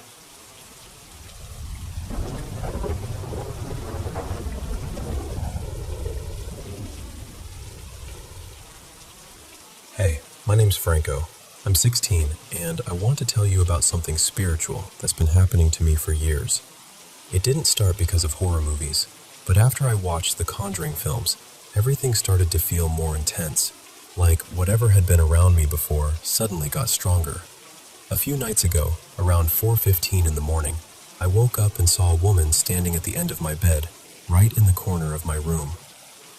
My little sister was asleep beside me, so I knew right away it wasn't her. This figure was small, maybe a little over 5 feet tall, wearing a long white dress with something like a veil covering her head.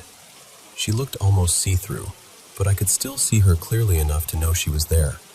I couldn't make out her face, and she didn't move at all. She just stood there, staring at me. The feeling in that moment was awful. It was like the whole room got heavy, and my body felt pinned down by fear. But somehow I forced myself up, grabbed my phone, turned on the flashlight, and walked past her like I hadn't seen anything. I went straight to the bathroom and tried to act normal. That was the 3rd time I'd seen her, always in the exact same place, always the same way. Not long before that, I had another experience that really shook me. I was lying in bed on the phone with my girlfriend, just talking like normal, when suddenly I felt this strong pressure slam down on me. It was like something was holding me to the mattress. At first I tried to laugh it off and tell myself maybe I was just tired or imagining it, but it didn't feel imagined. It felt real, physical, and honestly, terrifying. The atmosphere in my house doesn't make any of this easier. My mom and stepdad argue all the time, and there's always this tense energy hanging around. On top of that, my mom has a habit of bringing random things home that she finds outside. A little while ago, she brought in this pink scarf she found on the street and left it in my room.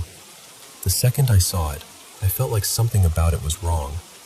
I ended up throwing it out and asked her to please be more careful about what she brings into the house, but she doesn't really believe in any of this. My dad does, though, and so do I. When I was younger, I could never sleep by myself. It got so bad that my family took me to see a spiritual healer. They told us there were 2 spirits attached to me. They said those spirits didn't want to hurt me, but they fed off my fear. Back then, I used to have panic attacks in the dark and never understood why. One moment that has never left me was hearing a child's voice whisper, "Do you want to play with me?" I still remember exactly how it sounded. To me, it felt completely real. Now I keep a crystal pyramid in my room that my dad gave me. He told me that as long as it stays there, nothing bad can touch me. I still keep it close, and I want to believe it's protecting me. But even with that in the room, I still see the woman in the veil sometimes. So I'm sharing this because I really want to know if anyone else has gone through something like this. Seeing a woman in white, feeling watched, feeling that crushing pressure, living in a house with heavy energy, dealing with unexplained fear since childhood. I just want to understand if there's a reason for it, if there's a way it ends, or a way to make it stop.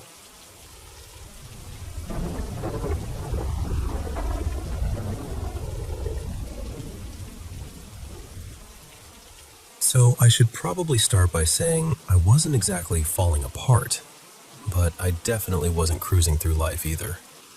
I got out of the Navy in 2023, and ever since then, it's just been one thing after another. We had multiple deaths in the family, including my future mother-in-law. There was my sister-in-law's wedding, then my own wedding, 2 huge moves across the country, a home renovation and a sale, and then, on top of all that, I got pregnant right after our honeymoon. My husband is still in the military, so when he got new orders, that meant another move. We had a rental lined up near his new base, and on paper it was technically legal, I guess. But in reality, it was absolutely not somewhere I was willing to live, especially while pregnant. There were missing windows with winter coming in, exposed wiring, and the whole place was filthy. It just felt unsafe. The problem was, all our stuff was already packed up and heading that way on the truck. So we had to reroute everything into storage, and I ended up moving in with my parents while we figured out a new plan. They lived in state, thankfully, but still about 4.5 hours from the base. My husband stayed closer to work and crashed with a friend from his unit for a while. Then my parents left on this cruise to Australia they'd been planning forever, so I stayed at their house to watch the dogs and keep things going.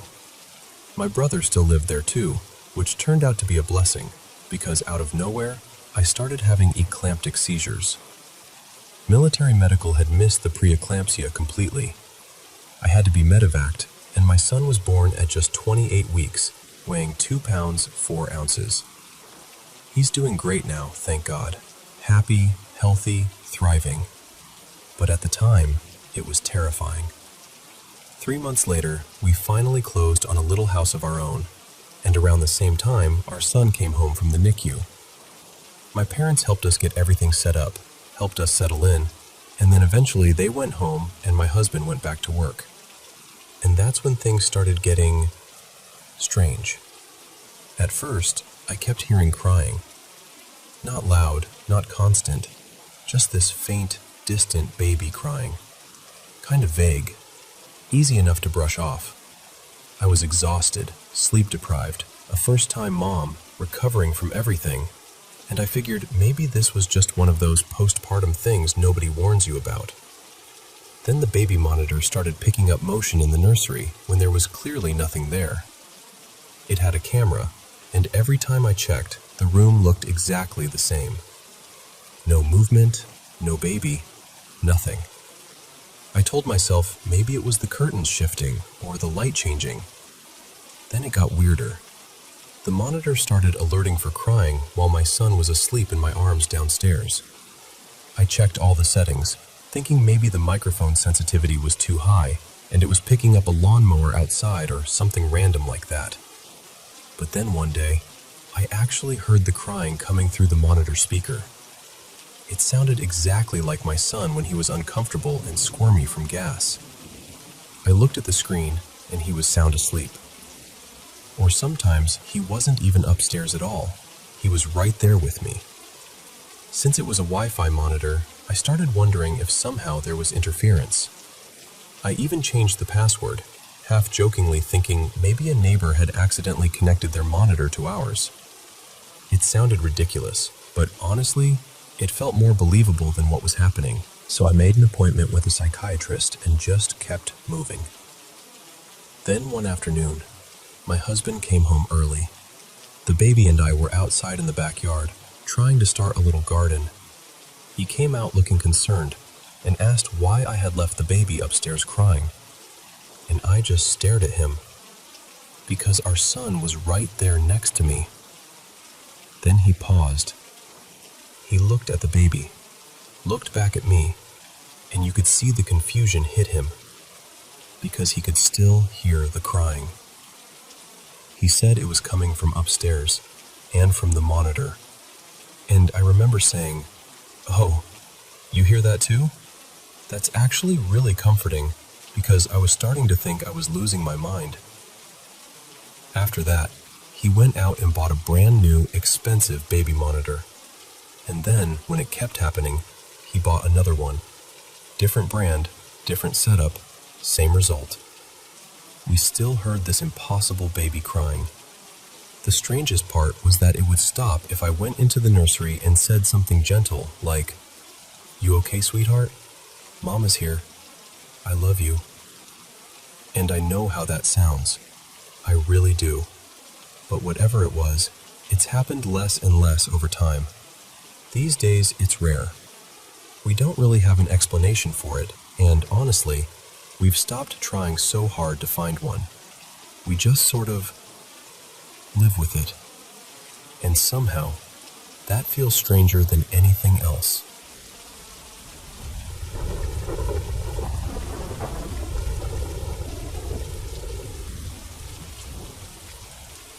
Hey, I've been trying to make sense of something that happened to me a couple of years ago, and honestly, it still sticks with me. Anytime people start swapping wild smoking stories, or even when I think back on that phase of my life, this memory comes right back. So, this happened when I was in college. A few friends and I went on a hiking trip near the Appalachian Trail, around the Brown Mountain area. It was supposed to be a short trip, just 4 or 5 days, nothing too intense. The first couple of days were pretty normal. We covered a lot of ground, probably close to 30 miles each day, but we took breaks, laughed a lot, and just enjoyed being out there. On the third day, sometime in the early evening, we set up camp near a creek. The plan was to relax, maybe fish a little, eat, and settle in for the night. That's when one of my friends pulled out some edibles and offered them around. Everybody else took a small amount, something reasonable. But me, being way too confident, decided I could handle a ridiculous amount. Looking back now, I really have no idea why I thought that was a good idea. At first, everything felt fine. We had a fire going, everyone was talking, and the whole night felt peaceful. But after a while, it hit me way harder than I expected. By maybe 8 or 9 o'clock, I was completely gone. My friends were winding down and getting ready to sleep, and for some reason, I got it in my head that I should go for a walk. Back home, whenever I used to take anything, I liked walking around to clear my head. So in that moment, that felt normal to me. The problem is, I went alone. At night. In the woods. With no flashlight. Just my phone. And this is where it gets strange, because I don't remember the walk at all. Nothing. It's just blank. What I do remember is coming back to camp and seeing everybody awake and panicked. They looked terrified. I was confused, because to me it felt like I had only been gone a short while. But they told me they had been searching for me for hours. They were trying to get enough signal to call for help. They thought something awful had happened. They said when I came back, I looked mostly okay, just dirty, like I'd been lying in leaves somewhere. And apparently the first thing I said was something like, "Sorry, I was just walking and talking with some people." That's the part that's never left me. According to them, I was completely serious. I told them I had met people out there, that we sat together, talked about nature, looked at the stars, and just enjoyed how peaceful everything felt. I even told them we should go meet them, but there was nobody there. My friends said they searched in every direction they could think of. One of them even checked my last phone location, and it showed I was way off the trail, something like 45 minutes away from camp. They made it out there and still couldn't find me. And if you know anything about that area, signal comes and goes, so even getting that location at all was pure luck. What's even weirder is the direction I came back from. I didn't return from the direction I had left. Somehow, in the dark, completely out of it, I looped around and came back on the trail from behind camp, almost like I'd circled back from the day before. I still can't explain that. They said I wasn't joking when I talked about those people. I was calm, certain, like I had really been with someone. And that's what's bothered me ever since, because I don't remember any of it, but apparently I believed it completely. Over time, people started telling me how lucky I was to make it back at all. Then of course the stories started. All the legends people tell about those trails and those mountains. My friends messed around and said maybe it was spirits, or something watching me, or something stranger than I'd ever want to believe. They even joked that maybe I was protected somehow because of my indigenous roots from Guatemala. I don't know what happened. I really don't. Part of me thinks I was just unbelievably high, and my brain filled in the blanks with something dreamlike. Part of me thinks I got lucky in a way I still don't fully understand. But whatever it was, it's one of those experiences that stays with you. And even now, I still catch myself wondering where I actually went that night, and who I thought I was talking to.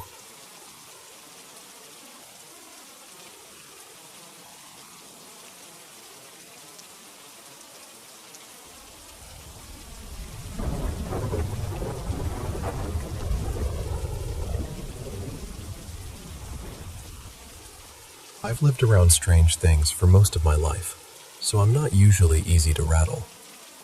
Growing up, it was normal in our house for things to shift on their own, go missing, or turn up somewhere that made no sense later.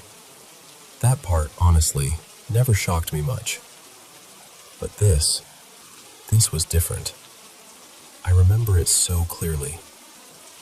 It was around 4 in the afternoon, broad daylight, and I was standing in my kitchen making coffee. I was on the phone with my sister, Mara, and one of her friends, just chatting like it was any ordinary day. Nothing felt off. The room was calm, quiet, completely normal. I was wearing my favorite necklace that day, a honey-colored crystal pendant on this thick silver chain I trusted because it was solid, sturdy, the kind that never broke or came loose. And then, out of nowhere, I felt two soft little tugs at my neck. Not hard, just enough to make me stop. So I reached up right away, thinking maybe the pendant had flipped around or gotten caught in my hair. But when I touched the chain, the pendant was gone. Not broken off, not hanging funny, gone. The chain was still clasped shut around my neck, still intact, but the crystal and the silver piece it sat in had completely vanished. I was just standing there holding an empty chain. Nothing else happened. No cold rush, no weird shadow, no sudden silence in the room. Just those two light tugs. I remember running my fingers over the chain again and again, trying to convince myself it had somehow slipped behind my neck or down the back of my shirt. My mind kept trying to force a normal explanation onto something that absolutely did not have one. I'd think, maybe it twisted around somehow. Maybe it fell and I missed it. Maybe I imagined the tugs. But then I'd come right back to the same question. How? How could any of that happen when I felt those two distinct pulls? For days, I kept doing that to myself, coming up with explanations, then quietly ignoring the one part that made all of them impossible. I ended up calling my mom because I was so shaken. And I'll never forget this.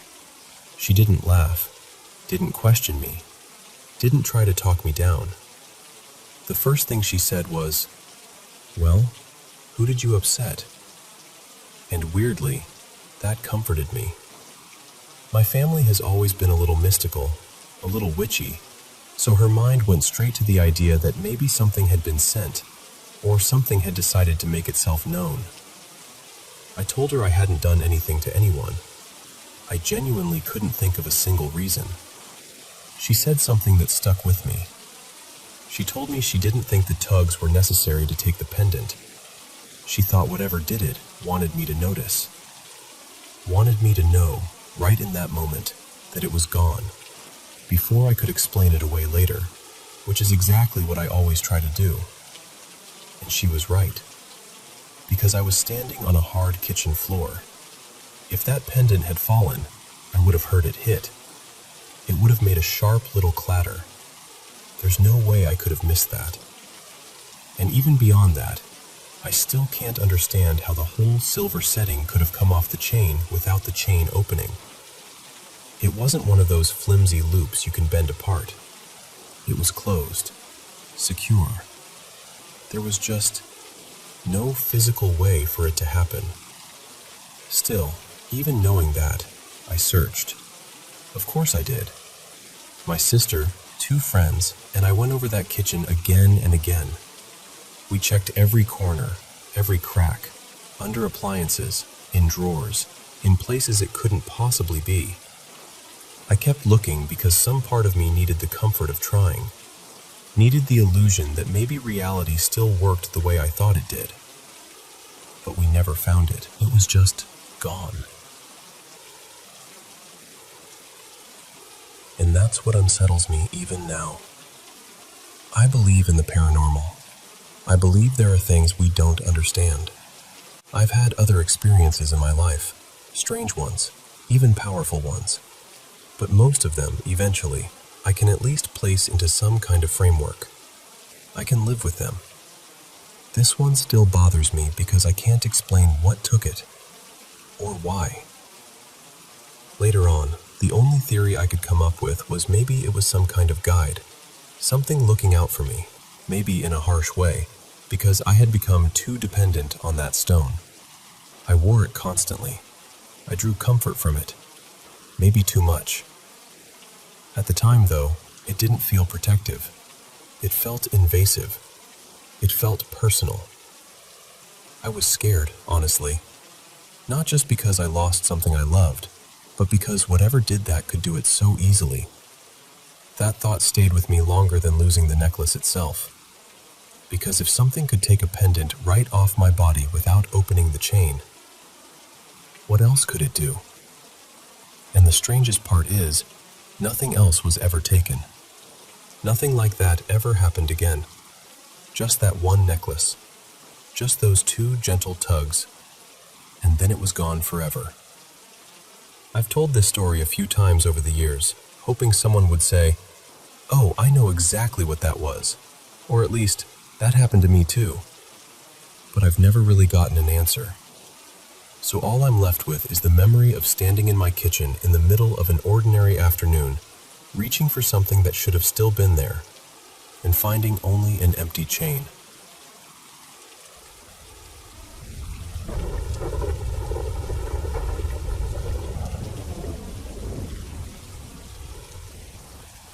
Let me tell you about something I still can't fully explain.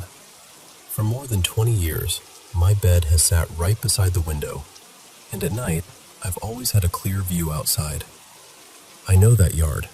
I know the way the dark settles over it, the way the motion light usually works, the little shifts and sounds that belong there. In all that time, I had never seen anything that felt truly strange. But one night, that motion light started turning on by itself. I kept watching, expecting to catch a raccoon, a stray cat, even a branch moving in the wind. But there was nothing. No movement. No reason for it to trigger. And still, it kept coming on.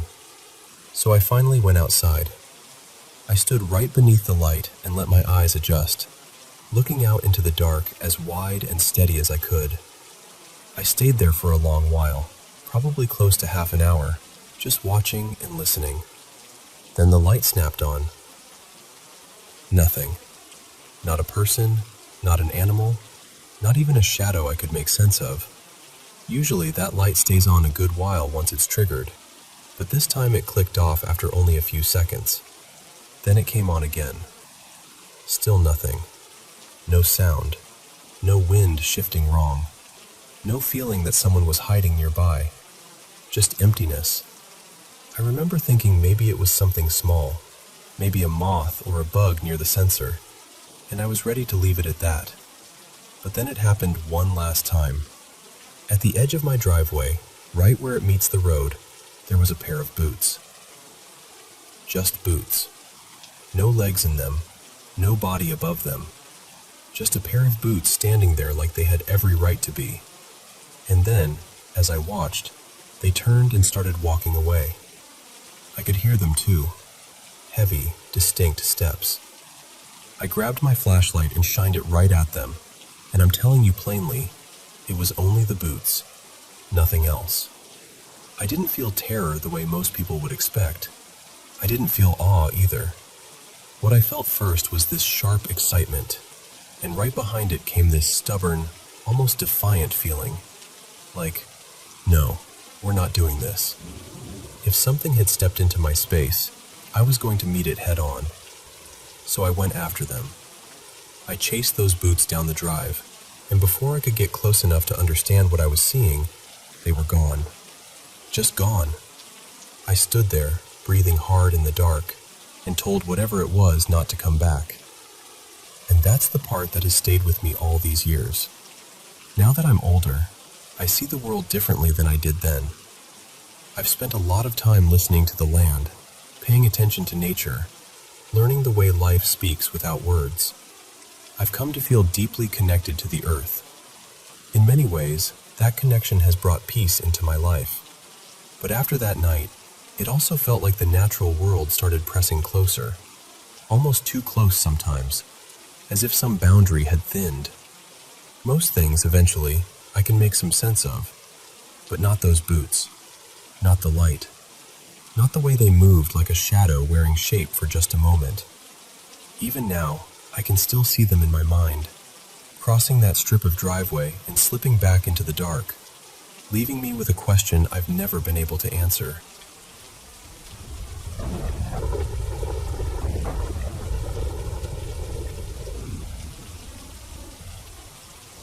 I still think about this sometimes, and honestly, I've never fully explained it to myself. I was probably around 9, maybe 10, when my school took us on this evening field trip to a Space Center exhibit. Calling it a Space Center makes it sound a lot more exciting than it really was. It was mostly old equipment, display pieces, and a guided walk past retired machinery that had apparently been used in aerospace work years before. The tour started after dark, around 8:30, and where I grew up, it was fully night by then. I remember the air feeling cool, and everything looked a little more dramatic under the floodlights. At one point, the guide brought us out to this open area where they'd parked a few decommissioned machines.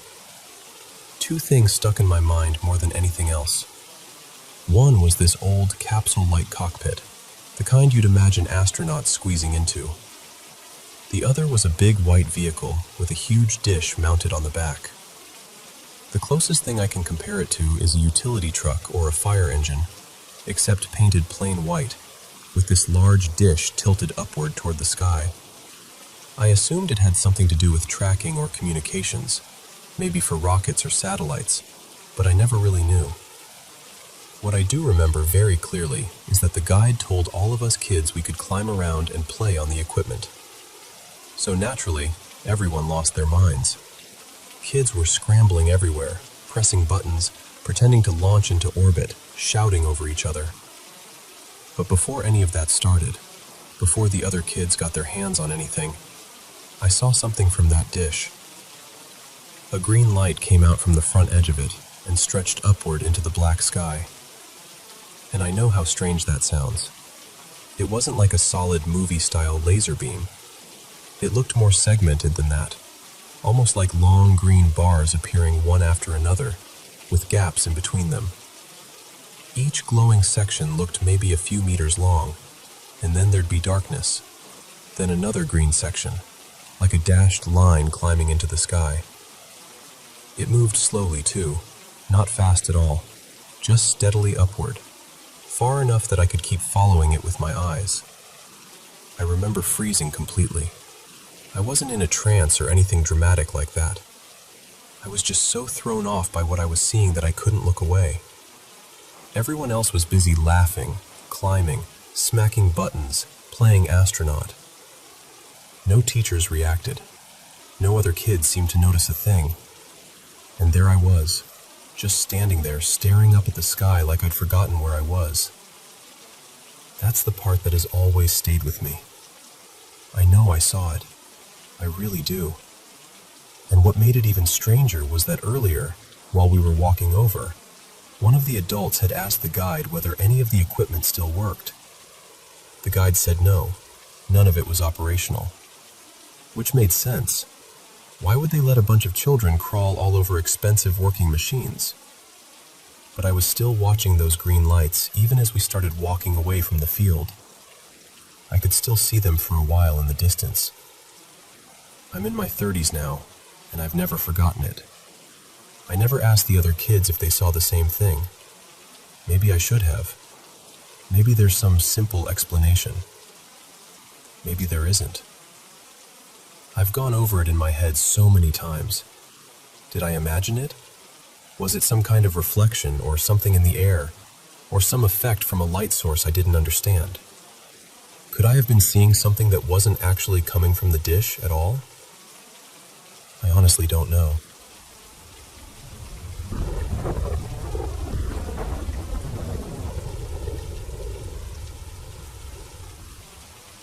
I try to keep an open mind about things I can't truly prove, one way or the other. So when I went to the show, I wasn't walking in as a believer, but I also wasn't determined to dismiss everything. I've lost both of my parents, and even though I quietly hoped for some kind of moment, I knew the chances of being picked were slim, especially from where I was sitting up in the mezzanine. Funny enough, she did come up that way at one point and read someone just a few seats ahead of me, which made it all feel a little more possible for a second. What stood out to me most, being there in person, was that the people she spoke to did not seem staged. That was the one thing I felt I could rule out with confidence. The tears, the shaking, the emotion in the room, It all felt deeply real. Now, that doesn't automatically mean everything was genuine. It could still mean she's incredibly skilled at reading people who are already vulnerable and longing to hear from someone they miss. I understand that argument completely. Since she never read me directly, I didn't leave with some big personal revelation. But I honestly thought I'd come away feeling more certain in one direction or the other. Instead, I left in this strange middle place. I can't say for sure that what she does is real, but I also can't say I saw her clearly expose herself as a fake. And if it is all an act, then she is remarkably composed and very, very good at it. The whole time, she carried herself with this steady calm. She was confident, centered, and sometimes surprisingly persistent, even when what she said wasn't immediately recognized by the person she was speaking to. Yes, there were moments where the information sounded broad enough that more than one person in the audience could probably connect to it. She even addressed that at the start, asking people not to shout out during someone else's reading.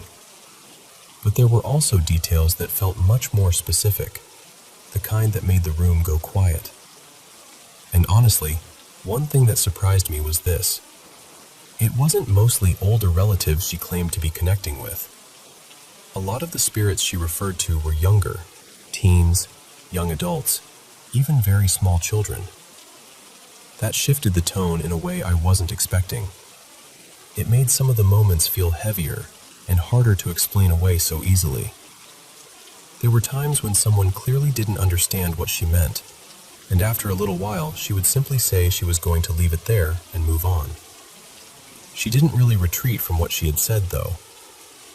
Then there were other moments when someone said they had no idea what she was referring to, and she stayed with it.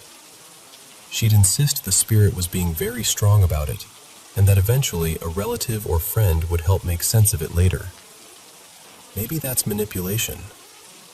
Maybe it is. But some of those details were specific enough that I found myself expecting her to back off sooner if she were just fishing. So I'm still not completely sure how I feel.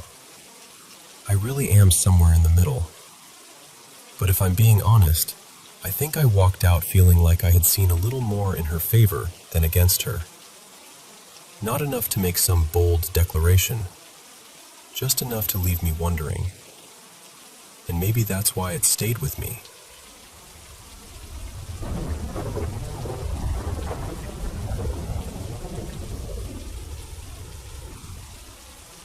I want to tell you about 4 things that happened to me years ago, and honestly, they still sit heavy on my mind. I've tried to make sense of them, tried to brush them off, tried to come up with normal explanations, but none of it ever fully adds up. The first one happened one night when I was out with 3 friends. We were smoking in this quiet, isolated spot between maybe 8 and 11 at night. There was only one house anywhere close, maybe a couple 100 meters away, so the whole place felt cut off from everything. At some point, out of nowhere, I got this intense urge to open my front camera and start recording, like I needed to capture what was happening before I drifted away mentally. And that's exactly what happened. I kind of zoned out. Then, maybe an hour and a half later, close to 11, I suddenly came back to myself because this huge, bright, warm light flashed right in front of my eyes. It wasn't coming from anywhere real. It was just there for a second. Then it disappeared, and everything went dark again. Right after that, the man from the nearby house started yelling at us to get out of there, or he'd call the police. We all left. What makes it stranger is that I wasn't even facing his direction when it happened. The next day, I checked the video I'd recorded. One of my friends, Kareem, was joking around, singing into his hand like it was a microphone. But when I played it back, it didn't sound normal at all. It sounded like he was singing into an actual mic, with this weird echo, like it had been recorded in some studio or through speakers. The second I heard it, I panicked. I can't explain it, but I felt this overpowering need to delete the video immediately. So I did. Then later that same evening, those same friends came by again. I was standing there smoking, and without even thinking about it, I started humming the exact same song from that video. My friend froze and looked at me like I'd done something impossible. He asked me how I knew it. He said he had only written that song a few hours earlier, like that afternoon, and I had no answer for him. None. The second thing happened about 3 years later. I was out by the river with another friend, drinking and just messing around. At some point, I zoned out again, and while I was in that state, I had this really specific image in my mind. I saw myself walking home near a pharmacy in my neighborhood, and my dad pulled up behind me in the car, honked, smiled, and said, "Where have you been wandering around?" It felt vivid, but I was drunk, so I didn't take it seriously. I kept walking home. But when I got to that exact same spot near the pharmacy, I suddenly heard a car horn behind me. I turned around, and there was my dad, rolling down the window, smiling the exact same way, and saying the exact same words I had already heard in my head. That one really got under my skin. It was too exact, too precise. The third one happened a couple of months after that. I was home alone and asked a friend to bring me some beer. He dropped it off, but he had to leave right away because of a family issue. So I stayed home by myself and kept drinking. After a while, once I was really drunk, I suddenly got this strange, random thought about a very specific sexual position. I know that sounds odd, but I'm just telling it exactly how it happened. The fourth experience happened after I took a nap one afternoon. I had this intense dream where two guys from school who used to bully me were right in front of me, talking trash, getting in my face. Above me there was this oddly shaped light, something I can still picture but can't really describe properly. Then one of them suddenly grabbed me by the neck and slammed me against a wall. Right after that, I woke up. That evening, I went out for a walk. On the way back, I saw two guys from the neighborhood in the street burning tires and plastic. I told them to stop because the smoke was awful, and it turned into an argument almost immediately. Then it became a fight. And the way it happened was almost identical to the dream. One of them grabbed my arm, and the other one pressed me by the neck against a wall. I remember in that moment feeling less angry than shocked, because it felt like I had already lived it, like I'd seen it before. Thankfully, an older man from the neighborhood came by and broke it up. I went home that night completely unsettled. And even now, after all this time, I still think about those 4 moments. I still wonder what they were. Coincidence? Intuition? Hallucinations? Something psychological? Something else? I honestly don't know. I just know they felt real when they happened, and they've never really left me.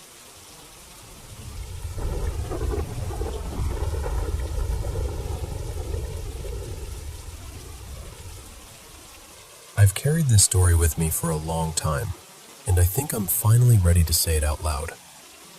I was about 10, maybe 11, when it happened.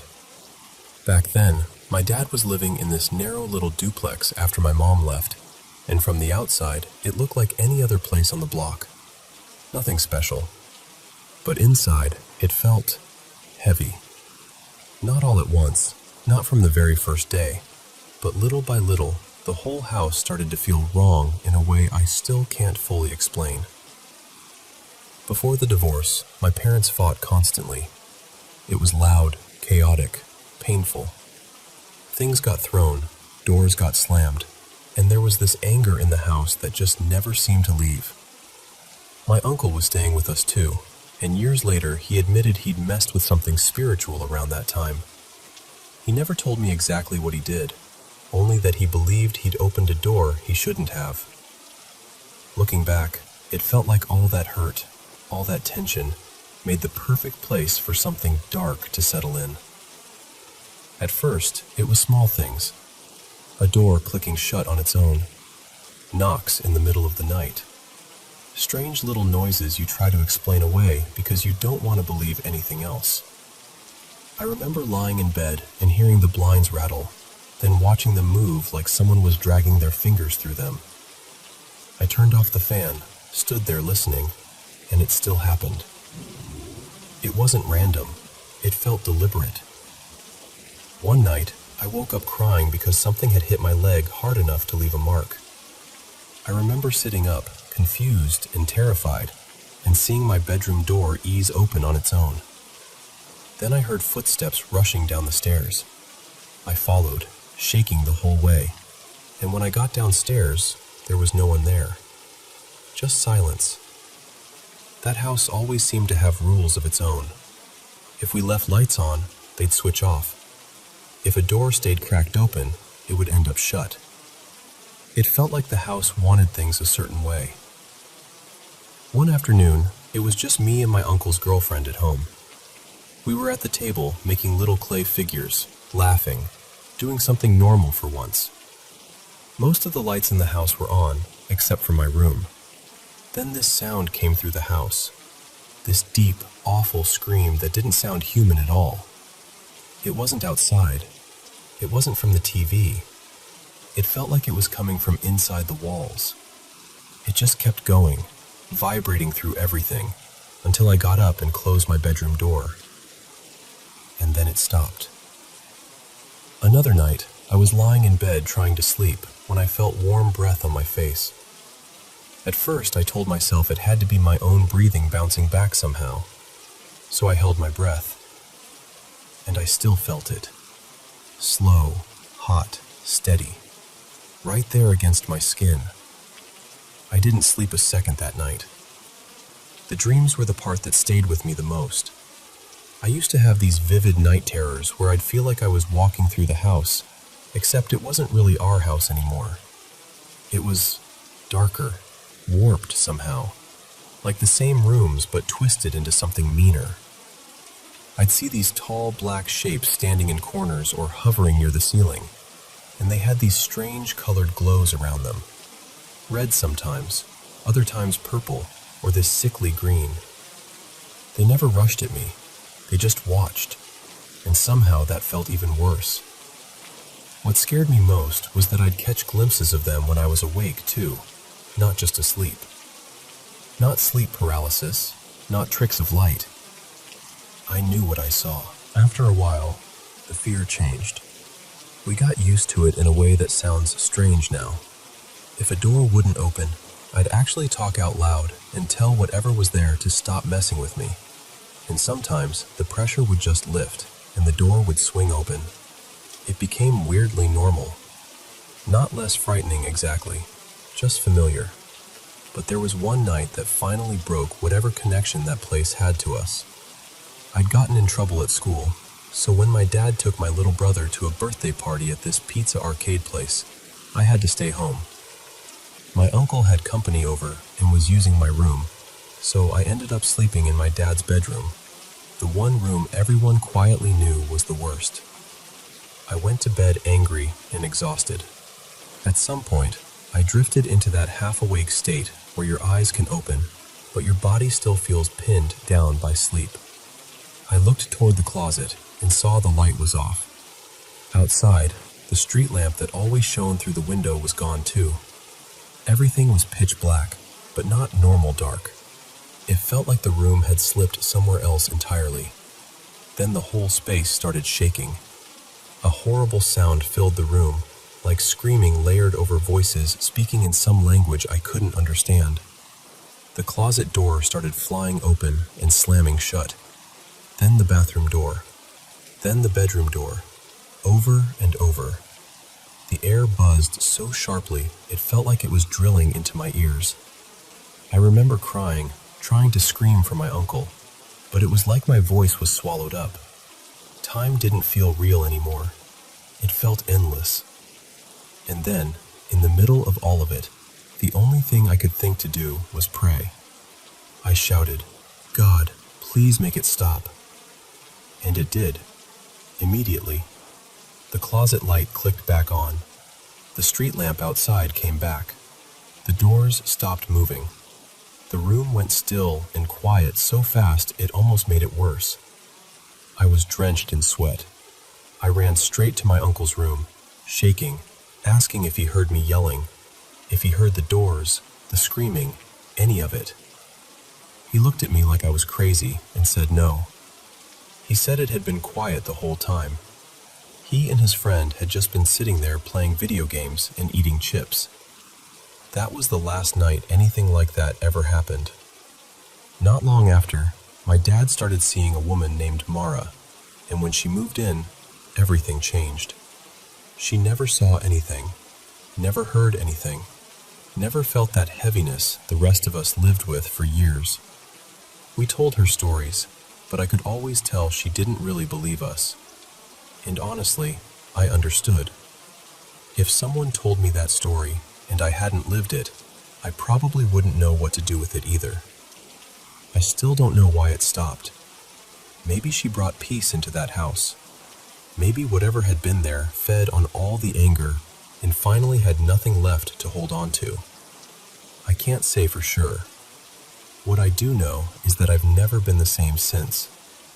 Even now, I can walk into certain places, old houses, empty rooms, buildings with a strange history, and feel when something is off. It's hard to explain to people without sounding dramatic, so I usually keep it to myself.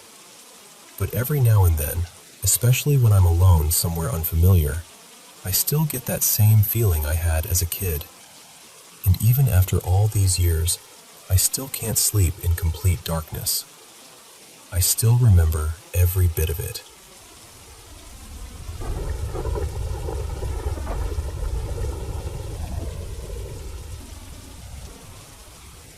So this happened on a Sunday night, and honestly, I still don't know what to make of it. My friend was supposed to come by around 8, so we could have a couple beers, play some pool, and just unwind after a long day. For the sake of the story, I'll call him Brent. I've known him for well over a decade, so this wasn't some casual acquaintance showing up. This was somebody I knew really, really well.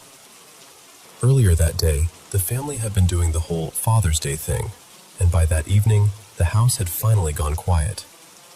My wife and kids were still over at her dad's place, and I was home alone, looking forward to a calm night. At about 7:55, I heard a knock at the side door, which is the door everyone uses. I got up from the couch, walked over, opened it, and there he was. It looked exactly like Brent. Same face, same build, same way he stood. He even had this faint little smile on his face, like everything was normal.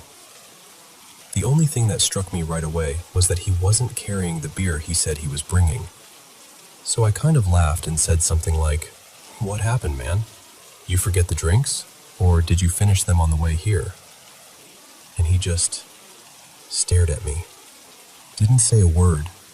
Didn't react. Just stood there with that calm little smile. I remember feeling confused almost instantly. Before I could even ask what was going on or tell him to come inside, he turned to his right, really casually, and started walking back up the driveway. That's when I noticed something else that made no sense at all. There was no truck. Nowhere. I live out in a pretty rural area, and the driveway is long and gravel, with a few places people usually park. His vehicle wasn't there. Not near the house, not off to the side, not anywhere I could see. He was just walking away like he'd been dropped off by nobody. I finally snapped out of it and called after him. "Hey, Brent, you good?" Nothing. He didn't turn around, didn't wave, didn't slow down. He just kept walking up the driveway until he hit the bend and disappeared from view toward the road. And I just stood there. I remember closing the door slowly and going back into the living room, trying to make sense of what had just happened. I picked up my phone and called him. No answer. I waited maybe half a minute and called again. Still nothing. At that point, the house felt way too quiet. You know how a house can suddenly feel different when something weird happens? That's exactly what it felt like. Then, maybe a minute or two later, my phone rang. It was Brent. He sounded completely normal, laughing even. He told me he was still on his way, but he'd gotten pulled over near the liquor store and was stuck getting a seatbelt ticket. He said he saw my calls, but didn't want to answer while the officer was standing there writing him up. I just stood there listening, trying to keep my voice steady. I told him, "Okay, yeah, come on over. We're still good." About 10 or 15 minutes later, I heard a car door shut outside. This time I went out right away, already tense before I even reached the door. And there he was, the real Brent, holding the ticket in one hand and carrying a full case of beer with the other, grinning and joking that since he bought the beer, I should be the one paying his fine. I never told him what happened. Actually, I didn't tell anybody for a long time. I just acted normal and went through the rest of the night like nothing was wrong. Because what was I supposed to say? How do you even begin to explain that? I know what I saw. Or at least, I know who I thought was standing at my door.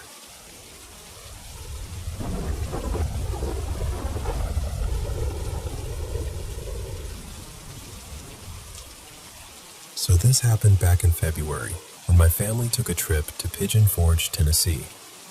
We rented this sweet little cabin tucked near a golf course, and it honestly felt like something out of a postcard. It was me, my sister, my cousin, my parents, my grandma, my aunt and her daughter, plus my brother, his girlfriend, and his dad. One afternoon, most of them decided to go out and explore the wooded riding trails nearby. So the only people left at the cabin were me, my sister, and my cousin Talia. Maybe half an hour after everyone left, the three of us were sitting around the dining table playing Cards Against Humanity, just laughing until we were crying over how ridiculous some of the cards were. The dining room had windows everywhere, probably 8 or 9 of them, and one of those windows looked straight toward the front door. The way the door was angled, you could pretty much see it clearly from the table. Right when all this started, I had gotten up to check on a batch of cookies in the oven, so I was standing in a spot where I couldn't actually see the front door anymore, but my sister and Talia could. Then we heard a knock. I remember turning, and my sister was frozen, staring at the door. Talia was looking at me with this expression I still can't fully explain. It was this mix of confusion and fear, and it immediately made me uneasy. I set down the oven mitts and started walking toward the front door anyway, just out of instinct. But before I even made it halfway there, I heard my sister call my name from the back door. And I need to explain why that shook me so badly. I could still see my sister sitting at the dining table. She had not moved. But at the same time, something from the back of the cabin had called me by my full first name.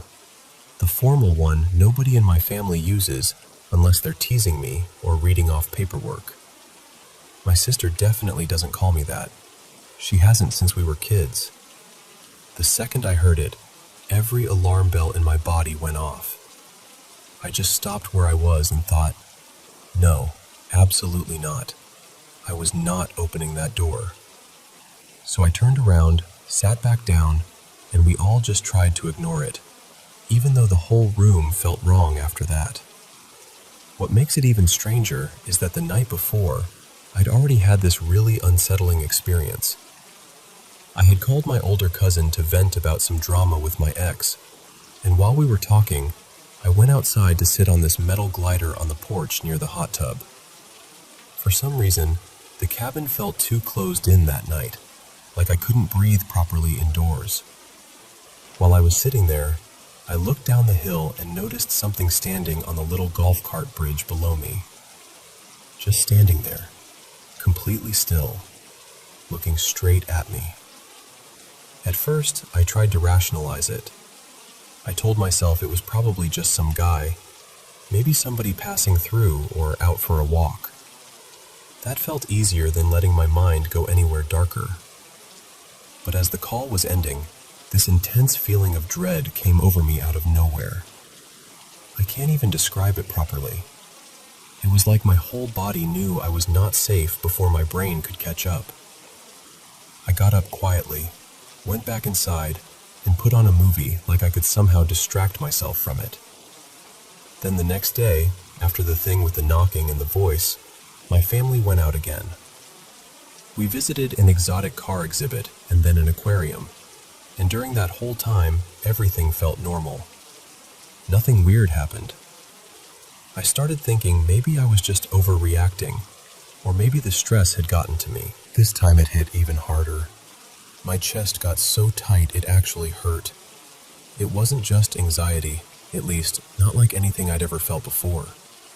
It was this crushing, awful sense that something was wrong, like danger was right there even though I couldn't see anything. My family noticed immediately. My parents were staring at me like they were about to take me straight to the ER, and my brother's girlfriend was leaning over the seat asking if I needed water, if I could breathe, if I wanted them to pull over. And then, just like that, it stopped. No slow fade, no lingering pain, nothing. 1 second I felt like I was being crushed from the inside out, and the next I was completely fine. My chest didn't ache anymore. The dread was gone. It was like somebody flipped a switch. That's the part that still gets me. I can handle creepy. I can handle unexplained.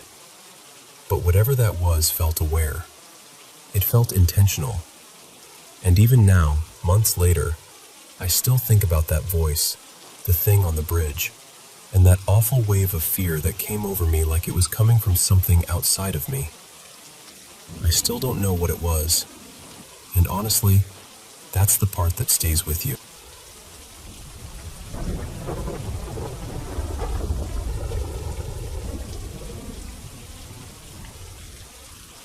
Okay, so this happened to me and my friend Mara in the last week of October 2024, and I still can't fully explain it. We decided, kind of on a whim, to take a late-night trip up to these hot springs in the mountains. It was one of those spontaneous ideas that sounds fun at the time, you know? Just the two of us, a quiet night, a familiar trail, nothing that seemed risky or unusual. The hike itself was mostly uneventful.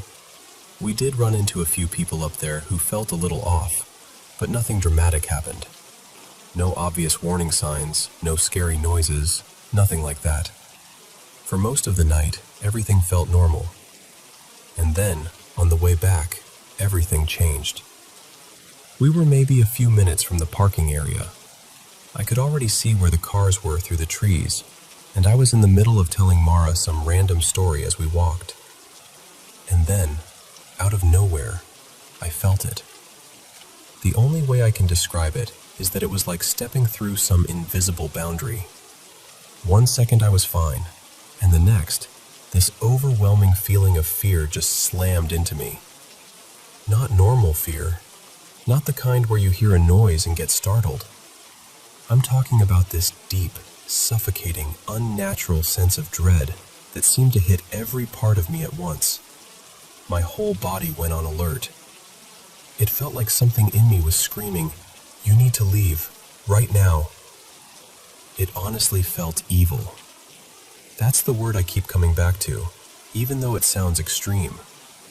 It felt like walking into a place where something did not want us there.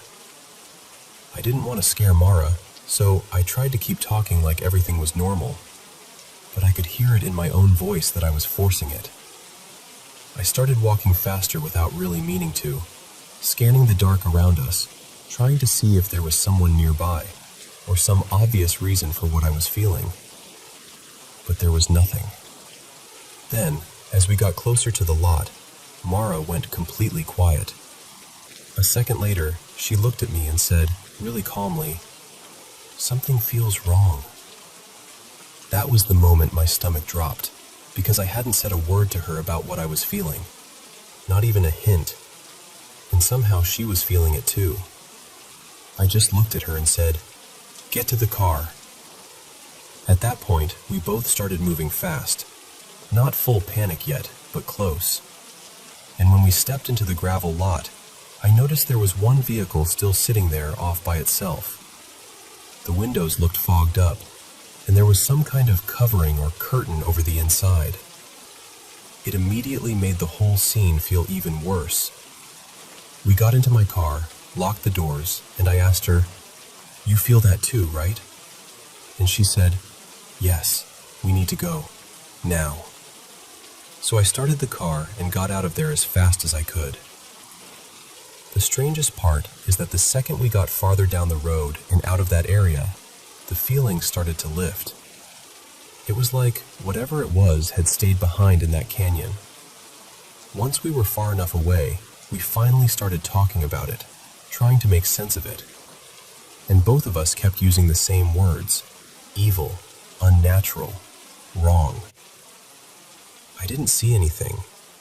I didn't hear anything. There wasn't some figure in the trees or a voice in the dark. It was just this crushing sense that we were in the presence of something deeply wrong, and that if we stayed there, something terrible was going to happen. For months after that, I kept checking local news and community pages, half expecting to find out something had happened there. But I never found anything. No incident, no explanation, nothing. Because even now, what I remember most clearly is that feeling, like we crossed into the edge of something invisible and hostile. Like something knew we were there, and we were absolutely not welcome. I still don't know what we walked into that night, but whatever it was, I don't believe it was human.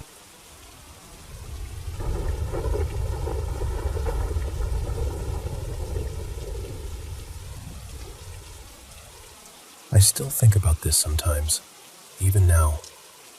It happened in the winter of 2019, when I was living with my family in a quiet seaside village in northern Morocco.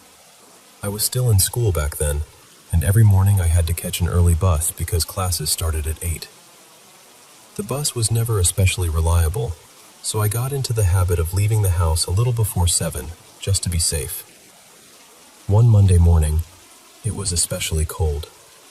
I remember stepping outside at around 6:45, still half asleep, with that heavy silence you only get before sunrise. Our house was up on a hill, a little apart from everything else. Most of the nearby homes were only used in summer, so during the rest of the year, the area felt almost abandoned. Most days, it really felt like we were the only people there. I started down the path toward the main road, and after a moment, I noticed someone standing near the roadside ahead of me, maybe 100 meters away. The person was wearing a brown jalaba with a hooded cape, something completely normal for winter where I lived. So at first, I didn't think much of it. I figured maybe he was on his way to the mosque farther down the hill. But the closer I got, the stranger it felt. He wasn't walking. He wasn't shifting his weight. He wasn't looking around. He was just standing there, perfectly still, with his back turned to me. And I remember thinking how unnatural that stillness felt. Not relaxed, not casual, just fixed there. I kept going anyway. What else was I supposed to do? As I got within a couple of steps of him, I turned my head and looked straight at his face. And there was nothing there. No eyes, no nose, no mouth, no expression, no shape to the face at all. Just smooth skin where everything should have been. His hands were visible, and his skin tone looked completely normal, so it wasn't shadow or darkness playing tricks on me. I could see the road, the trees, the walls of the houses farther away. The light was dim, but clear enough that I knew what I was looking at. I froze for a few seconds. Maybe 4, maybe 5. Long enough for that cold fear to settle into my chest. Then something in me just said, "Keep walking. Don't stop." So I did. I walked past him, trying not to panic, trying to act normal even though nothing about that moment felt normal. When I finally reached the road, I looked back. He was gone. Just gone. There was nowhere obvious he could have gone in those few seconds, and I know he had been there a moment before. I'm still not sure what I saw that morning. Maybe I was exhausted and my mind filled in something wrong. Maybe it was some kind of waking hallucination. I've tried to explain it to myself in every reasonable way I can, but honestly, I still don't know. And that's the part that stays with me.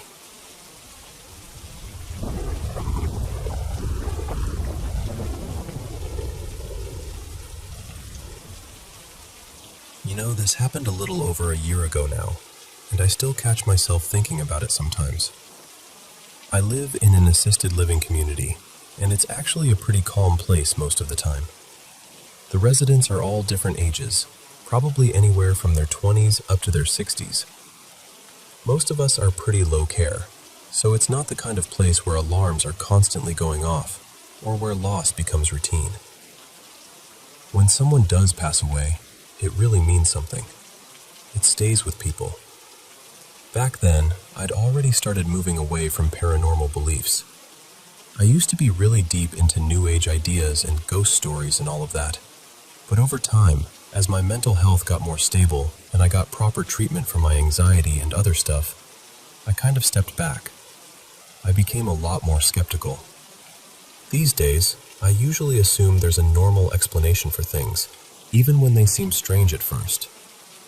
That's part of why this moment bothered me so much. My room was bright that afternoon.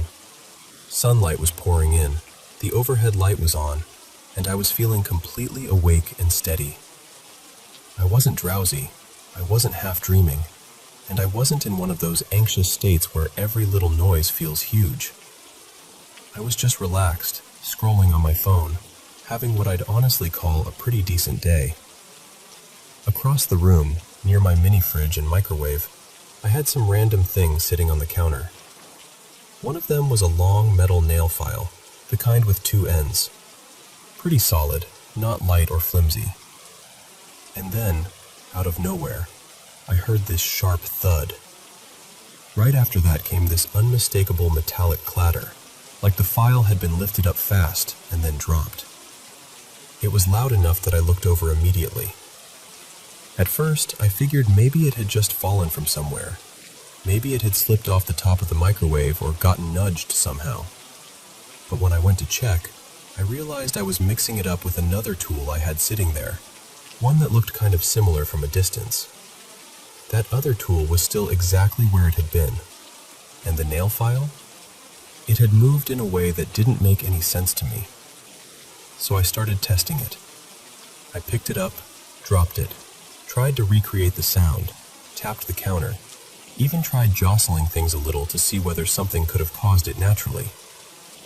But that file had enough weight to it that it wasn't the kind of thing that just skitters around on its own. And no matter what I tried, I couldn't make the whole thing match what I'd heard. What made it even stranger was that the staff in the med room next to mine, literally sharing the wall, hadn't heard a thing. So later, I brought it up to the manager.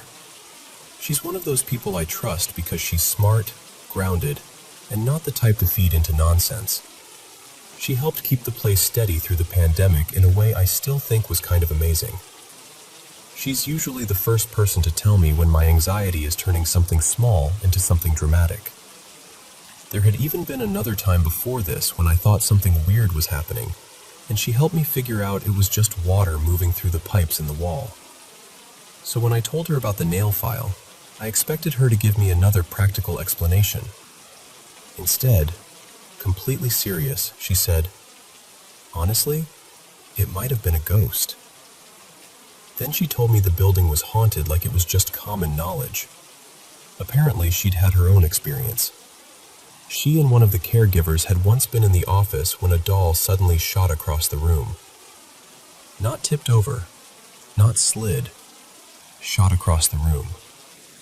She said they both grabbed what they needed and got out of there fast. And I don't know. That stuck with me, and maybe that's why it still feels so unsettling.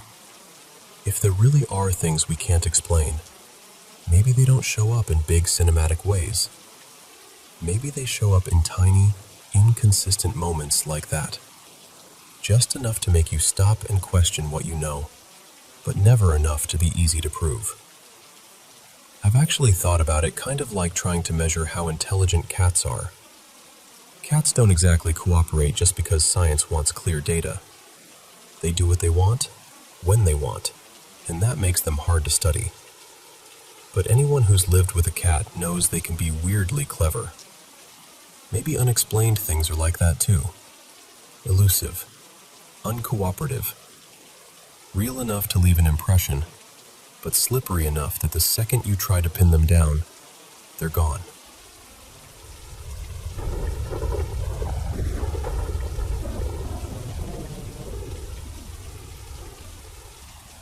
So this happened about 6 years ago, maybe a little less.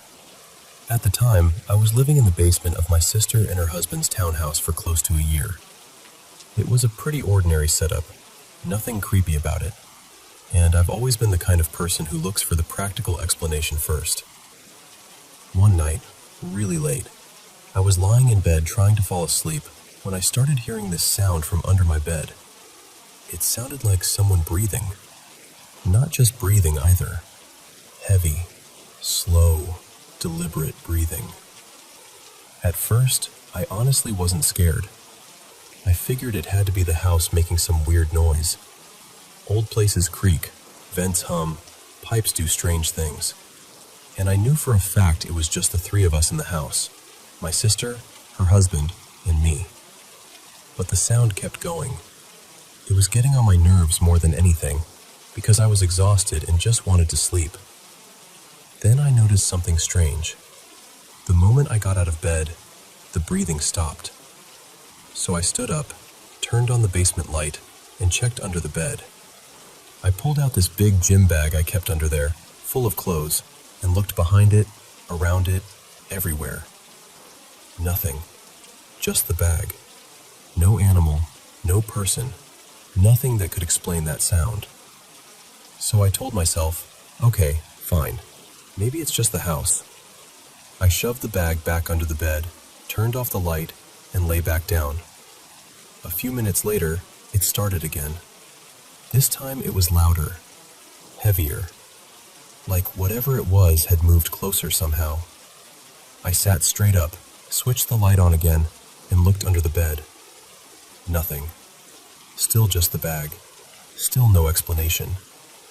And because I'm stubbornly logical, I kept trying to reason it away. I thought, it has to be some sound traveling through the floor or the vents. It has to be. So I turned the light off again and got back into bed. Then I noticed the strangest part. Whenever I shifted even a little, moved my leg, rolled my shoulder, adjusted the blanket, the breathing stopped immediately. The second I went still again, it started back up under me. At that point, I grabbed my phone and texted my group chat. Something is breathing under my bed. I even tried to record it because I knew how ridiculous it sounded. But of course, the second I moved to get my phone in position, the sound stopped. Every single time. By then, I was actually getting scared. Not panicked exactly, but that deep kind of fear where your imagination starts filling in the blanks. I remember thinking that when I stepped off the bed, something was going to grab my ankle. Still, I got up one last time and turned on the light. This time, I was determined to figure it out. I thought maybe some animal had gotten in earlier while the door was open. A raccoon, a possum, anything. At least that would make sense. I pulled the bag all the way out and searched through it. Just clothes. Then I took apart the whole bed. I checked the box spring, looked for holes in the mattress, searched every part of the frame. Nothing. Absolutely nothing. So eventually, I put everything back together and had to accept that I had no answer. I turned off the light, lay back down, and after a few minutes, the breathing started again. Same spot, same heavy sound, right under my bed. And honestly, by that point, I was beyond done. I was so tired that I just thought, you know what? Whatever this is, it hasn't touched me. It hasn't done anything except keep me awake, and I'm too exhausted to care anymore. So I let the sound happen and somehow fell asleep anyway. The next morning, I woke up completely fine, and that was it. It never happened again. Not once. All I know is that for one night, in that basement, Something sounded like it was breathing right beneath my bed.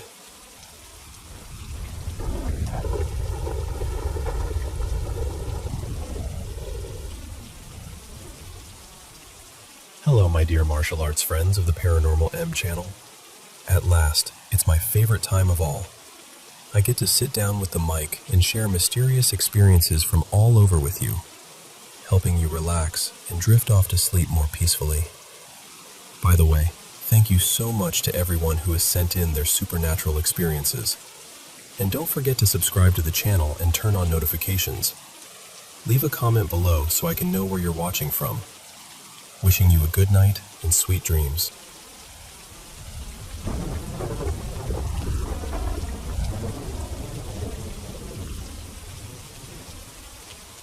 Hey, I've been sitting with this for a long time, and I think I'm finally ready to say it out loud. I grew up in this small, older townhouse from the time I was born until I was about 7. Upstairs, there was this short little hallway connecting all the bedrooms. My twin brother, Mason, and I shared one room. My 2 sisters shared another, and my mom slept in the last room at the end. During the day, it felt like a good home. We went to church, knew the neighbors, and had the kind of community where people actually looked out for each other. On the surface, everything felt normal, safe even. But nighttime was different. Almost every night, when I was trying to fall asleep, this awful heaviness would come over me. The only way I can describe it is that it felt dark, not just emotionally, but almost physically dark. And what's always stayed with me is how specific it felt. It was like that presence would begin near the bedroom door, move slowly across the room, and then somehow drift out through the second-floor window and disappear into the night air. I know how strange that sounds. I do. But as a kid, it felt completely real. Whenever it happened, I'd bury my face into my pillow because I was too scared to lift my head. It felt like if I looked up, I'd see something I couldn't handle. Sometimes I'd try to move, and it was like my body wouldn't cooperate, like I was being held down by fear itself. I never actually saw anything clearly.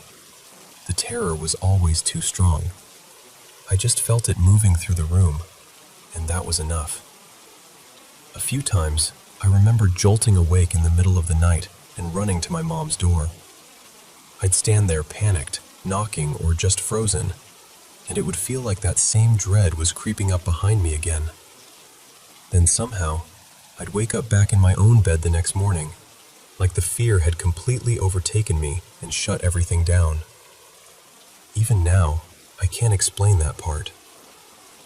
And then there was this one memory that still bothers me because it feels so fragmented.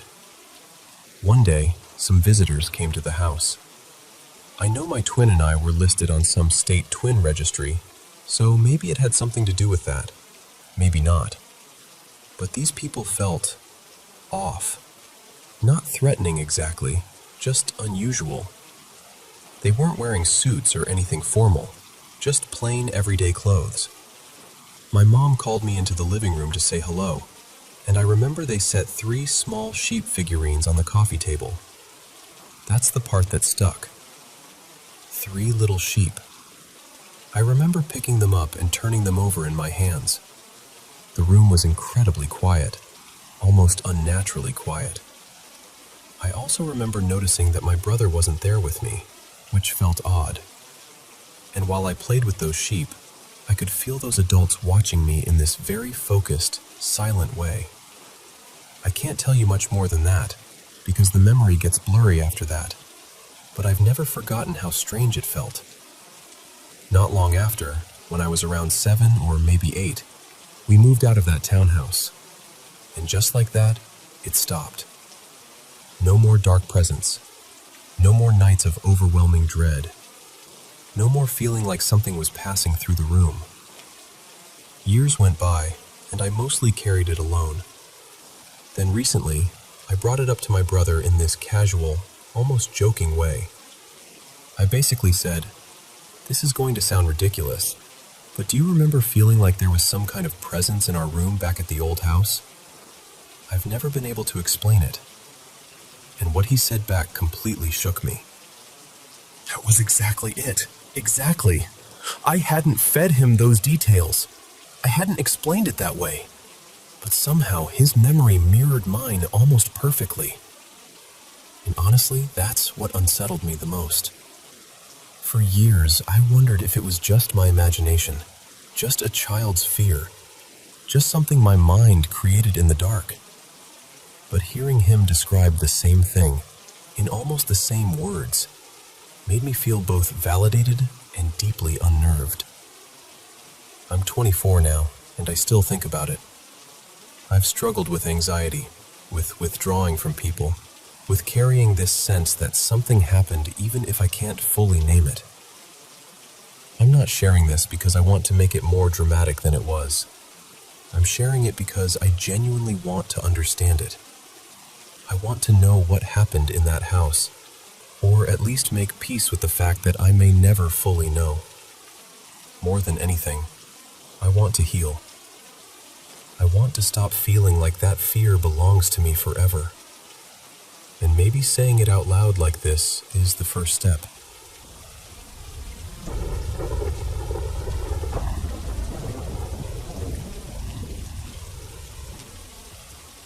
You know, I've been asking myself for years whether generational curses are actually real, or whether some families just seem to carry an unusual amount of pain and bad luck from one generation to the next. And honestly, I can't shake the feeling that something has been hanging over my family for a very long time. On my dad's side especially, it's always felt like there's this pattern no one can quite explain. Money problems, health problems, one hardship after another. I'm one of 3 sisters, and somehow, each of us ended up dealing with completely different illnesses. My oldest sister has POTS, I have lupus, and my youngest sister has endometriosis. Even growing up, it felt like strange things were always happening to us. So much so that people would actually stop and say, "Wow, your family really does have the worst luck." My oldest sister especially was always sick as a child. This would have been sometime in the mid to late 90s, and it felt like she caught everything imaginable. At one point, doctors were even stunned by one illness she had because they said it was so uncommon in humans. It was always one thing after another. And what scares me most is that it doesn't seem isolated. It feels like it started long before me and my sisters, passed through my mother when she married into the family, and now it's landed on us. I have a daughter now, and there are nieces and nephews in the family too. And I can't stop worrying that whatever this is might keep going. What makes it harder to ignore is that there's a story in my family that I used to think was made up. One of those stories adults tell to keep kids away from creepy things. But the older I get, the more I wonder whether there was something real behind it. This all happened in Portugal, sometime around 1991 or 1992. My dad was mostly raised by his grandparents, so the house they lived in was a really important place in the family. My great-grandmother was almost completely blind because of diabetes, but she could still make out strong contrasts, light against dark, shadows, that kind of thing. She used to sit out on the front porch in the sun and sweep around the entrance like she always did. There was a woman in the neighborhood who constantly caused trouble. She had feelings for my great-grandfather, and she and my great-grandmother fought often because of it. One day, that woman actually asked him to leave his wife and be with her instead. He refused, of course, and apparently she flew into a rage. My mother said that later that night, the woman came back and threw something onto the porch and front doorstep. It was some kind of pale powder. My great-grandmother, not knowing any different, swept it away the next morning like she always would have. That evening, my parents were there for dinner with my great-grandparents and one of my dad's relatives. And according to my mother, that's when everything changed. She said my great-grandmother suddenly started acting in a way that made no sense at all. It was as if she could suddenly see perfectly. She stood up from the table without hesitation and stabbed my great-grandfather's hand with a fork over and over, like she knew exactly where she was aiming. Then she turned and looked directly at my mother, right into her eyes, and, in this deep, masculine voice, said my great-grandfather's name and then said, "So, there's a new daughter in the family." My mom said it was nothing like my great-grandmother's normal voice. It didn't sound like her at all. And then, just as suddenly, she seemed to come back to herself. She looked confused, saw the injury, and started panicking and apologizing, like she had no idea what had just happened. For years, I honestly thought the whole thing was exaggerated, or maybe just one of those stories that changes a little every time it's told. But then in 2016, when we visited Portugal, I asked to see the house for myself. We walked by it, and it was completely abandoned. I was told no one had lived there in well over a decade because people said it felt wrong, heavy, negative, unsettling, like the house itself carried something bad. What really got to me was my dad's reaction. He's the kind of man who never scares easily, never shows emotion, never makes a fuss about anything. But he won't even walk on the path beside that house. If I bring it up, he shuts the conversation down immediately, and sometimes he even gets angry. That's what makes me feel like there's more truth to this than anyone wants to admit. I mentioned the house once to my uncle, casually, saying it might be nice to keep it in the family one day. The look on his face honestly shocked me. He was horrified. He told me straight away that the house was bad, that it had terrible energy, and that no one should ever live there. So now I'm left with all these questions. I don't know how much of the story is exactly true, and I know memories can shift over time. But I can't ignore how much suffering seems to follow my family, or how deeply everyone reacts when that house is mentioned. Maybe it's a curse. Maybe it's something tied to that place. Maybe it's just generations of trauma and terrible luck that have shaped the way we see everything. I truly don't know. But I do know that it feels real when you're the one living through it, and when you start wondering whether the people you love, your children, your nieces, your nephews, might carry it next. And that's the part that stays with me the most. Not the story itself, not even the house. It's the fear that whatever began back then never really ended.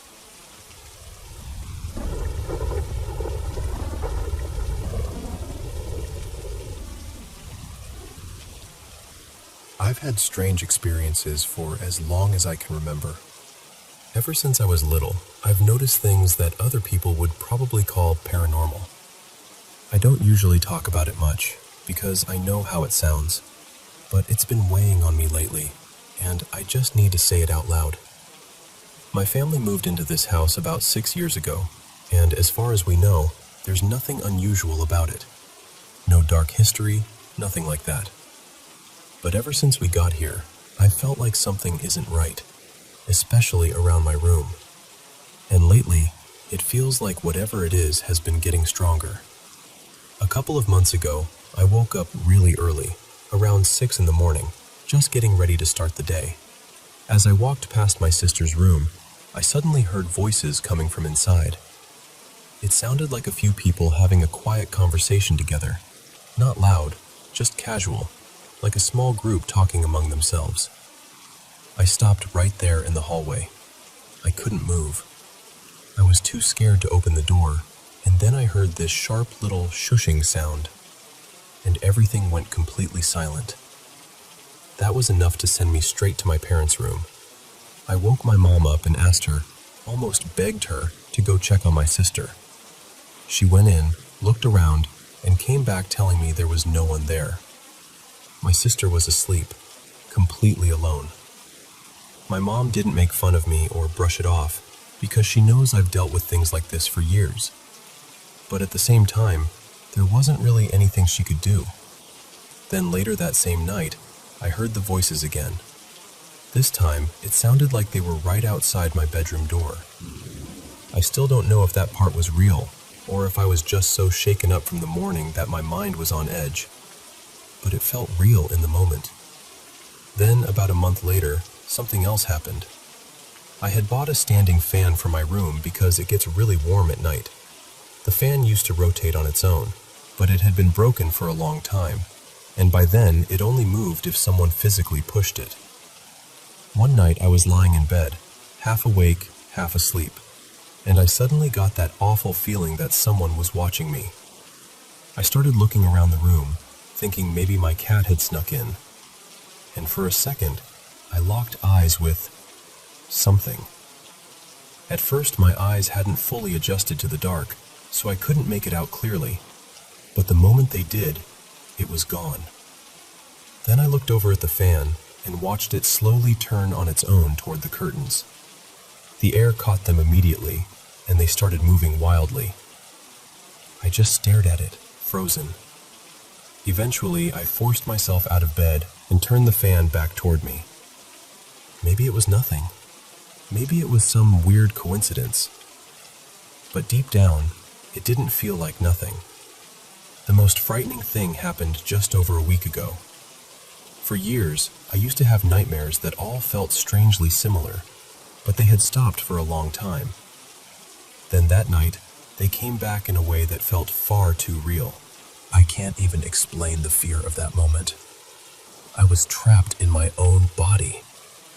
It only lasted maybe half a minute, but it felt so much longer.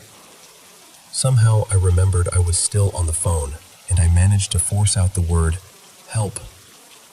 Right after that, I jolted upright. I was sweating, crying, completely panicked. I ran to my mom's room, and she let me sleep there while she took the couch. Later that day, my mom and I decided to sage both my room and my sister's room.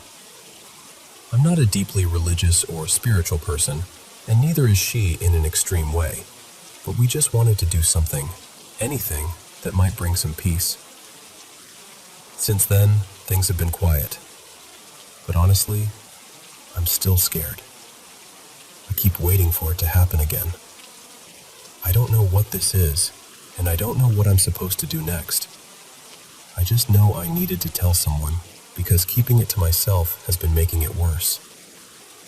And I guess I'm hoping that maybe someone out there has felt something like this too.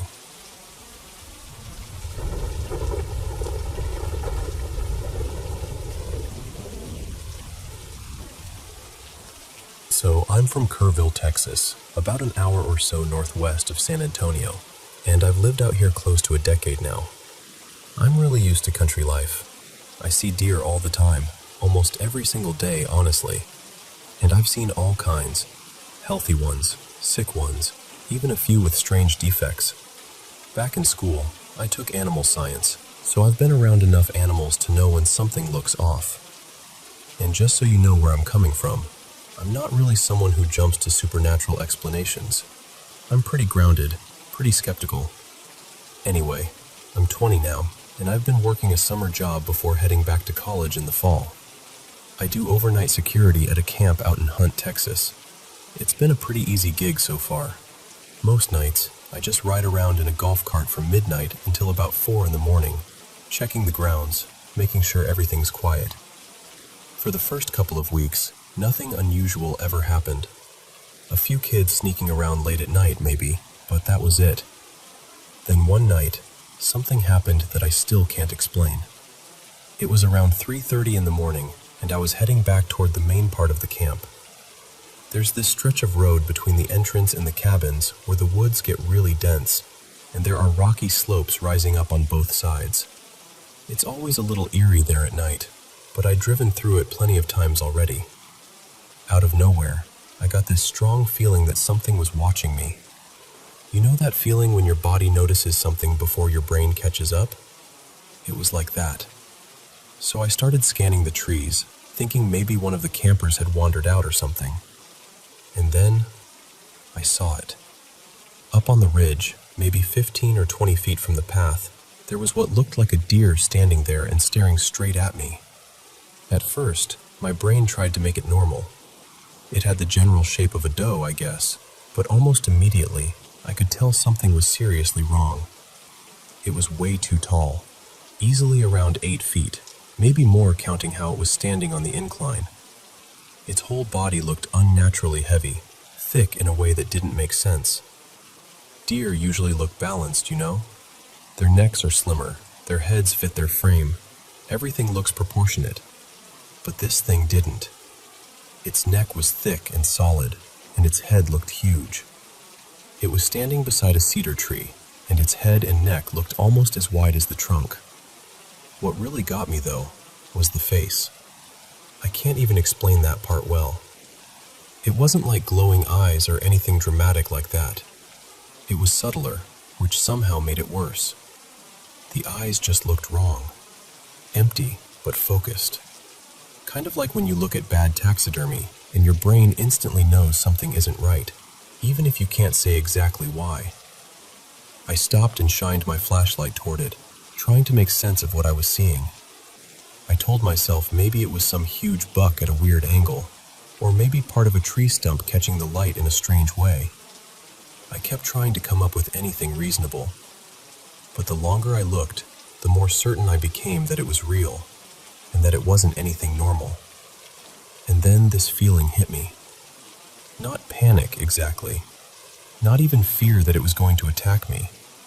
It was more like this deep, sick feeling that I was looking at something that simply did not belong out there. Like whatever I was seeing wasn't supposed to exist. Later, when I came back through that same stretch on my way out, I looked up there again because part of me still wanted to prove to myself it had been a stump or a trick of the light. But it was gone. And when I looked at the spot where it had been standing, there was nothing there.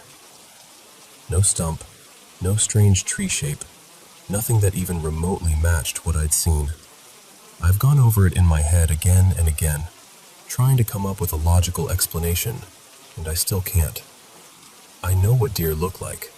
I know what weird-looking animals look like. This wasn't that. I honestly don't know what I saw that night, but whatever it was, it didn't feel natural.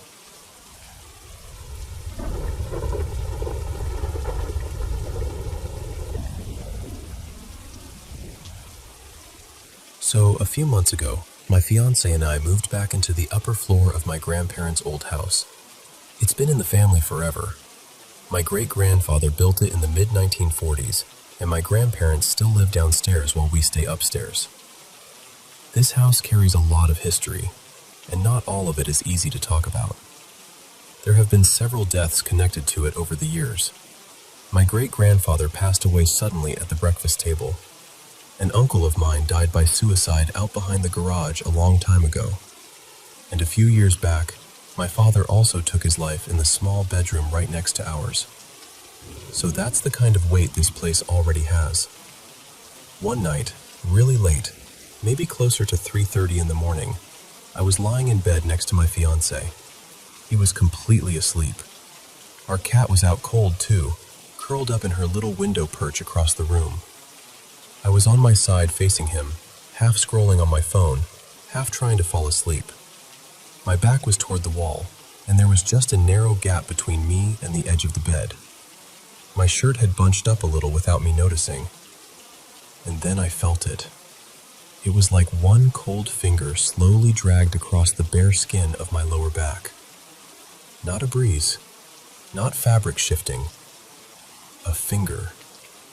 I felt it slide down my skin, catch briefly on the waistband of my shorts, and then let go. I even heard that little elastic snap. I froze. I turned around immediately and looked behind me, but there was nothing there. The room was still. Everyone in the house was asleep.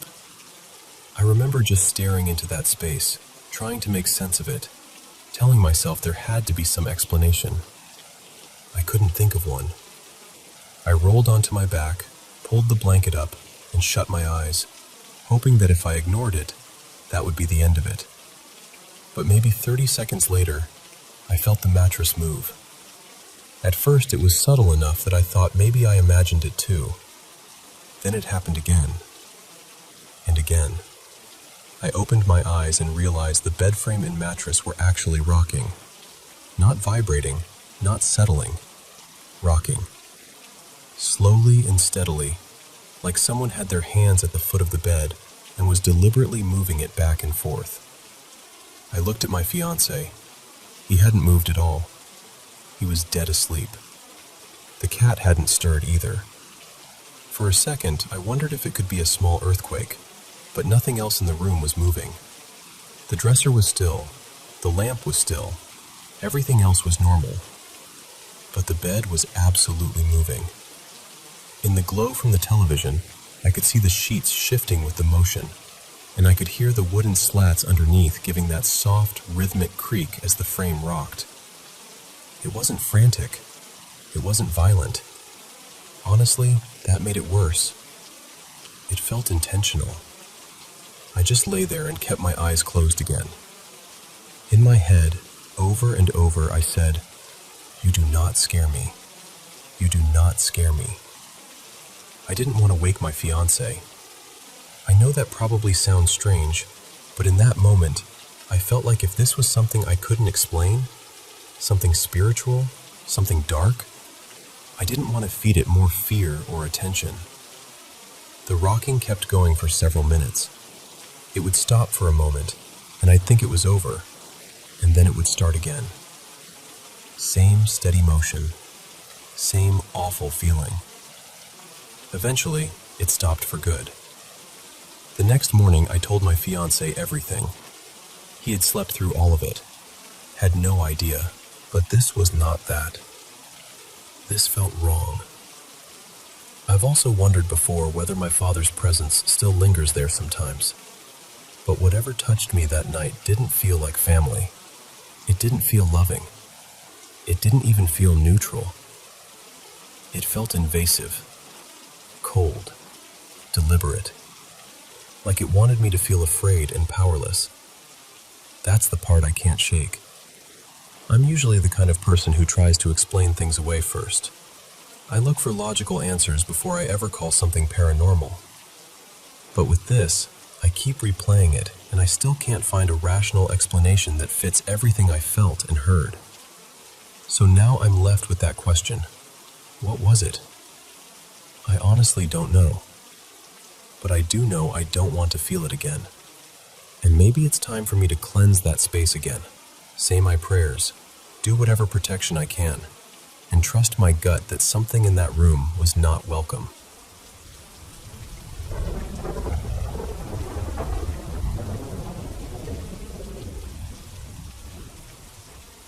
So I honestly don't even know the best way to tell this, because every time I go over it in my head, it still sounds unreal. A couple of years ago, when I was 22, I started dating my boyfriend, Ryan. He's a little older than me, and pretty early on, the first time I went over to his apartment, I noticed this handprint on the ceiling above his bed. Not a stain exactly, more like a mark that looked like an actual hand had been pressed there. I asked him about it, and he brushed it off like it was nothing, so I let it go. Later, once we'd been together a little while, he told me about this shirt he'd found before we met. He said he had gone to his parents' house one evening, and his dad mentioned there were still some old clothes in a laundry basket up in his childhood room. So he went upstairs to look through it, and sitting right on top was this black long-sleeve shirt covered in red bleach marks. When he opened it up, it was covered in these disturbing drawings and words. There was a satanic-looking symbol, a tree with a noose hanging from it, a figure hurting themselves, and the words RIPKL written across it. He brought it downstairs and asked everyone in the house if they knew where it came from. Nobody did. No one had seen it before, or at least that's what they said. He tossed it over a chair with the rest of the clothes he was taking back with him. But that same night, his family saw what they described as a shadow figure walk right out the front door and slam it behind itself. Ryan took the shirt back to his apartment and stuck it somewhere in his room. After that, he started seeing shadow figures in the bedroom and in the hallway. The handprint on the ceiling, the one I noticed that first day, showed up after one of those nights. He said he saw something in the room the night before, then woke up and the mark was there. Eventually, he moved the shirt into the closet in the spare room because it was freaking him out.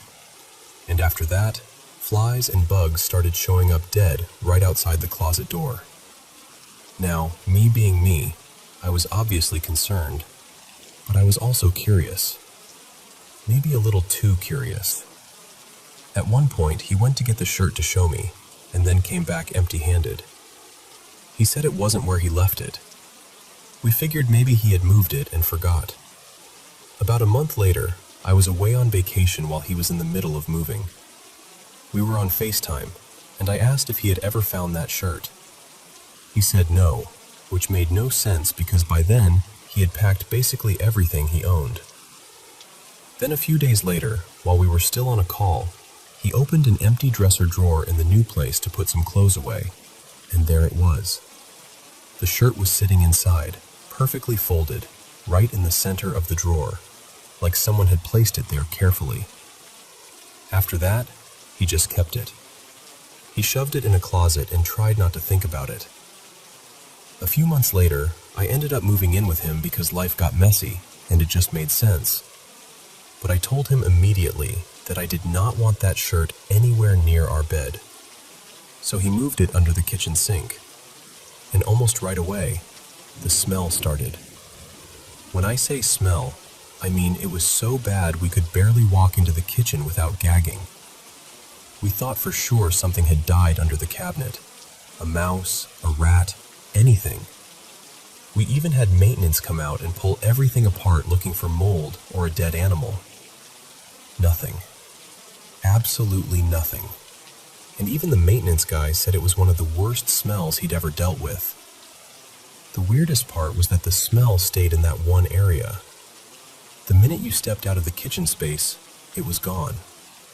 Like hitting an invisible line. We gave up trying to explain it because we were moving soon anyway. But while packing, we took the shirt out from under the sink, and within a day, the smell was completely gone.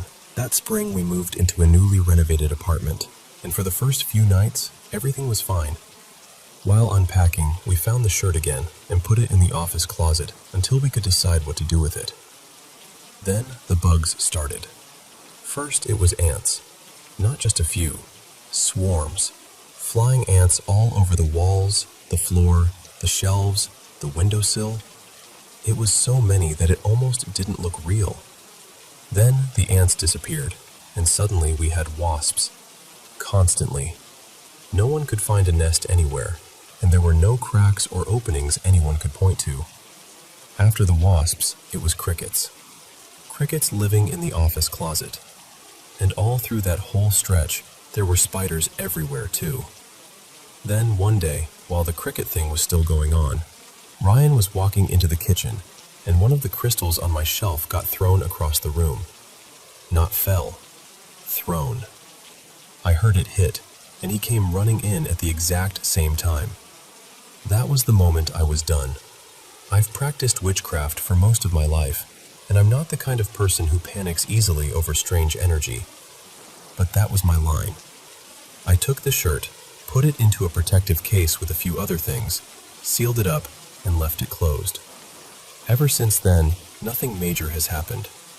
Every now and then we'll still catch a shadow out of the corner of our eye, or something small will move when it shouldn't, but nothing on the same level as before. It's been almost a year now, and the shirt is still sealed.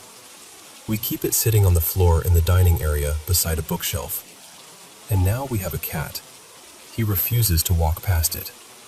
If he wants to get to the front part of the apartment, he'll literally take the long way around just to avoid going near that sealed case. We even keep his toys up on the shelf nearby because it's the one spot he never tries to climb toward. I've talked to Ryan about getting rid of it, but he doesn't want to. And honestly, I don't really want to bury it anywhere near where we live, and I definitely don't want to hand it off and make it someone else's problem. So for now, we just live with it. And maybe that sounds ridiculous. Maybe it sounds dramatic. But when you've lived with something that seems to drag shadows, bugs, smells, and this constant heavy feeling behind it, you stop laughing at it. You just learn to respect it.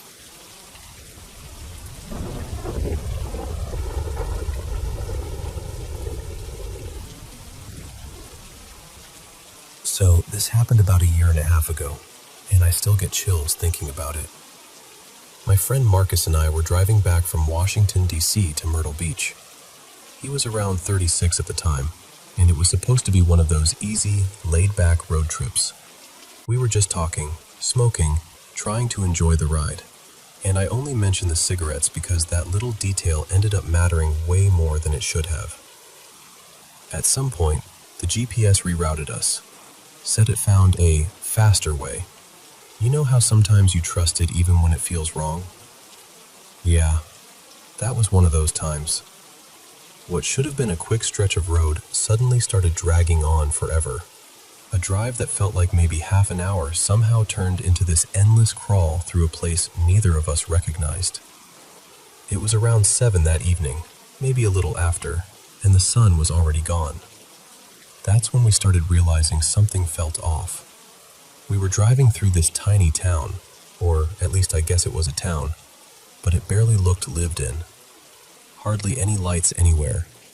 Most of the houses were completely dark, and the few that had light gave off this weak yellow glow, like an old lamp in the back of a room. Some of the homes looked so run down it was hard to believe anyone had been inside them for years. No people outside, no cars moving, no sound, just empty streets.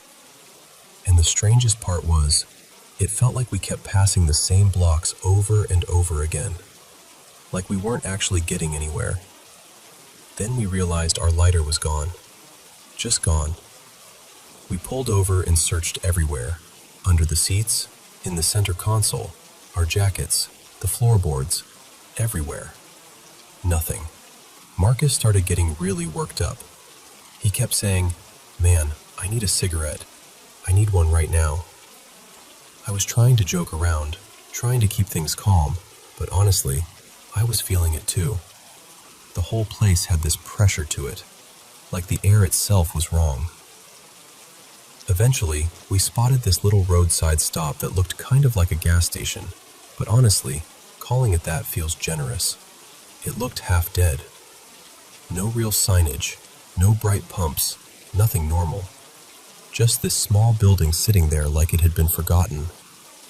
There was a pale woman outside smoking. I remember her looking up at us before we even got close. Then she glanced inside toward another woman sitting at a table, like they both already knew we were coming. After that, she went back in. Marcus said he was just going to run inside and grab a lighter, and I stayed in the car. A couple minutes passed, then 5, then 10. By the time maybe 15 minutes had gone by, I was seriously thinking about going in after him. And then, suddenly he came rushing out, yanked the door open, got in the passenger seat, and just said, "Go, just go." I looked over at him and he was pale. I mean, really pale. Like he'd just seen something he couldn't explain. Once we were driving, he finally told me what happened. He said the woman's fingertips were purple. Not stained, purple. He said it was the first thing that made his stomach drop. Then when he tried to buy the lighter, the register mysteriously stopped working. They kept making him wait, kept stalling, barely saying anything useful, just kind of keeping him in there. He said the whole time it felt like they didn't want him to leave. That was enough for me, so I drove. About 10 minutes later, we were back in Myrtle Beach. We pulled into this market we'd both been to plenty of times, a place that should have felt familiar right away. But even there, for a few minutes, everything still felt wrong. The lights looked strange. The energy felt off. It was like the world hadn't fully settled back into place yet. I remember thinking, clear as day, if the usual employees aren't in here, we are in serious trouble. For the first minute or two, I didn't see anybody I recognized, and my heart was pounding. But then, little by little, familiar faces showed up, normal sounds came back, and it was like reality started locking back into place. I still can't explain where that town was. I've tried to think of every logical answer. Maybe we were tired. Maybe we were just creeped out and feeding off each other's nerves. Maybe it was some forgotten little place in the middle of nowhere, and our minds filled in the blanks. But deep down, that's not what it felt like. It felt like we crossed into somewhere we were never supposed to be. Somewhere time moved wrong. Somewhere people weren't really living so much as existing. And for a little while, it honestly felt like that town had already surrendered itself to something dark.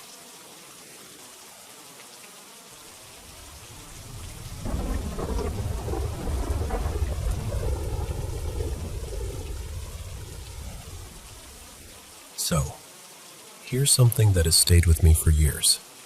And honestly, I still don't know what to make of it. I grew up with 2 older siblings. My brother was about 2 years older than me, and my sister was 5 years older. So by the time I came along, my brother could already talk a little, and my sister was fully in that age where she could run around, talk, and boss everyone around like a pro. And like a lot of siblings, we didn't exactly get along all the time. We argued constantly, teased each other, picked fights over nothing, the usual. I remember this one day when I was around 10, maybe 11. We had this dining area that opened right into the kitchen, so it all felt like one big room. I was sitting at the dining table with a bowl of cereal, and my brother, his name was Mason, was over by the fridge. I could see him perfectly from where I was sitting. He was maybe 12 or 13 then, and he said something like, "I'm heading over to my friend's house." I don't remember exactly how he said it, but I do remember the name he used. I think it was Evan. For some reason, I immediately got sarcastic and shot back. "I thought you didn't have any real friends, just imaginary ones." He snapped back with something about me not having friends either, and at that point I was scrambling for a better comeback. So I said, "Oh right, Evan, your imaginary friend. Is that who you mean?" And I was completely making that up. I just said it to mess with him. But the second I said that name, something happened that I still can't explain. Out of nowhere, this memory came rushing back to me, clear as day. Not fuzzy, not dreamlike.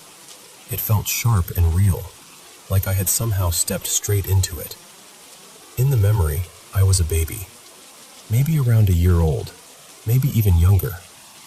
I was sitting in one of those baby carriers, and my brother, just a toddler then, was leaning over the left side of it. I heard him say, really clearly, "Hey Evan, come over here. Isn't she cute?" Then I heard footsteps, soft ones, light and careful. And then, this long white beard dropped down into the carrier and brushed against my face, tickling my nose. I remember giggling. I can still feel that part somehow. Then a wrinkled hand gently pulled the beard back, and this old man leaned over the other side of the carrier. He looked incredibly old. Like, not just elderly, ancient. Maybe in his late 90s, if I had to guess. He had short white hair, like it had just been neatly trimmed, and a long white beard. He had this kind, gentle face. He was wearing a gray wool coat, maybe a trench coat, something heavy looking. But the strangest part was that he didn't look fully solid. He was there, and I could see him, but there was something faint about him too. Not transparent exactly, just not fully like a normal person. Then, in this soft, scratchy old voice, he said, "Hello, Lila." And hearing my own name, well, a version of my name, from him, absolutely terrified me. I remember feeling scared in the memory itself, like my little baby body was panicking. But at the same time, I was also scared sitting there at the table at 10 or 11 years old, reliving it. It was like I was frightened in both moments at once. And then I realized I was actually crying. The memory just ended there. 1 second I was in that strange moment as a baby, and the next, I was back at the kitchen table, staring down into my cereal like I'd just been dropped back into reality. I never forgot that. So I've always had this quiet feeling that maybe, just maybe, I saw a ghost that day. What really messes with me is that my memory is honestly terrible. My mom swears I have a great memory, but I really don't think I do. I forget things all the time. I can barely remember what I did last week with that much detail. So the fact that I suddenly remembered something from when I was about a year old, or maybe even younger, just doesn't make sense to me. That's the part I still can't get over. Not just who he was, but how I remembered him at all.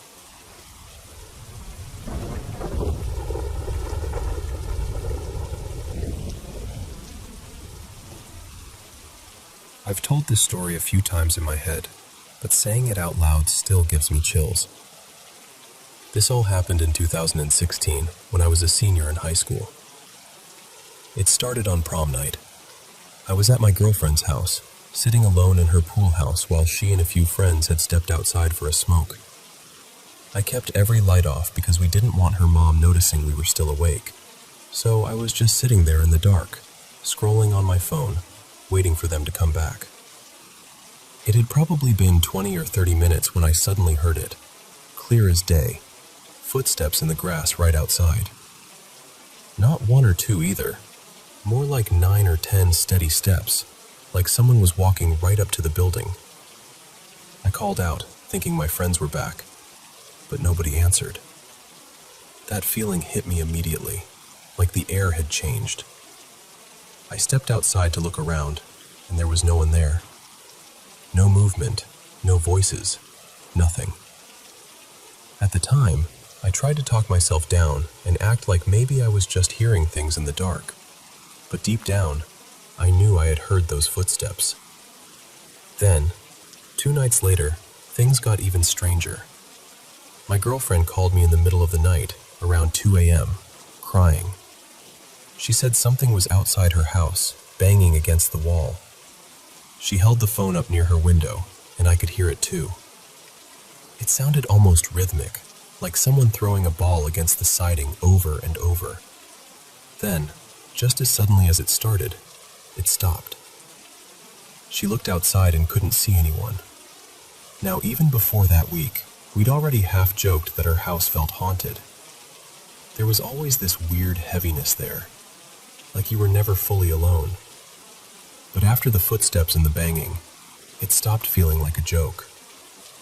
So, in the kind of decision only teenagers would make, we decided to use a Ouija board the next night. We borrowed one from a friend and waited until her mom had gone to bed. Then we set up in the sunroom, me, my girlfriend, and our close friend, who already believed he had some kind of spirit attached to him after visiting a haunted prison. We put the board on the coffee table, sat around it, and placed our fingers on the planchette. The first thing we asked was simple: "Is anyone here with us?"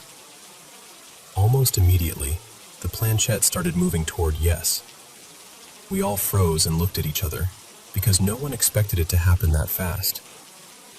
We asked who we were talking to, where he was from, and the board spelled out answers smoothly, almost effortlessly. I don't remember every detail now, but I remember one of the spirits said he was from South Africa, which completely threw us, because my girlfriend's family had a nanny from South Africa living with them at the time.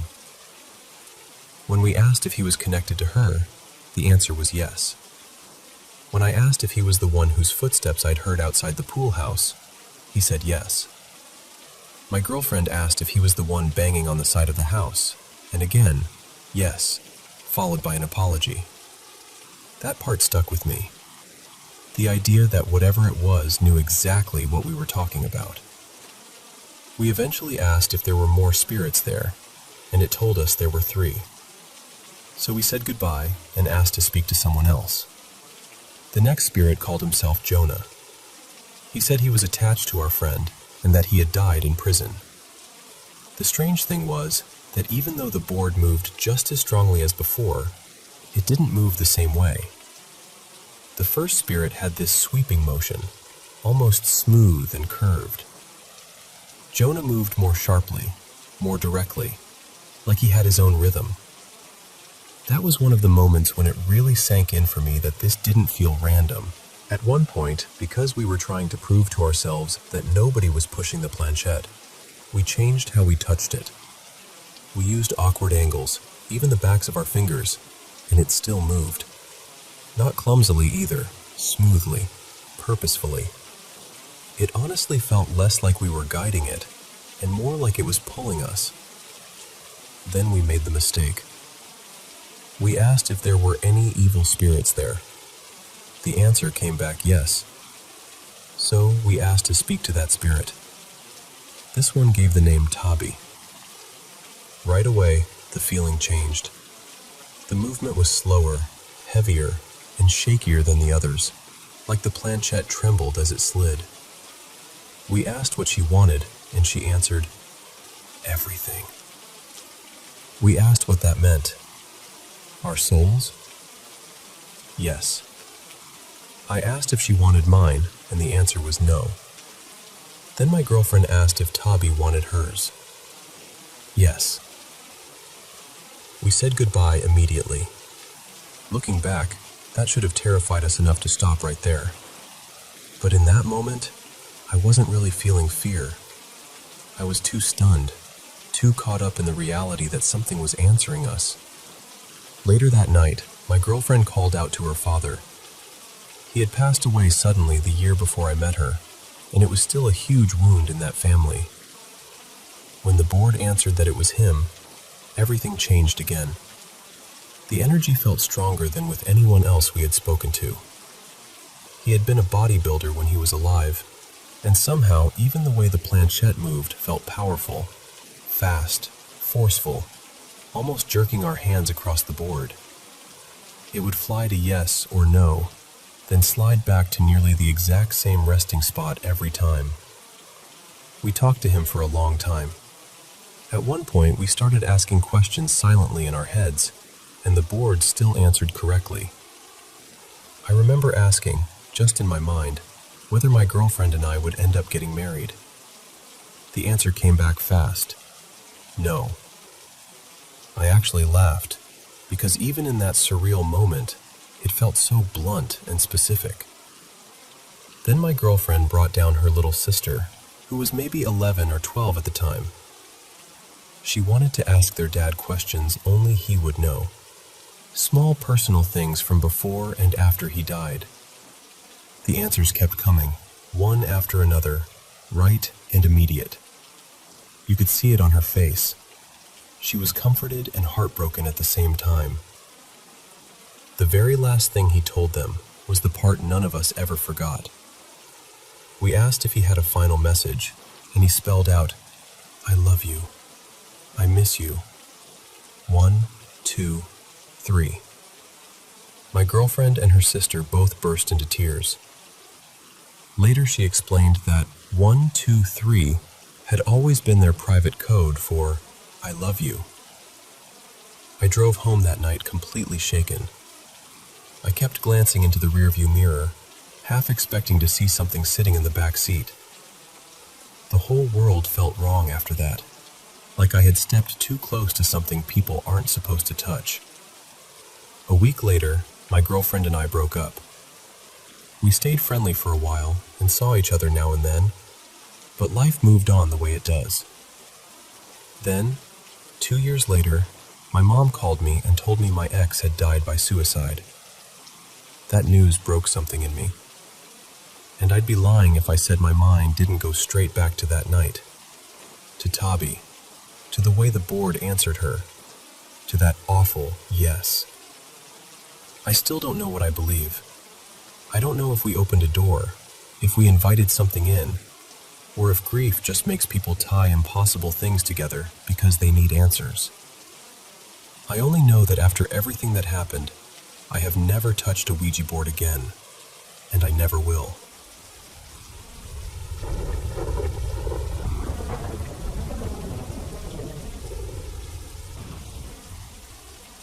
I still remember that drive up from New Jersey to Connecticut in the fall of 2008.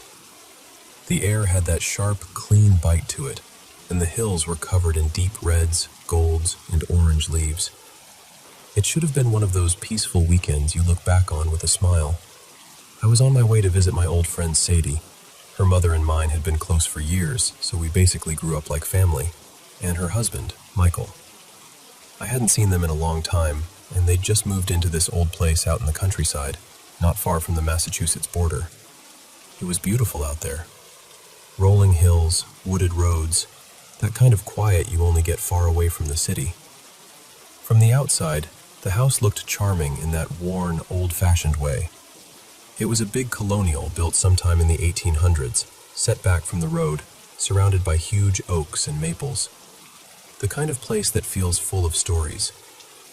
But the second I pulled into the driveway, I got this feeling I couldn't explain. Just this sudden uneasiness, like I'd stepped somewhere I wasn't supposed to be. It felt like the house noticed me. I told myself I was just nervous from not having seen them in years, and I let it go.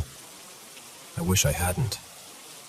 That first evening was completely normal. Warm, friendly, easy. We had dinner, caught up on life, laughed about old memories, talked about what they wanted to fix up in the house and all the antique furniture they'd been collecting. Nothing about it hinted at what was coming. The first real thing happened on the second night.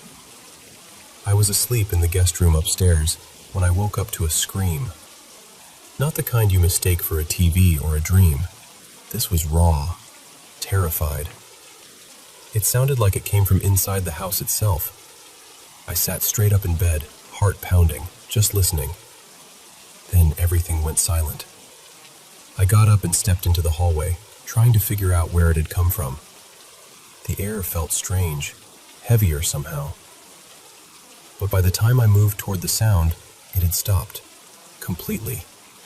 Like whatever made it knew I was listening. I stood there for a while, debating whether I should wake Sadie and Michael, but I didn't want to scare them over something I couldn't explain. So I went back to my room. Then I heard it again. Louder this time. And right after it, this low, awful laugh. I've never heard anything like that before or since. It didn't sound human. It sounded cruel, deliberate, like something was enjoying my fear. What made it worse was that neither of them woke up. I kept thinking, how are they not hearing this? Over the next few hours, things just kept getting worse. My room turned freezing cold, even though the heat was running. I heard footsteps in the hallway, then whispers. I couldn't make out the words, but I could hear them coming through the walls, low and threatening. Out of the corner of my eye, I kept seeing movement, shadows twisting where there shouldn't have been anything. At some point, near dawn, I woke up again and saw something on the walls. At first I thought I was dreaming, but I wasn't. There was this thick black liquid slowly seeping out of the plaster. It was dark and glossy and wrong, and the smell hit me almost immediately. Rot, sulfur, something metallic underneath it. It was so strong it turned my stomach. I stumbled out of bed, half choking on the smell, and that's when I finally ran to wake them up. I must have sounded completely out of my mind, because I was trying to explain screams and laughter and the walls leaking black sludge all at once. They looked worried, but skeptical. Like maybe I'd had some kind of nightmare. Then Michael went upstairs to check. I'll never forget his face.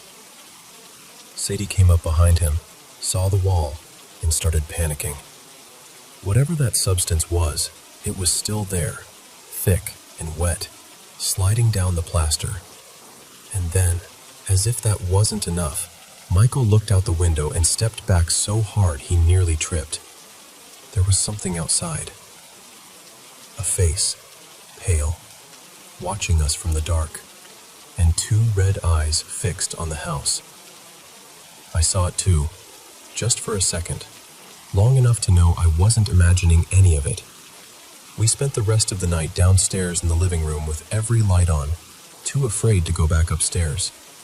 We could hear furniture dragging above us, heavy footsteps moving from one end of the hallway to the other, and every now and then, that same laughter.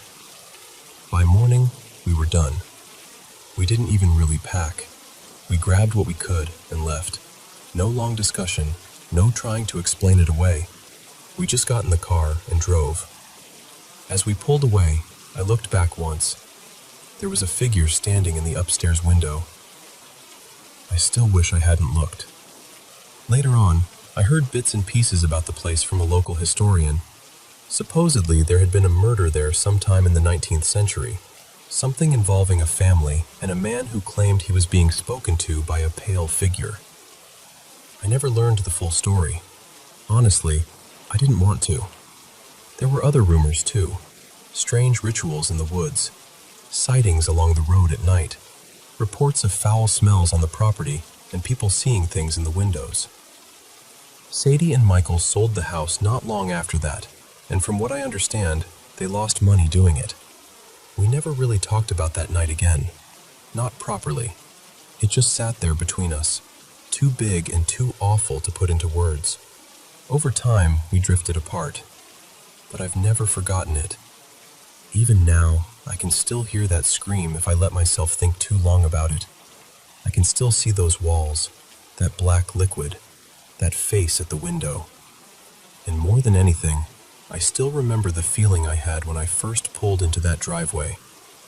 That quiet warning, because whatever was in that house knew I was there from the moment I arrived.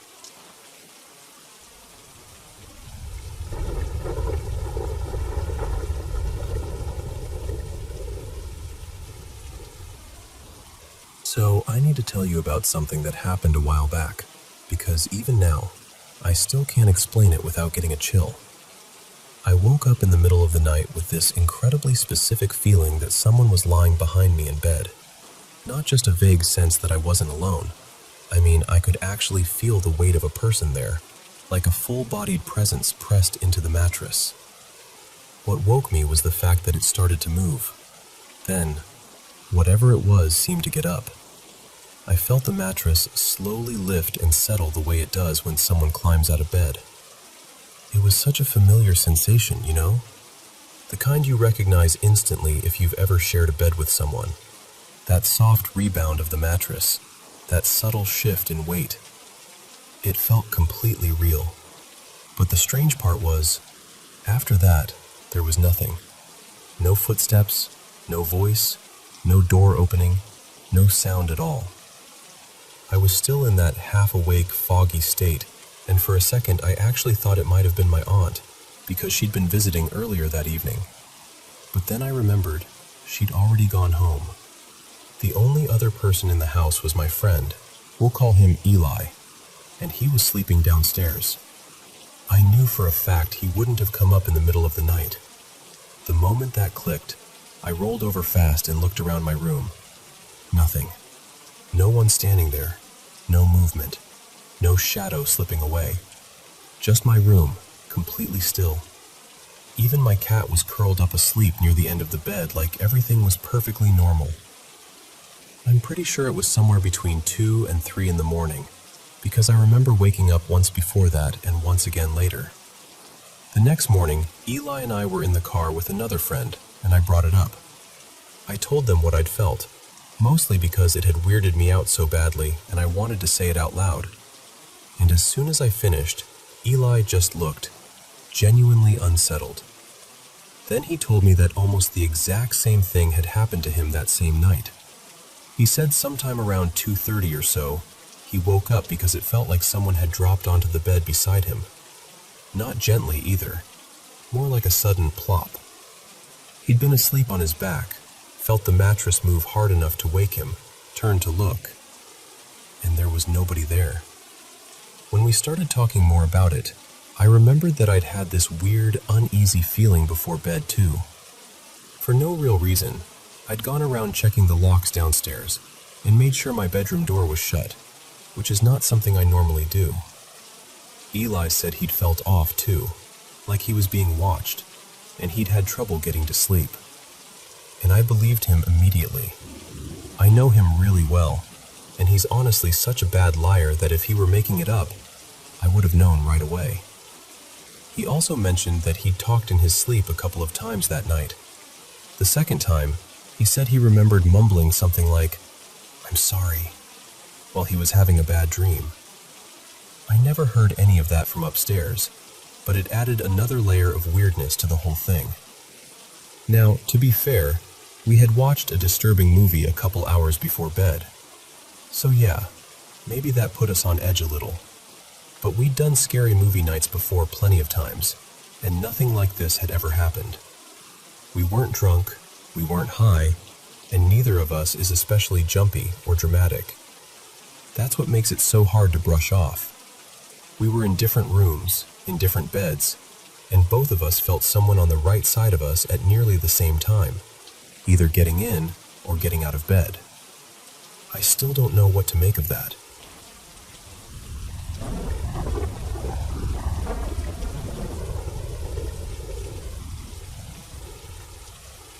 So, I've been living in this house for almost 6 years now. It's just me and my 2 sweet little dogs, and for a while, I really tried to convince myself that was the full list of residents here.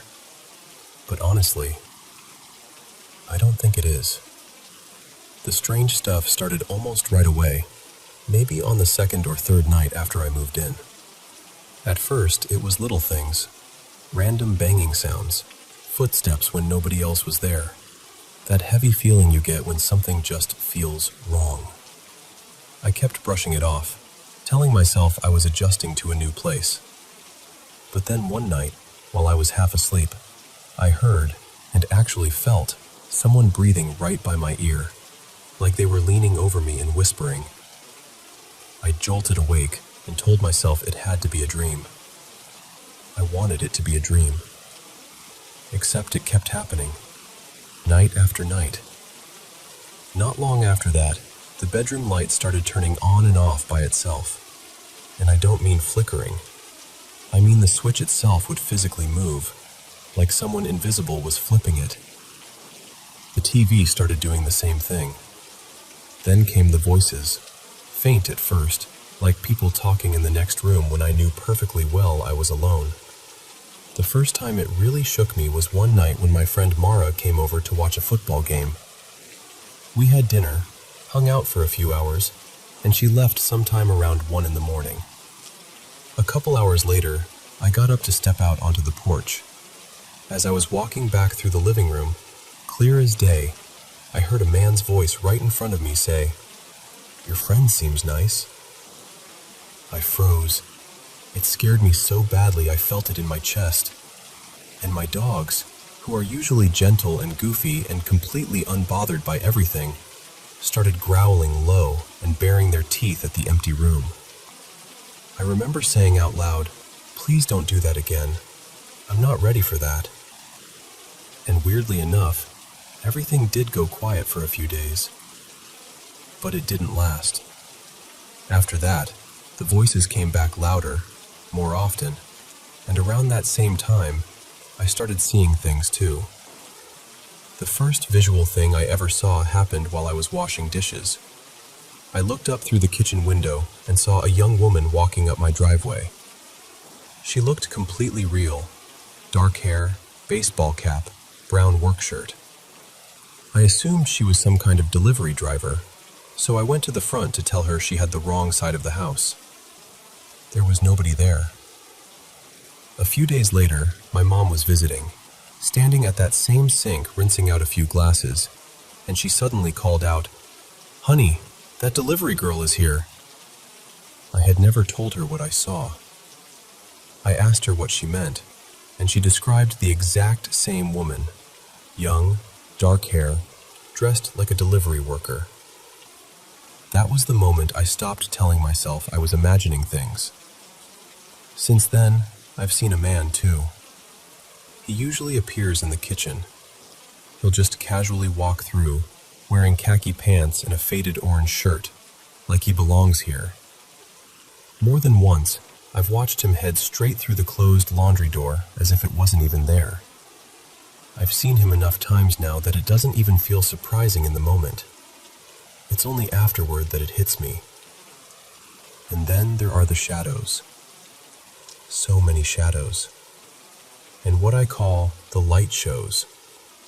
My dad has seen movement in the hallway too, and my nephew swears he once saw what looked like a person halfway forming near the master bedroom. Like a figure trying to come together, but not fully making it. But the strangest thing that has ever happened to me in this house happened while I was taking a bath one night. I was in the tub, just trying to relax, when I heard what sounded like an elderly woman singing in the hallway outside the bathroom. Not humming, singing. Soft, old-fashioned, eerie singing. I got out and opened the door immediately. Nobody. I felt so unsettled that I grabbed my phone off the bathroom counter to call my dad. I noticed the battery was at about 30%, but I dialed anyway. As the call was trying to connect, I heard the singing again, right outside the bathroom door. Then, just as the phone started ringing, I heard that same woman's singing come through the phone itself. For several seconds. Clear as anything. And then the phone died. I just stood there staring at it, dripping water all over the floor, completely stunned. I couldn't reach my dad again until I charged it back up. Honestly, I could keep going. There are strange things happening here all the time. Everyday things that stop feeling ordinary the second you realize there's no explanation for them. I know how all of this sounds, I really do. But I'm not making it up, and I'm not confused about what I've experienced. I'm not unstable, I'm not hallucinating, and I'm not under the influence of anything. I just live in a house that, for whatever reason, is very, very active.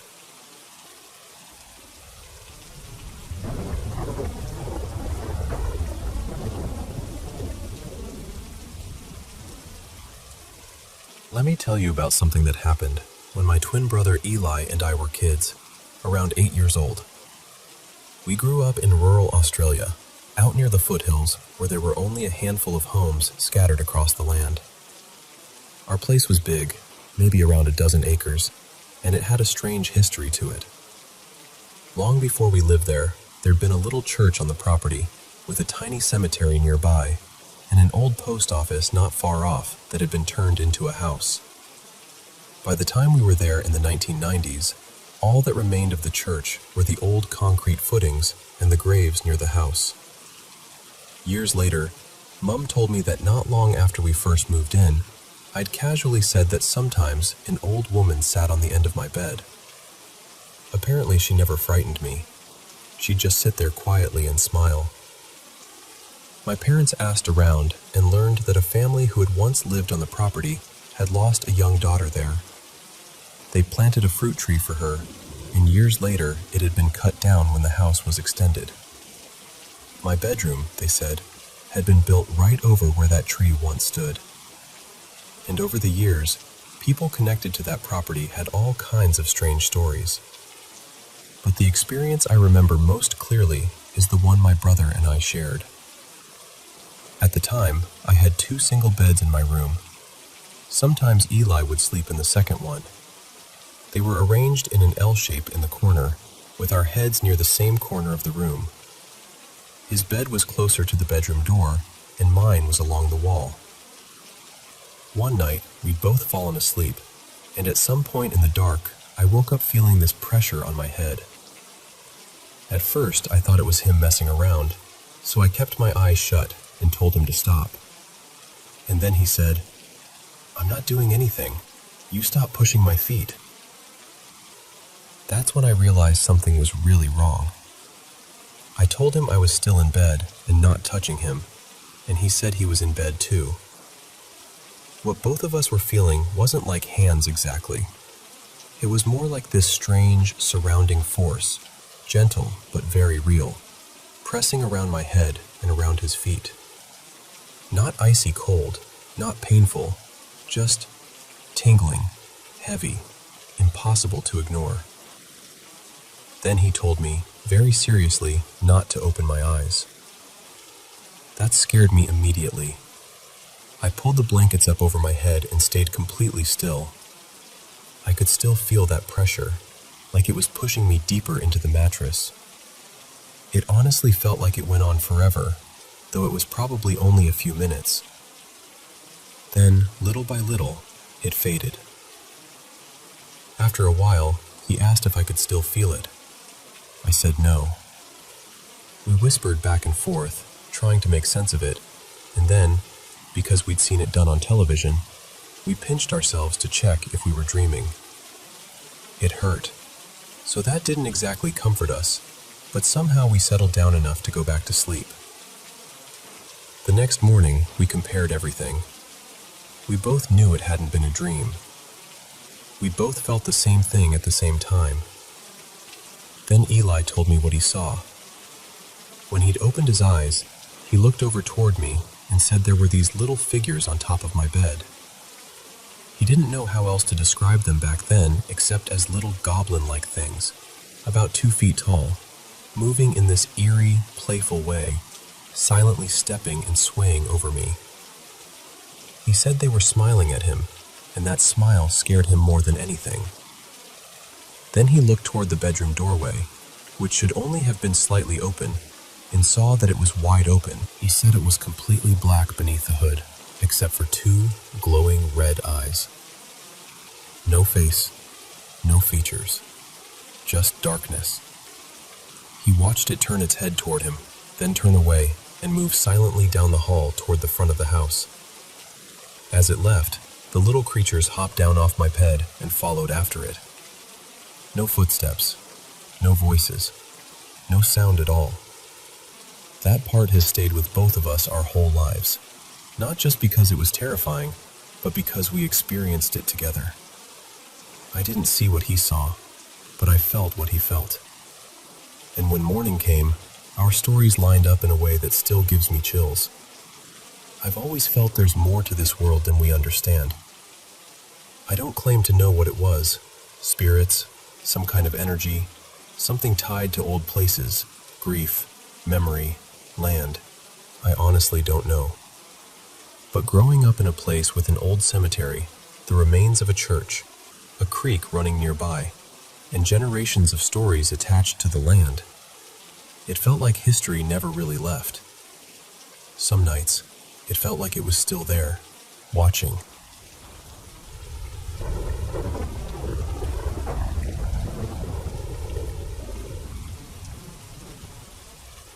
So, this happened on a Friday night, when I was staying over at my manager's house to watch the dogs until Saturday morning while she was out of town. I was sleeping in the guest room, and it was one of those stuffy rooms where everything was shut tight. The windows were closed, the door was closed, and there wasn't even a fan running. One of the dogs, the bigger one, was stretched out near my feet, and the tiny little one, seriously, small enough to fit in a handbag, was curled up right against my back. I had my face turned toward the edge of the bed, and sometime during the middle of the night, I suddenly woke up. Later, when I grabbed my phone, I saw it was exactly 3:20 a.m. What woke me up was the strangest feeling, like someone was gently fanning my face.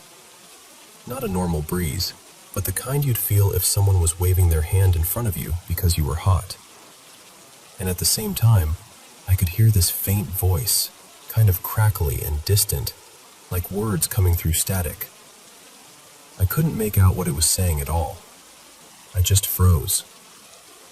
I've had some unusual experiences before, things I'd definitely call supernatural, but this felt different. I got that full-body goosebump feeling, like the energy in the room had shifted. I was honestly scared to even open my eyes while it was happening. But the second I finally did open them, it all stopped. There was nothing there. I rolled over, and both dogs were still asleep like absolutely nothing had happened. The little one stirred only because I had to move to turn over. After maybe 10 minutes, I somehow calmed down enough to fall back asleep. This time, one dog was still at my feet, and the tiny one had curled up against my stomach. Then at 4:20 a.m., it happened again.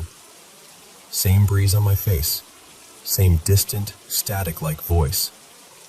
And at that point, I was just done. I had to be up by 5 for work.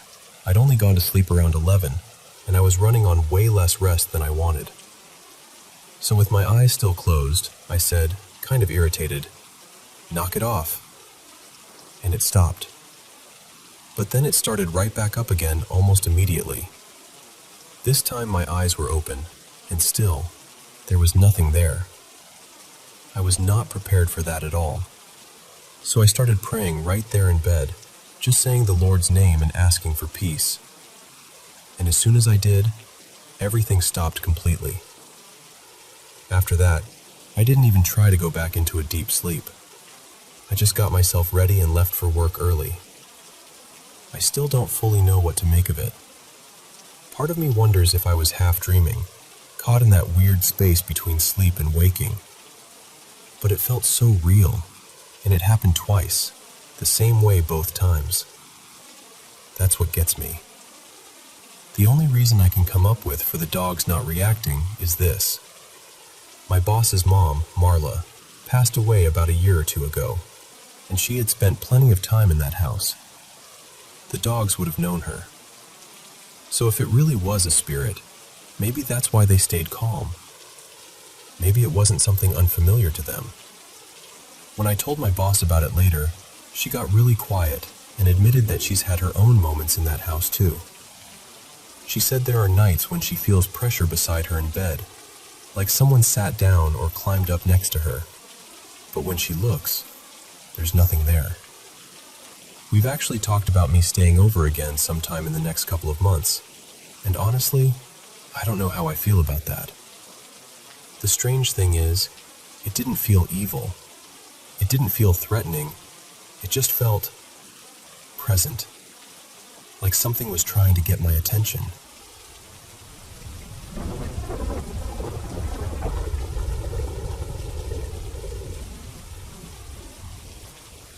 Hello everyone. Thank you so much for your continued support and for tuning in to the mysterious stories here on Paranormal M channel. Tonight's story definitely won't disappoint. And before we begin, leave a comment below and let me know where you're watching from. Now it's time to share my own story. Good night, and don't forget to subscribe and turn on notifications.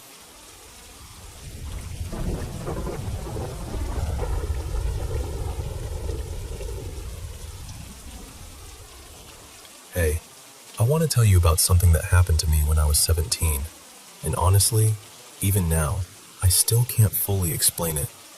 At that point in my life, things at home were really bad, and I ended up staying in a youth shelter. It was in this old heritage house, the kind of place that already feels like it's carrying a lot of history. I wasn't partying, I wasn't using anything, and I wasn't on medication either. I was working long shifts, keeping my head down, and trying to save enough money to eventually get a place of my own. The house had 3 levels, but most people stayed upstairs. That's where the kitchen was, the staff office, the common room, all of that. Downstairs, in the basement, it was quieter. There was a bedroom down there, a laundry room beside it, and this tiny sitting area with a couple of worn couches and an old landline phone. That basement ended up being where I slept.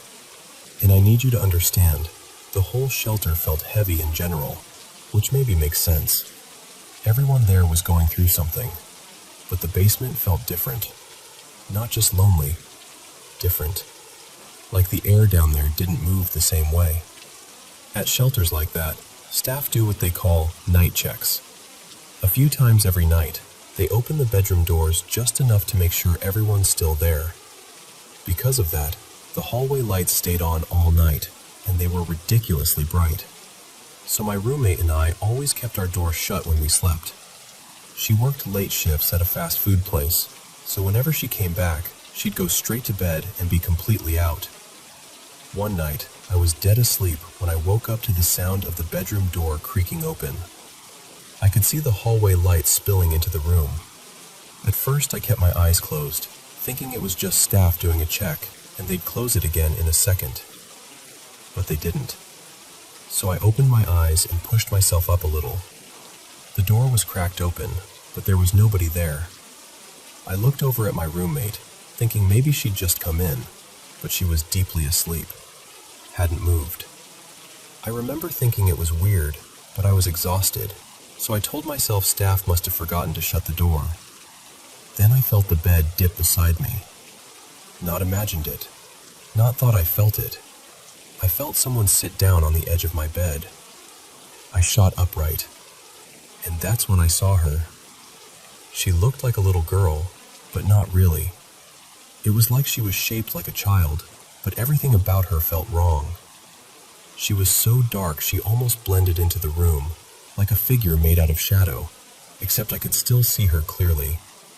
There was something slick and black about her, almost like her skin or clothes caught the little bit of light in this strange, metallic way. Her hair looked pinned or smoothed back, and her eyes, that's the part I'll never forget. They were this yellowish color, and they were locked on me so intensely that I felt frozen. I couldn't make sense of what I was seeing. I rubbed my eyes. She was still there. I thought maybe I was dreaming, so I pinched myself. I touched the wall beside my bed just to ground myself, and it was cold and solid and real. Then she leaned closer and placed her hand on my knee, and I felt it, clear as anything, like a real person touching me. That was the moment pure fear hit me.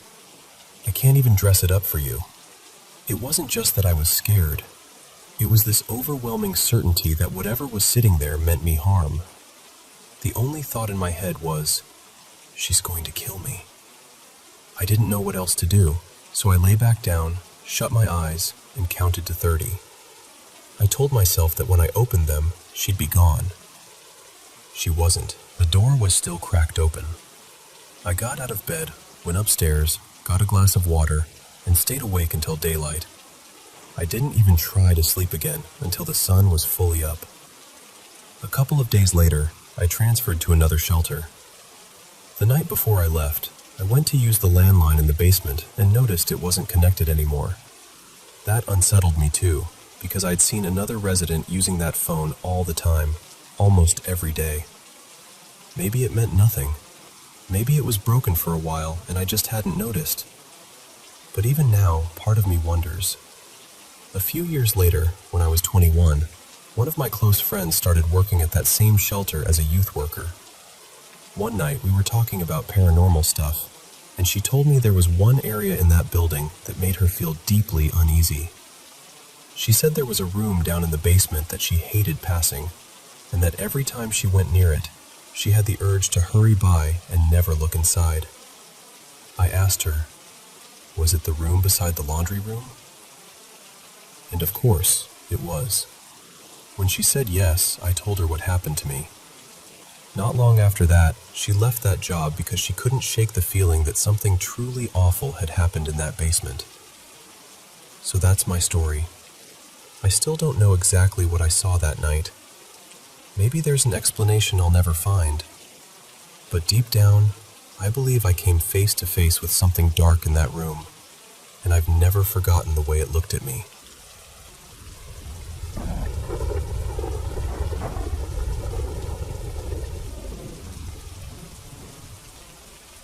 I had a dog growing up, a little cockapoo named Maisie. She made it to 14, and we had to let her go peacefully in the spring of 2023. It was one of the hardest days of my life, honestly.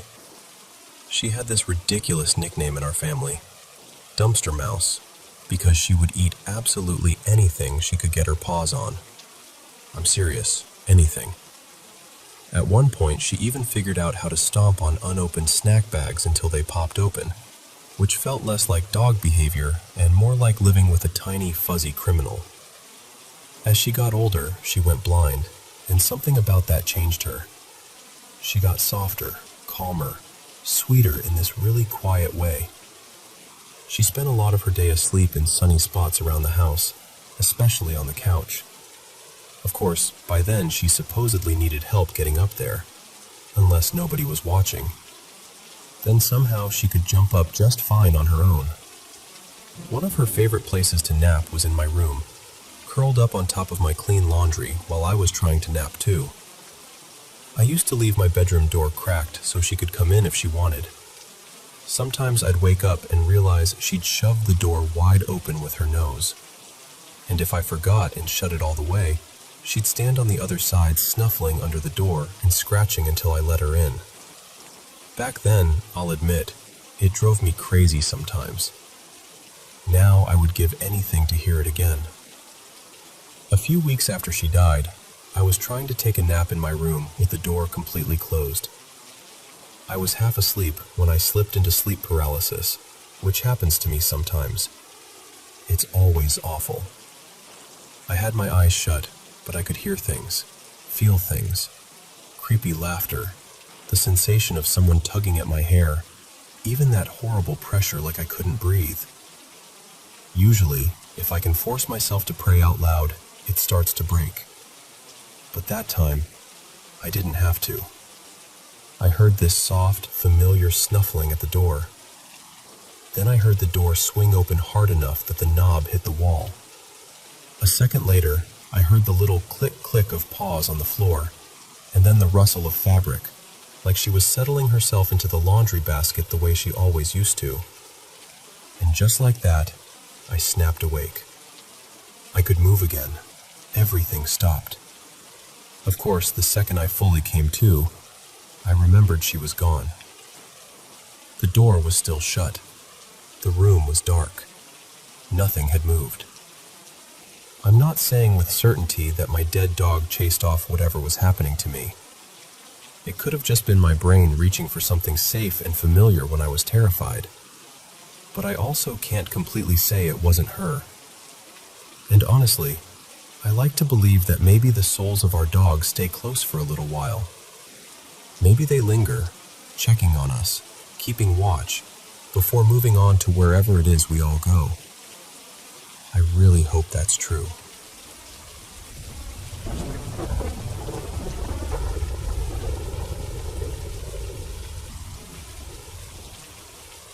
I worked as a funeral director from 2016 to 2022, and when I first started at that branch, one of the first things people told me was that the place was haunted. Now, I've always been open to that kind of thing, but I'm also the sort of person who wants a real explanation first. I don't jump straight to ghost unless I've exhausted every logical possibility. But honestly, there were a couple of moments in that building that I still can't explain. The first one happened one evening when I was alone in the funeral home. Well, alone except for the people in our care, if that makes sense.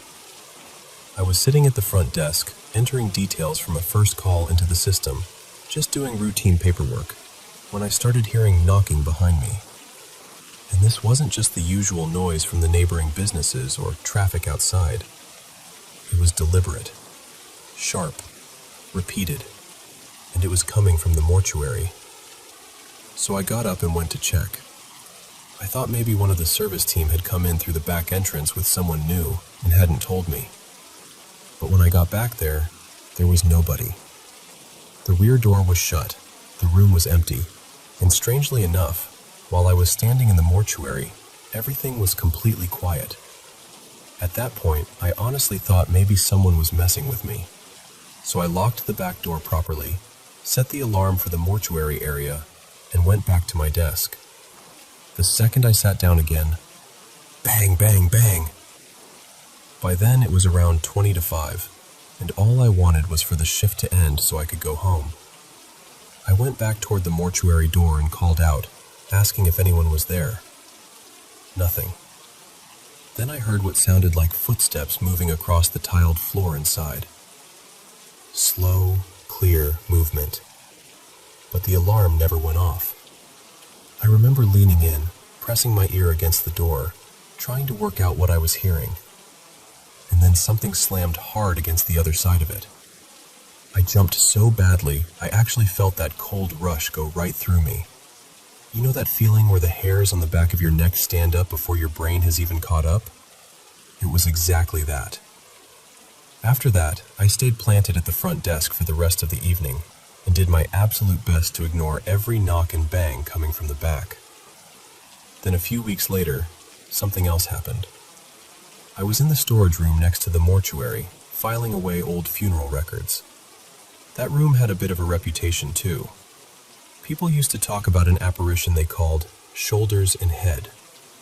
Apparently it looked like the upper half of a man and had been seen moving through that room and the hallway leading to the staff bathrooms. A lot of the staff hated going down there, especially alone. And honestly, I understood why. There's something deeply unsettling about using the bathroom when people are casually telling you there might be half a ghost wandering nearby. I'd never seen anything myself, though. And believe me, I'd looked. That day, I wasn't even thinking about ghosts. I was just filing paperwork and quietly complaining to myself because some holiday time I'd requested had been turned down. Then I heard the bathroom door open and swing shut. It was one of those heavy old doors that closes on its own because of the hinge weight, which means it doesn't just drift open for no reason. So I stopped and listened. Nothing. I decided to peek through the little window in the door leading to the bathroom corridor. The hallway beyond was dark, and at first I thought I could make out someone standing at the far end. I figured maybe one of the crew had slipped in there and I just hadn't noticed. But the figure wasn't moving. And then I realized what I was looking at. It wasn't a full person at all. It was just the outline of a head and shoulders. A torso with no legs, just standing there in the dark. And I swear, the second it became clear to me what I was seeing, it moved. It came straight at the door. One moment it was at the far end of the corridor, and the next, it was lunging toward the window like it meant to hit it. I fell backwards so fast I ended up flat on the floor, yelling every curse word I knew. A colleague came running in to find out what had happened, and when I told him, still shaken and half scrambling to get up, he just looked at me and said, very calmly, "So, you've finally seen him."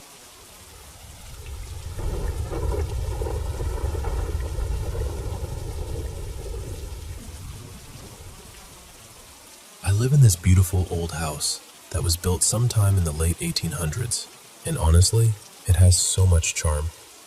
It used to belong to my grandparents, and after they passed, it was left to me. I've always loved this place, but over the years, there have definitely been a few strange things that I can't fully explain. Some of them I've experienced myself, and some were stories people told me. I'm not the kind of person who jumps straight to, "It's paranormal." I always try to rule out every other possibility first. But lately, something has been happening with my little boy that I just can't quite make sense of. My son is about 15 months old, and he's only just starting to talk. He knows a handful of words and uses them pretty consistently. He says things like mama, oma, dog, row for our dog Rudy, yes, no, okay, hi, bye, Wawa for water, and Nana for banana. He also loves waving and blowing kisses, but usually only at actual people. Well, people, and sometimes mannequins, which is honestly adorable. But recently, he started interacting with someone I can't see.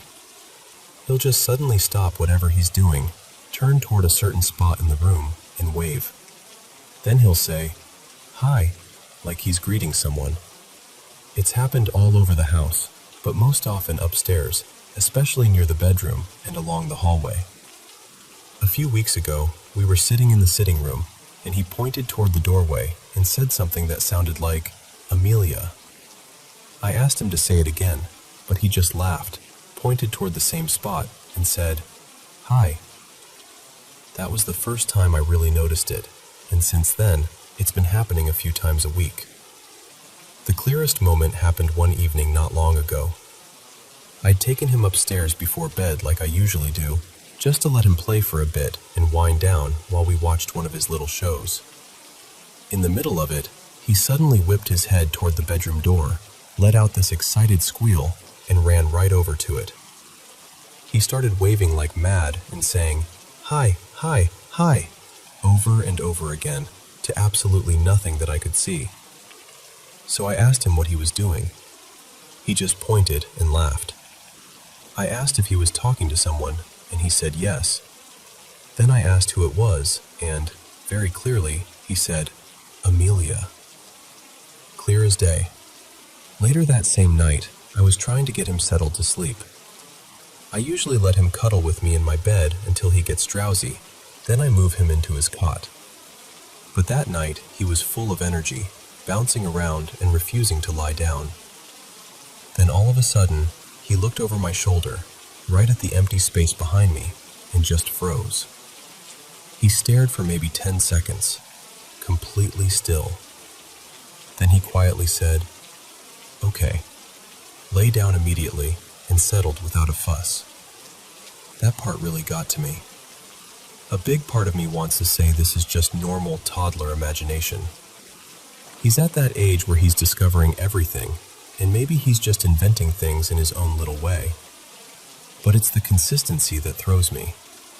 The way he reacts, the same areas of the house, the same name. And what really confuses me is that he barely says words longer than 2 syllables, so hearing him come out with Amelia so clearly feels really odd.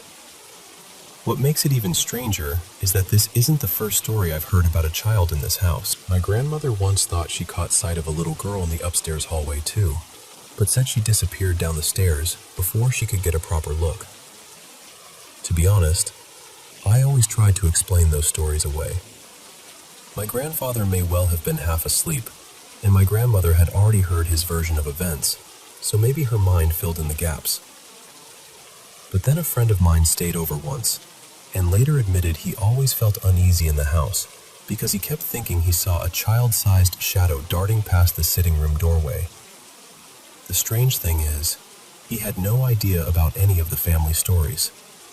I'd never told him any of it. And then there's the name itself. My son doesn't know anyone called Amelia. My niece is called Millie, but nobody ever calls her Amelia, and she lives abroad anyway. He's only met her once. I even checked with his childminder to see whether there was another child there with that name, just in case he'd picked it up somewhere. There wasn't. So now I'm left in this odd place where I'm trying to be logical, trying to explain it, and yet I can't really shake the feeling that maybe he is seeing someone, or something. And if he is, whoever she is, she seems gentle. He's never frightened. He always looks happy, curious, almost comforted. Still, it's hard not to wonder who Amelia might be, and why she seems to like the upstairs hallway so much.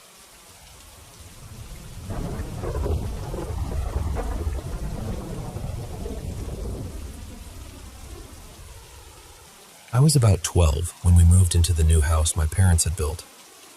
At first, everything should have felt exciting.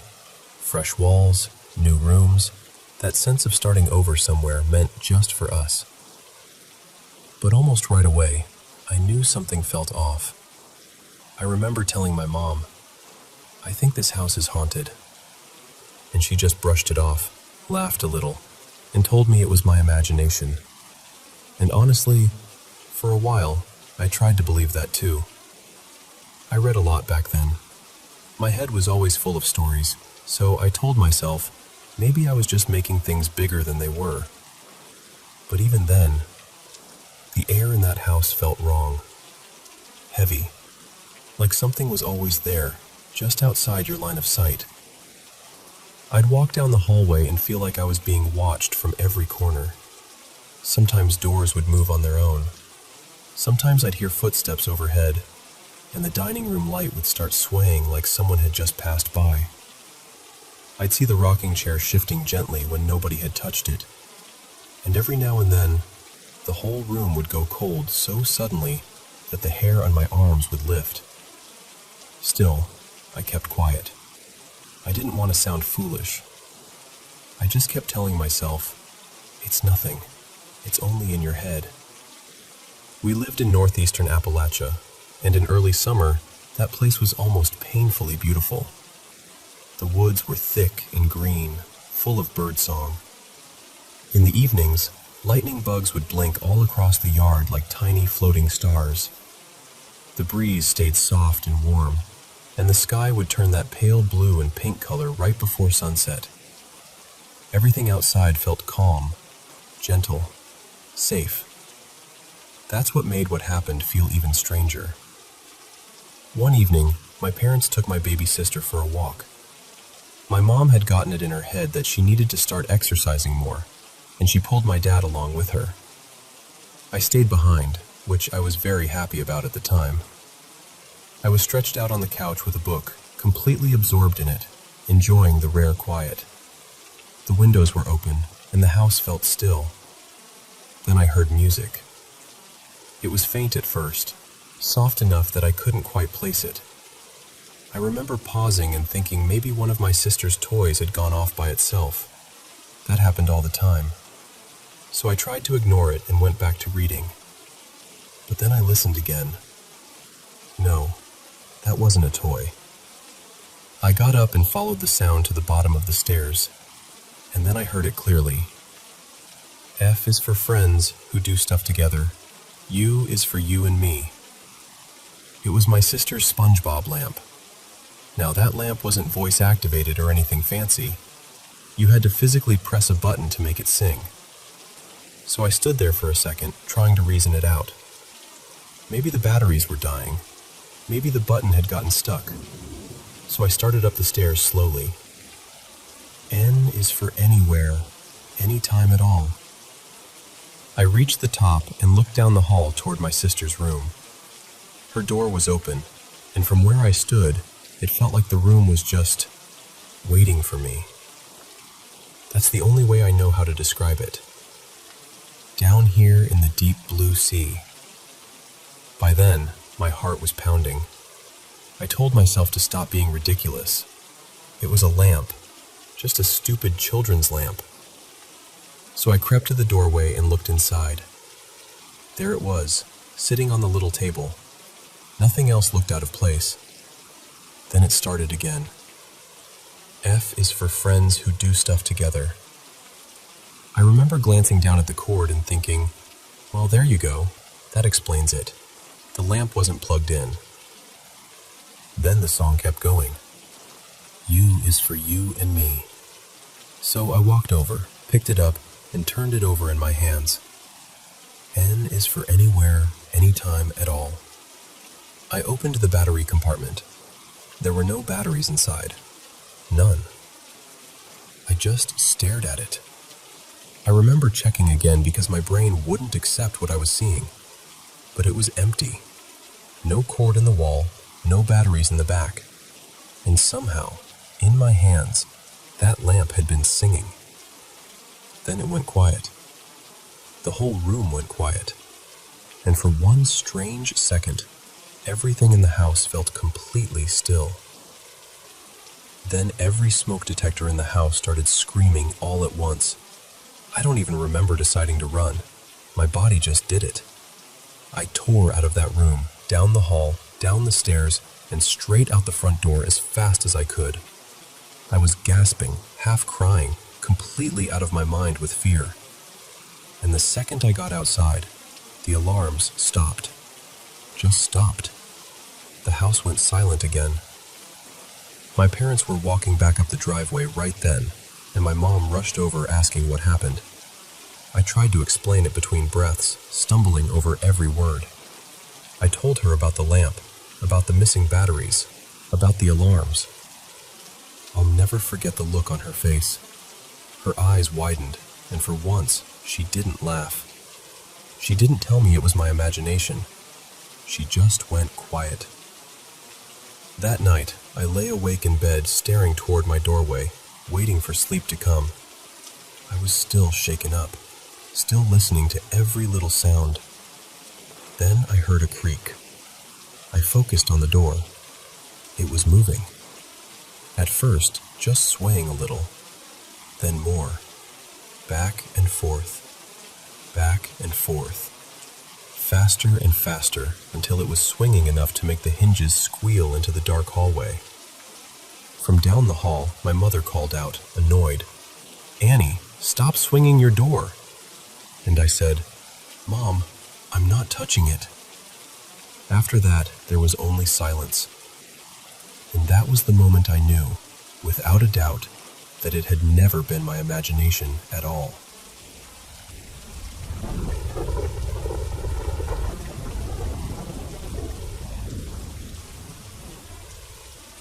You know, I've lived in this city almost my whole life.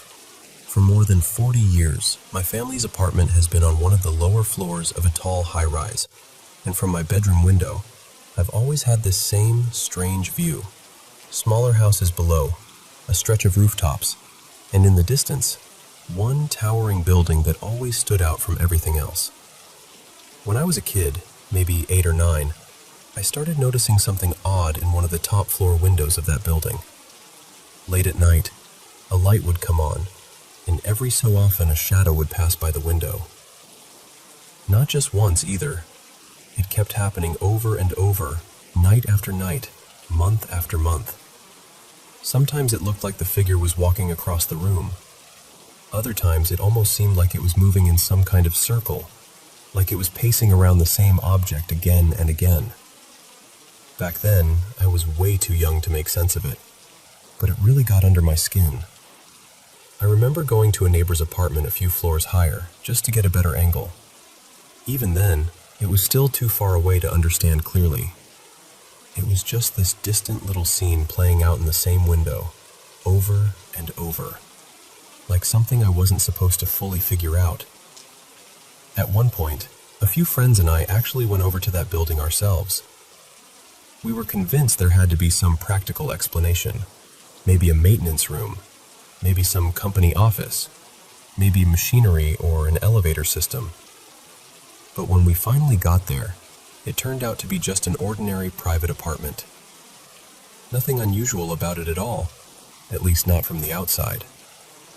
Of course, this was over 30 years ago. There were no smartphones, no zoom cameras, nothing like that. I even tried using binoculars once, but they didn't help much. Eventually, I just got used to it. The mystery sort of faded into the background of life. I stopped paying attention, moved on, and after enough time passed, I barely thought about it anymore. Then recently, after about 35 years, I came back home for a visit, and the first thing that hit me was that it was still happening. That same top floor room, that same late night light, that same movement behind the window. Only this time, I had better technology with me. I used my phone with a telescopic lens and finally managed to get a closer look. The footage isn't amazing. It's nighttime, huge zoom, lots of distance. But it's clear enough for me to feel certain that what I've been seeing all these years is an actual person moving around inside that room. Near the upper part of the window, you can make out what looks like a chandelier.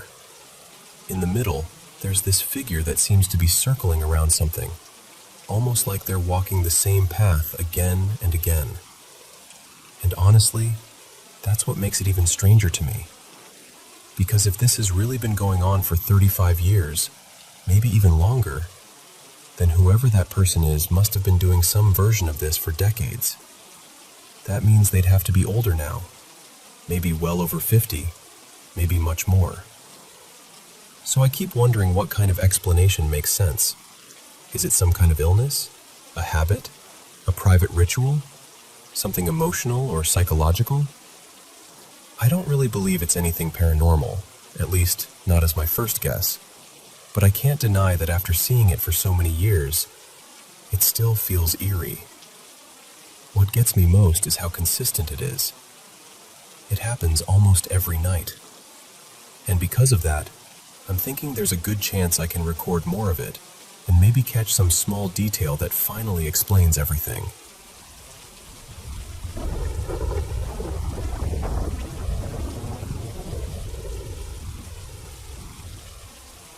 I want to share something personal with you, and I do it with a lot of respect. I have indigenous roots, and I know there are people in the community who feel strongly that certain stories and experiences should stay within the circle. I truly understand that, and I respect it. At the same time, I believe some of these experiences carry real meaning, and when they stay hidden, people outside the culture never get the chance to understand the beauty, depth, and spiritual richness that exists in this way of life. I'm sharing this because I know I'm not the only one who has gone through things like this. Maybe someone listening has had an experience they've never been able to explain. Maybe they've felt alone with it. My hope is that this helps someone feel seen. Even if you don't take these experiences literally the way I do, maybe you can still hear them as something meaningful, something symbolic, something that has shaped lives and traditions for generations. I've been part of many sweat lodge ceremonies over the years, including a few from different tribal traditions. For anyone unfamiliar, a sweat lodge is a small enclosed structure, almost like a low tent or dome, where heated stones are placed in a center pit. Water is poured over them, sometimes with cedar or sweetgrass, and the whole lodge fills with intense heat and steam. It's usually done in complete darkness. The ceremony leader guides everyone through prayer, song, and intention. The focus is often on healing, praying for others, connecting with the earth, and opening yourself spiritually. One thing I've experienced more than once, and I've heard similar stories from others too, is seeing small floating lights in the darkness. Orbs, almost. They seem to drift in the air while we're praying and singing. I was taught that these are spirits, helpers, joining us and listening. And I should say this too, there are protections in ceremony. The intention is to invite only those spirits that come in a good way. I've also heard voices that shouldn't have been there. I've heard women singing with us when only men were inside the lodge and no one else was around. Another time, I heard what sounded like a whole group of men singing when there were only 2 of us present. I was told those were ancestors joining in. But the experience that has stayed with me the most is one that became physical. I was in the lodge with only the ceremony leader, a man I'll call Mika. It was just the 2 of us. Between us was the pit of hot stones, and beside that was a large metal pot of steaming water. It was dark, hot, and quiet, except for his singing and the beat of his hand drum. If you know that kind of drum, you know both hands are occupied. One hand holds it, the other plays it. About halfway through the second song, something started striking my leg. Not lightly. Not like a brush or a tap. I mean hard enough that I immediately thought Mika was trying to get my attention. But that didn't make sense. He was still singing, still drumming, and the sound of his voice hadn't shifted at all. He hadn't moved. Then I realized whatever was touching me wasn't just making contact randomly. It was hitting my leg in rhythm with the drum.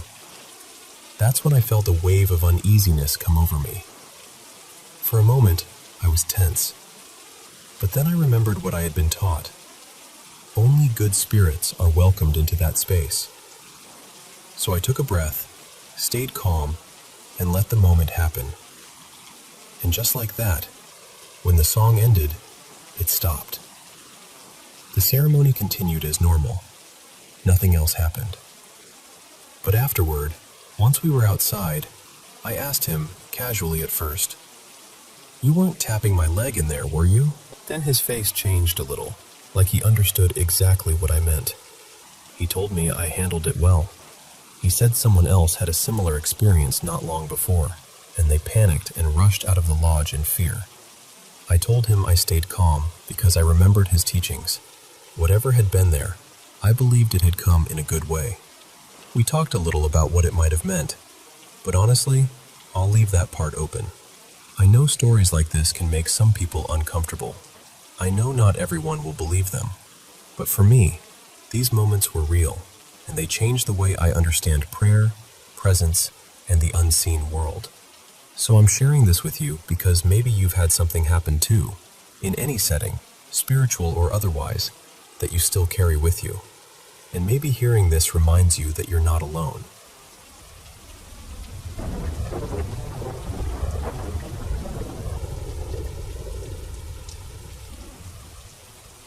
You know, back in college, I moved into this little 2-bedroom apartment with my best friend Mason and my girlfriend at the time.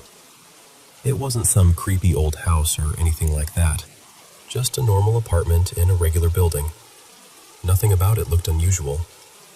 But almost right away, odd things started happening. At night, all 3 of us would hear footsteps when we were in our rooms. Sometimes there'd be coughing or sneezing, like someone else was in the apartment with us. At first, we didn't think too much of it. We figured it had to be noise from the other units in the building. We were on the top floor, so it couldn't have been anyone above us, but there were a few apartments in the building, so we just shrugged it off. Then one morning, I was getting ready to leave for work and realized I needed to grab something from my car. I left the apartment door unlocked and ran downstairs. I was gone maybe a minute, tops. When I came back, the door was deadbolted from the inside. I just stood there for a second, confused. I knocked. No answer. I checked my pockets for my keys and realized they were gone. I went back to my car, looked everywhere, came back, knocked again. Still nothing. At that point, I was panicking because I was already running late. So, in a decision that only made sense because I was 20, I climbed up the side of the building, got onto my balcony, and went in through the sliding glass door. The second I stepped inside, I saw my keys sitting on the table, and the TV was on.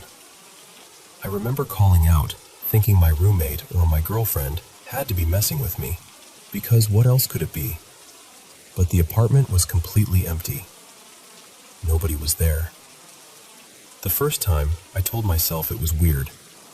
By the third time something like that happened, I started feeling like, okay, something is seriously off here.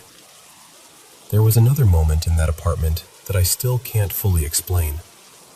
We had this utility closet in the hallway with a sliding door, and we always kept it open because that door didn't get in the way. Inside, I had some stuff stacked near the water heater, plastic bins, a cooler, random storage things. One evening, after we'd already started suspecting the place had some kind of energy to it, all three of us were sitting there in the living room. And then, at the exact same time, we all caught movement out of the corner of our eyes. That cooler, this heavy cooler that had been sitting on top of the stacked bins a few feet off the ground, came flying out of the closet. It slammed into the wall with this loud bang. All three of us turned and looked, and I swear to you, that cooler just hung there for what felt like 3 or 4 seconds before it finally dropped to the floor. We didn't say much. We just got up and went outside. My heart was pounding so hard I could feel it in my throat. We were all shaken. Not long after that, I was at work when Mason texted me and said he was hearing footsteps all around his room. I tried to keep it casual and told him maybe he should step outside for a bit, get some air. A few minutes later, he called me, and I could hear in his voice that he was terrified. He told me the footsteps were still happening while he was on the phone with me. He said papers had started flying off his desk. I didn't see it myself, obviously, but hearing him like that made it feel very real. I just kept trying to calm him down, telling him he was okay, that whatever was happening wasn't going to hurt him. Eventually, he said it stopped. Then, sometime later, Mason's mom came by the apartment. I told her a little about what we'd been experiencing, not even everything, just enough to explain why we were uneasy there. And she responded so calmly, like this was not surprising at all. That was one of those moments where everything kind of clicked into place, whether rationally or not. After that, I ended up smudging the apartment, just hoping to shift whatever was there. And honestly, things did seem to quiet down. Or maybe I just got used to it. That's possible too. I remember having friends over later on, and something would happen. A noise, movement, something subtle, and I'd barely react. Meanwhile, they'd be staring at me like, "Did you hear that?" Or, "Did you see that?" And I'd just say, "Yeah, it's fine. Don't worry about it." Since moving out, I've had a few other experiences here and there. Mostly things getting knocked or flipped in ways that felt strange, like something invisible had hit them from underneath. But those moments still followed the normal rules of physics once they started moving. That cooler didn't. That's the part I can never fully explain. 3 of us saw it. It didn't just fall. It seemed to pause there in the air before dropping. And look, I know there could be rational explanations. I've thought about gas leaks, stress, suggestion, all of that. I'm open to those possibilities. But I'm also open to the idea that maybe some experiences just don't fit neatly into the usual boxes. I still think about that apartment sometimes, and honestly, I'd really love to hear from anyone who's gone through something similar, or anyone who has a thoughtful, respectful take on what might have been happening.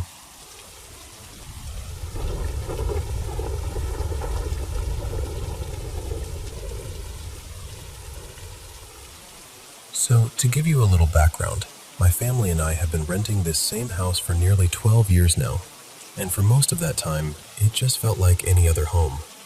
Nothing strange, nothing unsettling. But about 8 months ago, odd little things started happening, and ever since then, we've been trying to make sense of it.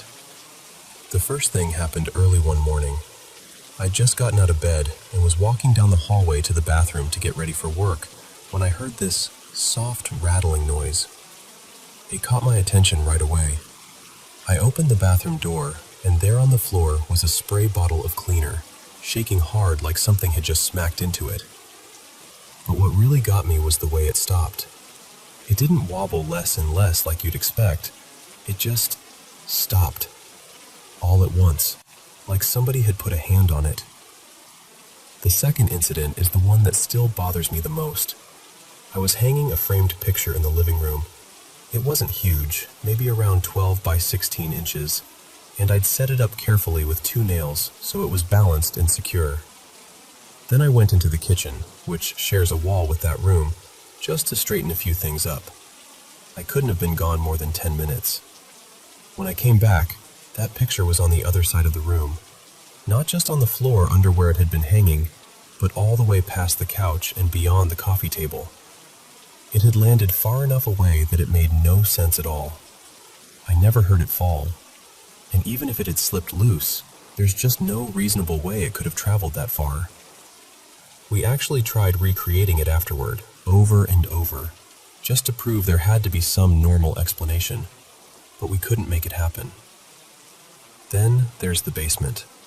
Our washer and dryer are down there, and honestly, they're ancient. The dryer is so bad we usually have to run every load at least 2 or 3 times. We buy our detergent in those giant warehouse-sized containers and keep them on the back edge of the dryer. There's a raised lip there, so they've always stayed put. But in the last few months, 2 separate detergent containers, both still mostly full, ended up on the floor shattered. And I mean shattered, not cracked open, broken apart in pieces, like they'd been thrown down hard. The newest thing was a lot smaller, but still weird enough to stick with me.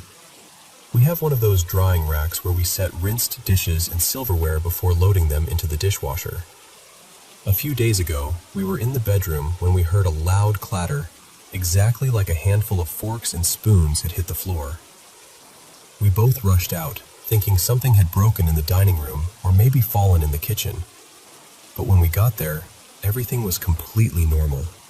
Nothing on the floor, nothing out of place, nothing missing. It was like the sound happened for no reason at all. Through all of this, we've mostly joked around about having a ghost. We haven't made a huge deal out of it. We do have a little daughter. She turned 2 recently, and she started playing peekaboo with someone she calls Ghosty.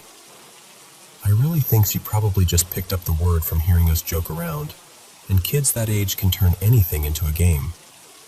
Still, I figured it was worth mentioning. What gets me is that we lived here for over a decade with absolutely nothing like this happening, and then, suddenly it starts out of nowhere. It doesn't feel threatening. I'm not scared to be here.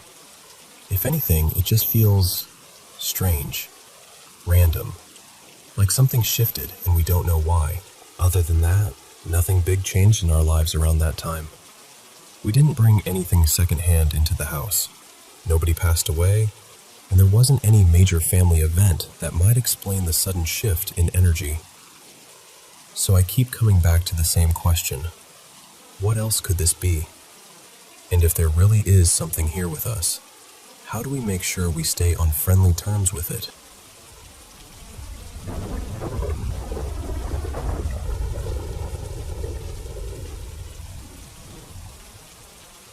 Honestly, I don't think this was ever just some random ghost story. For as long as I can remember, there's been this presence around my family. My grandparents have land out in another state, and everybody who's spent real time there seems to agree that place holds something. Maybe more than one thing. My grandmother used to say that somewhere back in our family line, one of the women before her was believed to be a witch. I never knew what to do with that information, but it always stuck with me. What makes this harder to explain is that this presence never seemed tied to just one house. It felt like it moved, followed. For a long time, I had this weird feeling it traveled through certain objects, especially TVs, maybe mirrors too. My family never really thought much about stuff like that. They'd sleep with screens glowing in the room, mirrors uncovered, all of it. And then the sightings started lining up. My cousin saw the same figure years ago outside my grandparents' place, near the back of the property. Later, in a completely different state, my sister saw her sitting on my bed. She was hysterical, crying so hard she wouldn't even come into the room. She described the same girl my cousin had. Long black hair hanging in her face, a pale dress, blood all over her, this messy, almost grungy look. That was the moment I realized this thing wasn't just in my head. But really, it started way before that. When I was little, maybe 6 or so, I was already noticing strange things. Small things at first. I remember staring at a poster on my wall one night. I looked away, and right after that I heard it shake, like someone had brushed past it. I didn't see it move, not directly, but I heard it clearly. And more than that, I always felt watched. I never felt alone. Looking back, I was a scared kid dealing with a lot, and I think that made me vulnerable. Even then, I never felt like it was attached only to me. I think I got the worst of it, but it always felt connected to my family too, especially once my cousin started seeing her. When we moved again, things got heavier. I had to sleep alone, and deep down, I knew I wasn't alone at all. The fear got so bad that I started spiraling, imagining worst-case scenarios every night. Nobody really believed me. Not fully. Even after my sister saw her, everyone just sort of let it fade into the background.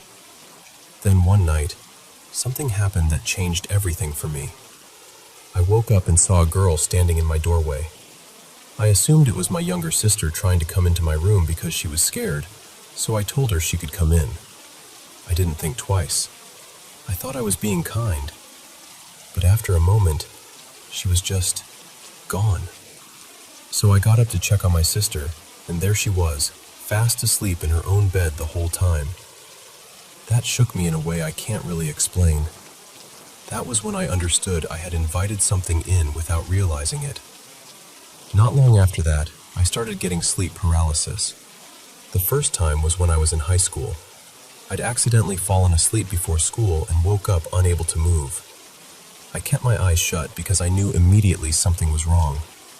Then I heard this awful sound, like an elderly woman groaning in this low, unnatural way. It didn't sound human. Ever since then, I've made it a rule. If I wake up paralyzed, I do not open my eyes. Ever. I don't want to know what's standing there. I don't want to see her. Around that same time, I had another experience I still can't fully explain. I remember seeing what looked like a shadowy girl sitting on my chest, pressing down on me, smiling in this horrible way. I blinked, and she was gone. Maybe I was half dreaming, maybe not. I still don't know. Now, to be fair, that property always felt crowded with spirits. I can't say for certain every single thing there was her, but some of it felt personal, especially that box with the knife. Something about that moment never sat right with me. Later on, some relatives were staying in a camper near another house on the same land. They weren't exactly great people, and I'll admit, I wasn't heartbroken to hear they got unsettled out there. They said they heard 2 different voices. One time, they heard what sounded like a child calling for her mother, even though none of the kids were around. Another time, they heard a voice snap, clear as day, Get out. And after all that, I moved again, back to the state where I live now. By then, I knew. I knew something had followed me more than once. At that point, I couldn't just write it off as stress or imagination anymore. If I left haunted places and it still came with me, then something was real. Over time, I learned the less attention I gave it, the quieter things got. Ignoring it seemed to starve it. Acknowledging it seemed to feed it. I'm not perfect at that, though. Sometimes I still talk about it with friends or my partner, and every now and then, it feels like it reminds me it's listening. One of the strangest recent moments was actually kind of funny. A friend was sleeping over, and I had some soft videos playing on the TV. The remote was sitting on the desk beside me. It was early in the morning, that weird hour when everything feels thin and unsettled. Out of nowhere, the remote got smacked right off the desk. No one touched it. I just sat there thinking, okay, I guess she hates relaxing videos. So that's where I am with it now. I still don't know exactly what she is. I don't know whether she can truly hurt anyone. I bruise easily and I'm clumsy, so when I find marks on myself, I can't honestly say what caused them. There was one time my brother thought he'd been scratched, but then he talked himself into a more logical explanation. And maybe he was right. But after everything that's happened, across different homes, different years, different people seeing the same woman, I can't convince myself it's nothing. At this point, I mostly live with it by not feeding it, by acting like it isn't there. But deep down, I still want answers. I still want to know what's been following me and why it seems tied to my family. And more than anything, I want it gone.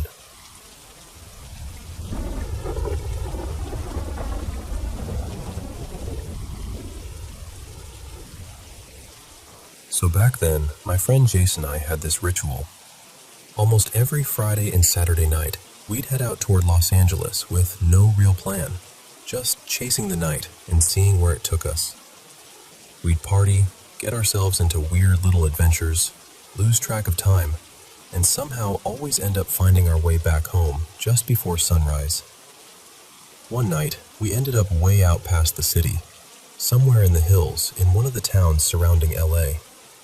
We found this quiet pull-off on a mountain road, the kind with guardrails lining the edge so cars don't go over the side. It was dark out there, really dark. To the right of the car was this small rise with a few trees. The road stretched off to our left, and straight ahead was the guardrail and just blackness beyond it. We parked, settled in, and started doing what we usually did. We had music going, we were smoking, laughing, talking. My friend had taken Molly for the first time that night, and I'd done it before, so I felt more prepared for it than he was. Jace was already the kind of person who could fill any silence without even trying. Super outgoing, always talking, always animated. I was quieter, more the type to sit back and take everything in. So while he kept going on about whatever was on his mind, I was mostly listening, half focused on the music, half looking out into the dark. And that's when I noticed something. At first, I honestly couldn't make sense of it. I had to lean forward and squint through the windshield. There was this shape out there, just beyond the guardrail. It looked like a person, or something shaped like one. I remember freezing as I watched it seem to climb up from the cliffside and over the rail. What made it so unsettling was the way it moved. It wasn't solid and clear the whole time. It would appear in these strange flashes, almost like impressions. I'd see it in one position, then it would fade, and when it showed up again, it was closer. First I saw it at the rail. Then I saw a leg coming over. Then it was fully on our side. I was just sitting there, trying to process what I was seeing, while Jace was beside me in the passenger seat, deep in his own world, still talking non-stop, totally unaware. I asked him if he saw it, but he barely registered what I said. He just kept rambling, happy as could be. while I sat there getting more and more freaked out. The figure kept getting closer in those same strange intervals. Fade out, reappear closer. Fade out, reappear closer, until I realized that the next time it showed up, it was probably going to be right next to my window. That was it for me. I completely lost it. I yelled, dropped down in my seat, and just hid there, heart pounding. I was absolutely terrified. I wanted to leave so badly, but I wasn't in any state to drive yet, so all I could do was sit there and wait it out while my friend was still having the time of his life, completely oblivious. I stayed like that for what felt like forever.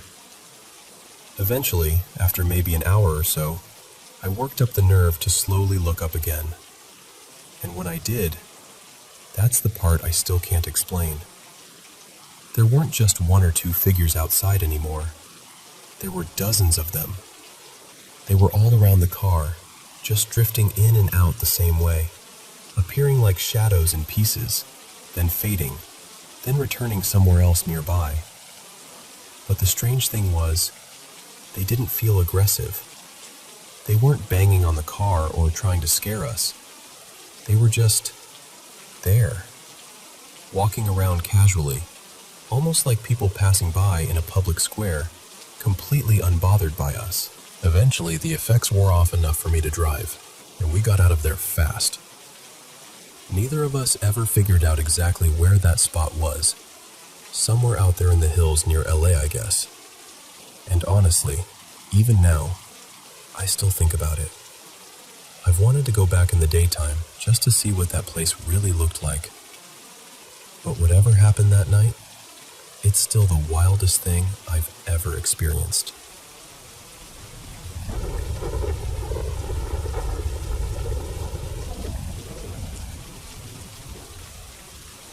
I've always been the kind of person who rolls my eyes at paranormal stories.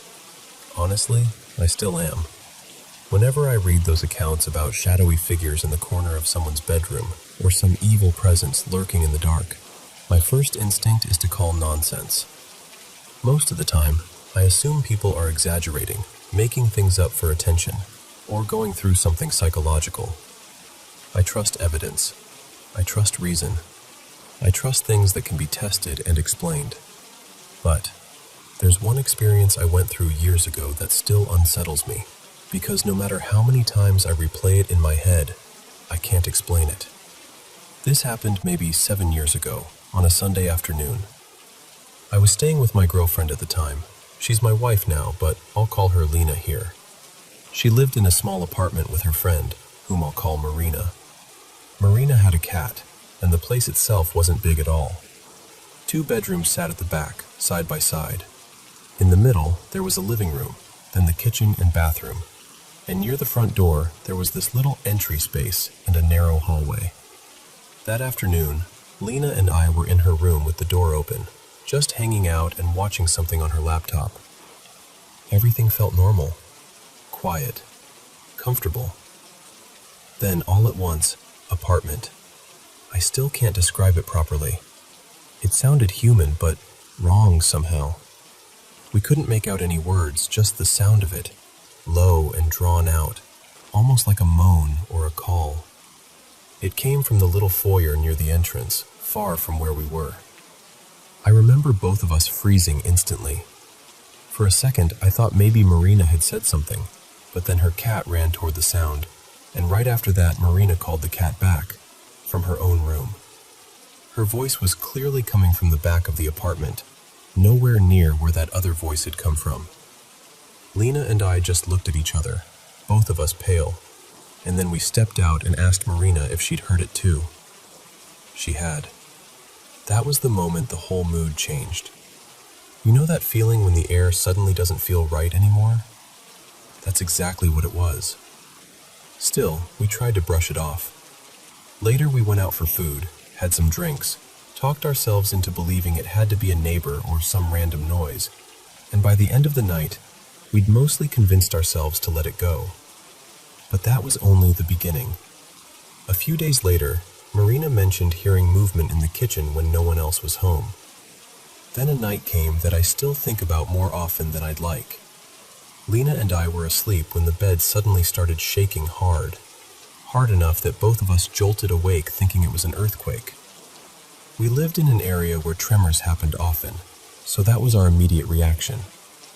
We jumped out of bed and moved instinctively, waiting for the rest of the shaking. Nothing. The room was still. The apartment was still. The whole building was still. We checked online, checked local posts, looked for any report of a tremor. Nothing. No one else had felt a thing, and yet both of us knew the bed had been shaken violently. There was no doubt about it. We got back into bed eventually, but neither of us really slept. The whole room felt wrong, heavy somehow, like we weren't alone. After that, whatever was happening seemed to focus on Lena. She was terrified, and the worst part was, I could see she wasn't performing or dramatizing it.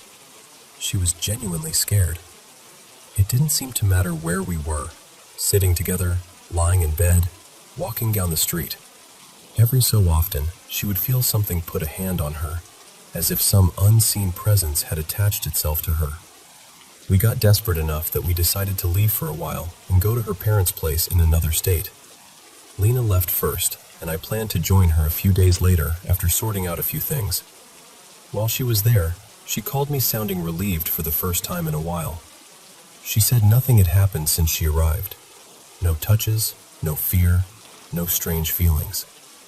It felt like maybe distance had broken whatever this was.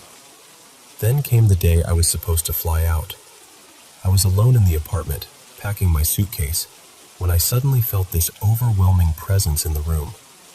I know how vague that sounds, but that's exactly how it felt. Like something was standing there with me, specifically in the space between the bed and the closet. The atmosphere changed in an instant. My whole body went on alert. I tried to ignore it and pack faster. I grabbed my bag, turned toward the nightstand, and that's when I saw it. The lamp beside the bed had one of those shades made of hanging beads. Right in front of me, the strands moved in a smooth ripple, as though an invisible hand had slowly passed through them. I just stared. I looked straight at the window, hoping it was open, hoping there was a draft, hoping for anything ordinary. The window was shut. There was no breeze, no fan, nothing. And yet I had just watched those beads move with intention. To this day, that is still the most frightening thing I have ever seen. Not because it was loud or violent, but because it looked deliberate, controlled, like something unseen had wanted me to know it was there. I ran out of that apartment in a panic. I barely remember how I got to the airport. My legs felt weak, like they didn't belong to me. Even now, years later, I can still picture that lampshade moving. When I finally reached Lena, things felt calmer for a couple of days. We started to breathe again. We started to think maybe it really had ended. Then one night, sometime around 1 a.m, the blender in her parents' kitchen turned on by itself. That sound hit us like a punch. Whatever had been happening hadn't stayed behind. And after that, Lena started feeling those touches again, on her arms, her legs, her back. Different house, different city, same nightmare. At that point, we finally told her parents everything. Her mother listened and then told us to pray every night and light a candle, to help guide whatever this was away from us. She also suggested leaving out a blank sheet of paper and a pencil, asking the presence what it wanted. We never did the paper. That felt like crossing a line neither of us was willing to cross. But we did pray, even though neither of us was particularly religious. We lit the candle. We followed the ritual because by then we were scared enough to try anything. Then, one night, not long after, I had what I can only describe as a kind of sleep paralysis. I was aware of the room. I could feel Lena beside me in bed, and at the foot of the bed, I saw a figure standing up out of the darkness. It was a tall woman dressed in black, just watching us. Now, I'll be honest, That part happened in that strange space between sleep and waking, so I can't swear it was real in the same way I can swear about the voice, the shaking bed, or the moving lamp. My mind could have shaped all that fear into an image. I know that. But what haunts me is this. After that night, everything stopped. Just like that. And I still don't know what to do with any of it. I wish I had proof. I wish I'd recorded the lamp or caught something on video or had anything concrete to point to. But when something like that happens, your first thought isn't documentation. Your first thought is survival. It's getting out. It's making it stop. Maybe written down like this, it doesn't sound as intense as it felt. But living through it was something else entirely. It was disorienting, terrifying, and deeply personal in a way that's hard to explain. I'm still a skeptic. I'm still not someone who wants to believe in ghosts or entities or anything supernatural. But every now and then, usually late at night when the room is too quiet, I still remember that feeling. And I still catch myself hoping she never comes back.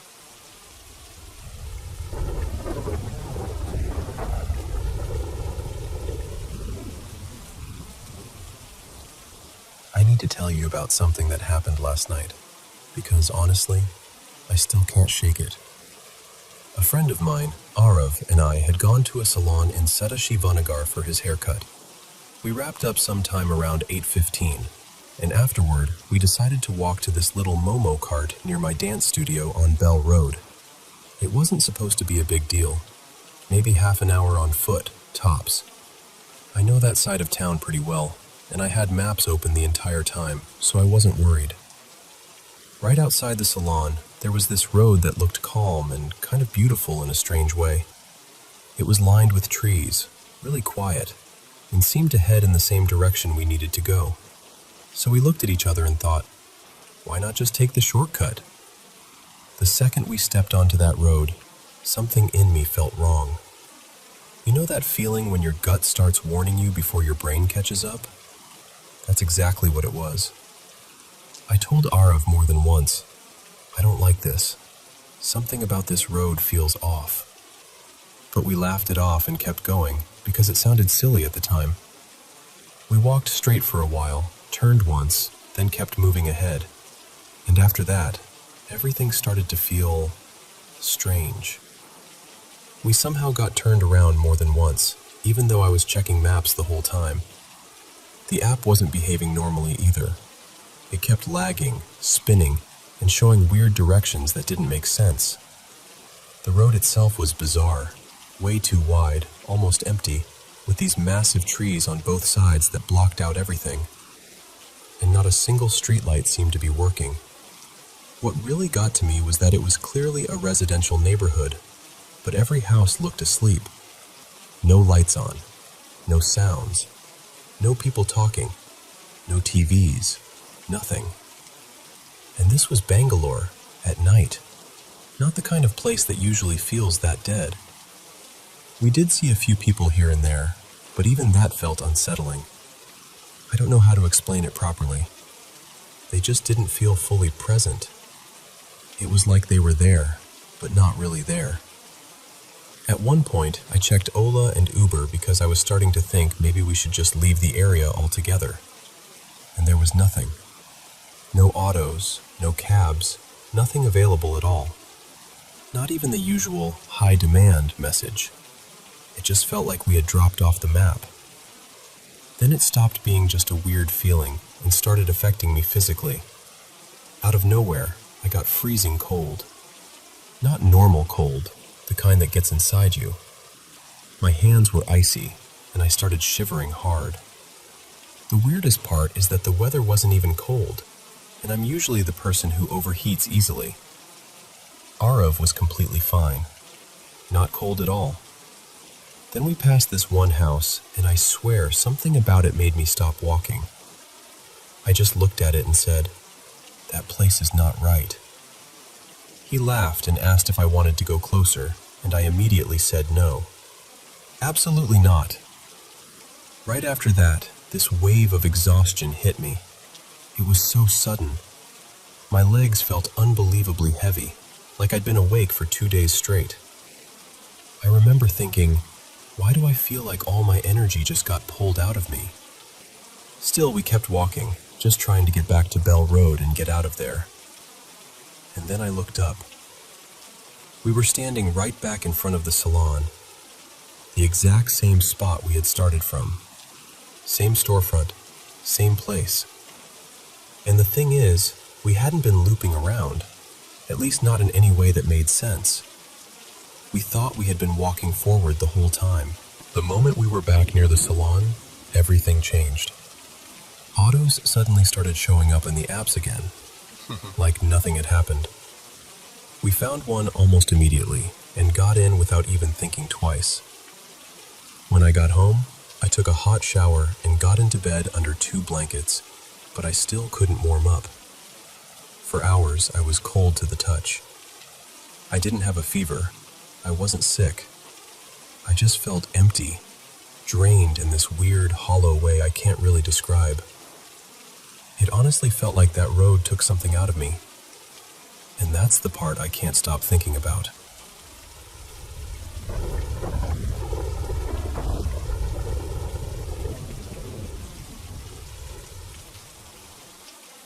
I've always felt like I pick up on things other people miss. Pretty much everyone close to me says the same thing about me, that I'm unusually intuitive, sometimes to a degree that even unsettles them a little. And honestly, I get why they say that.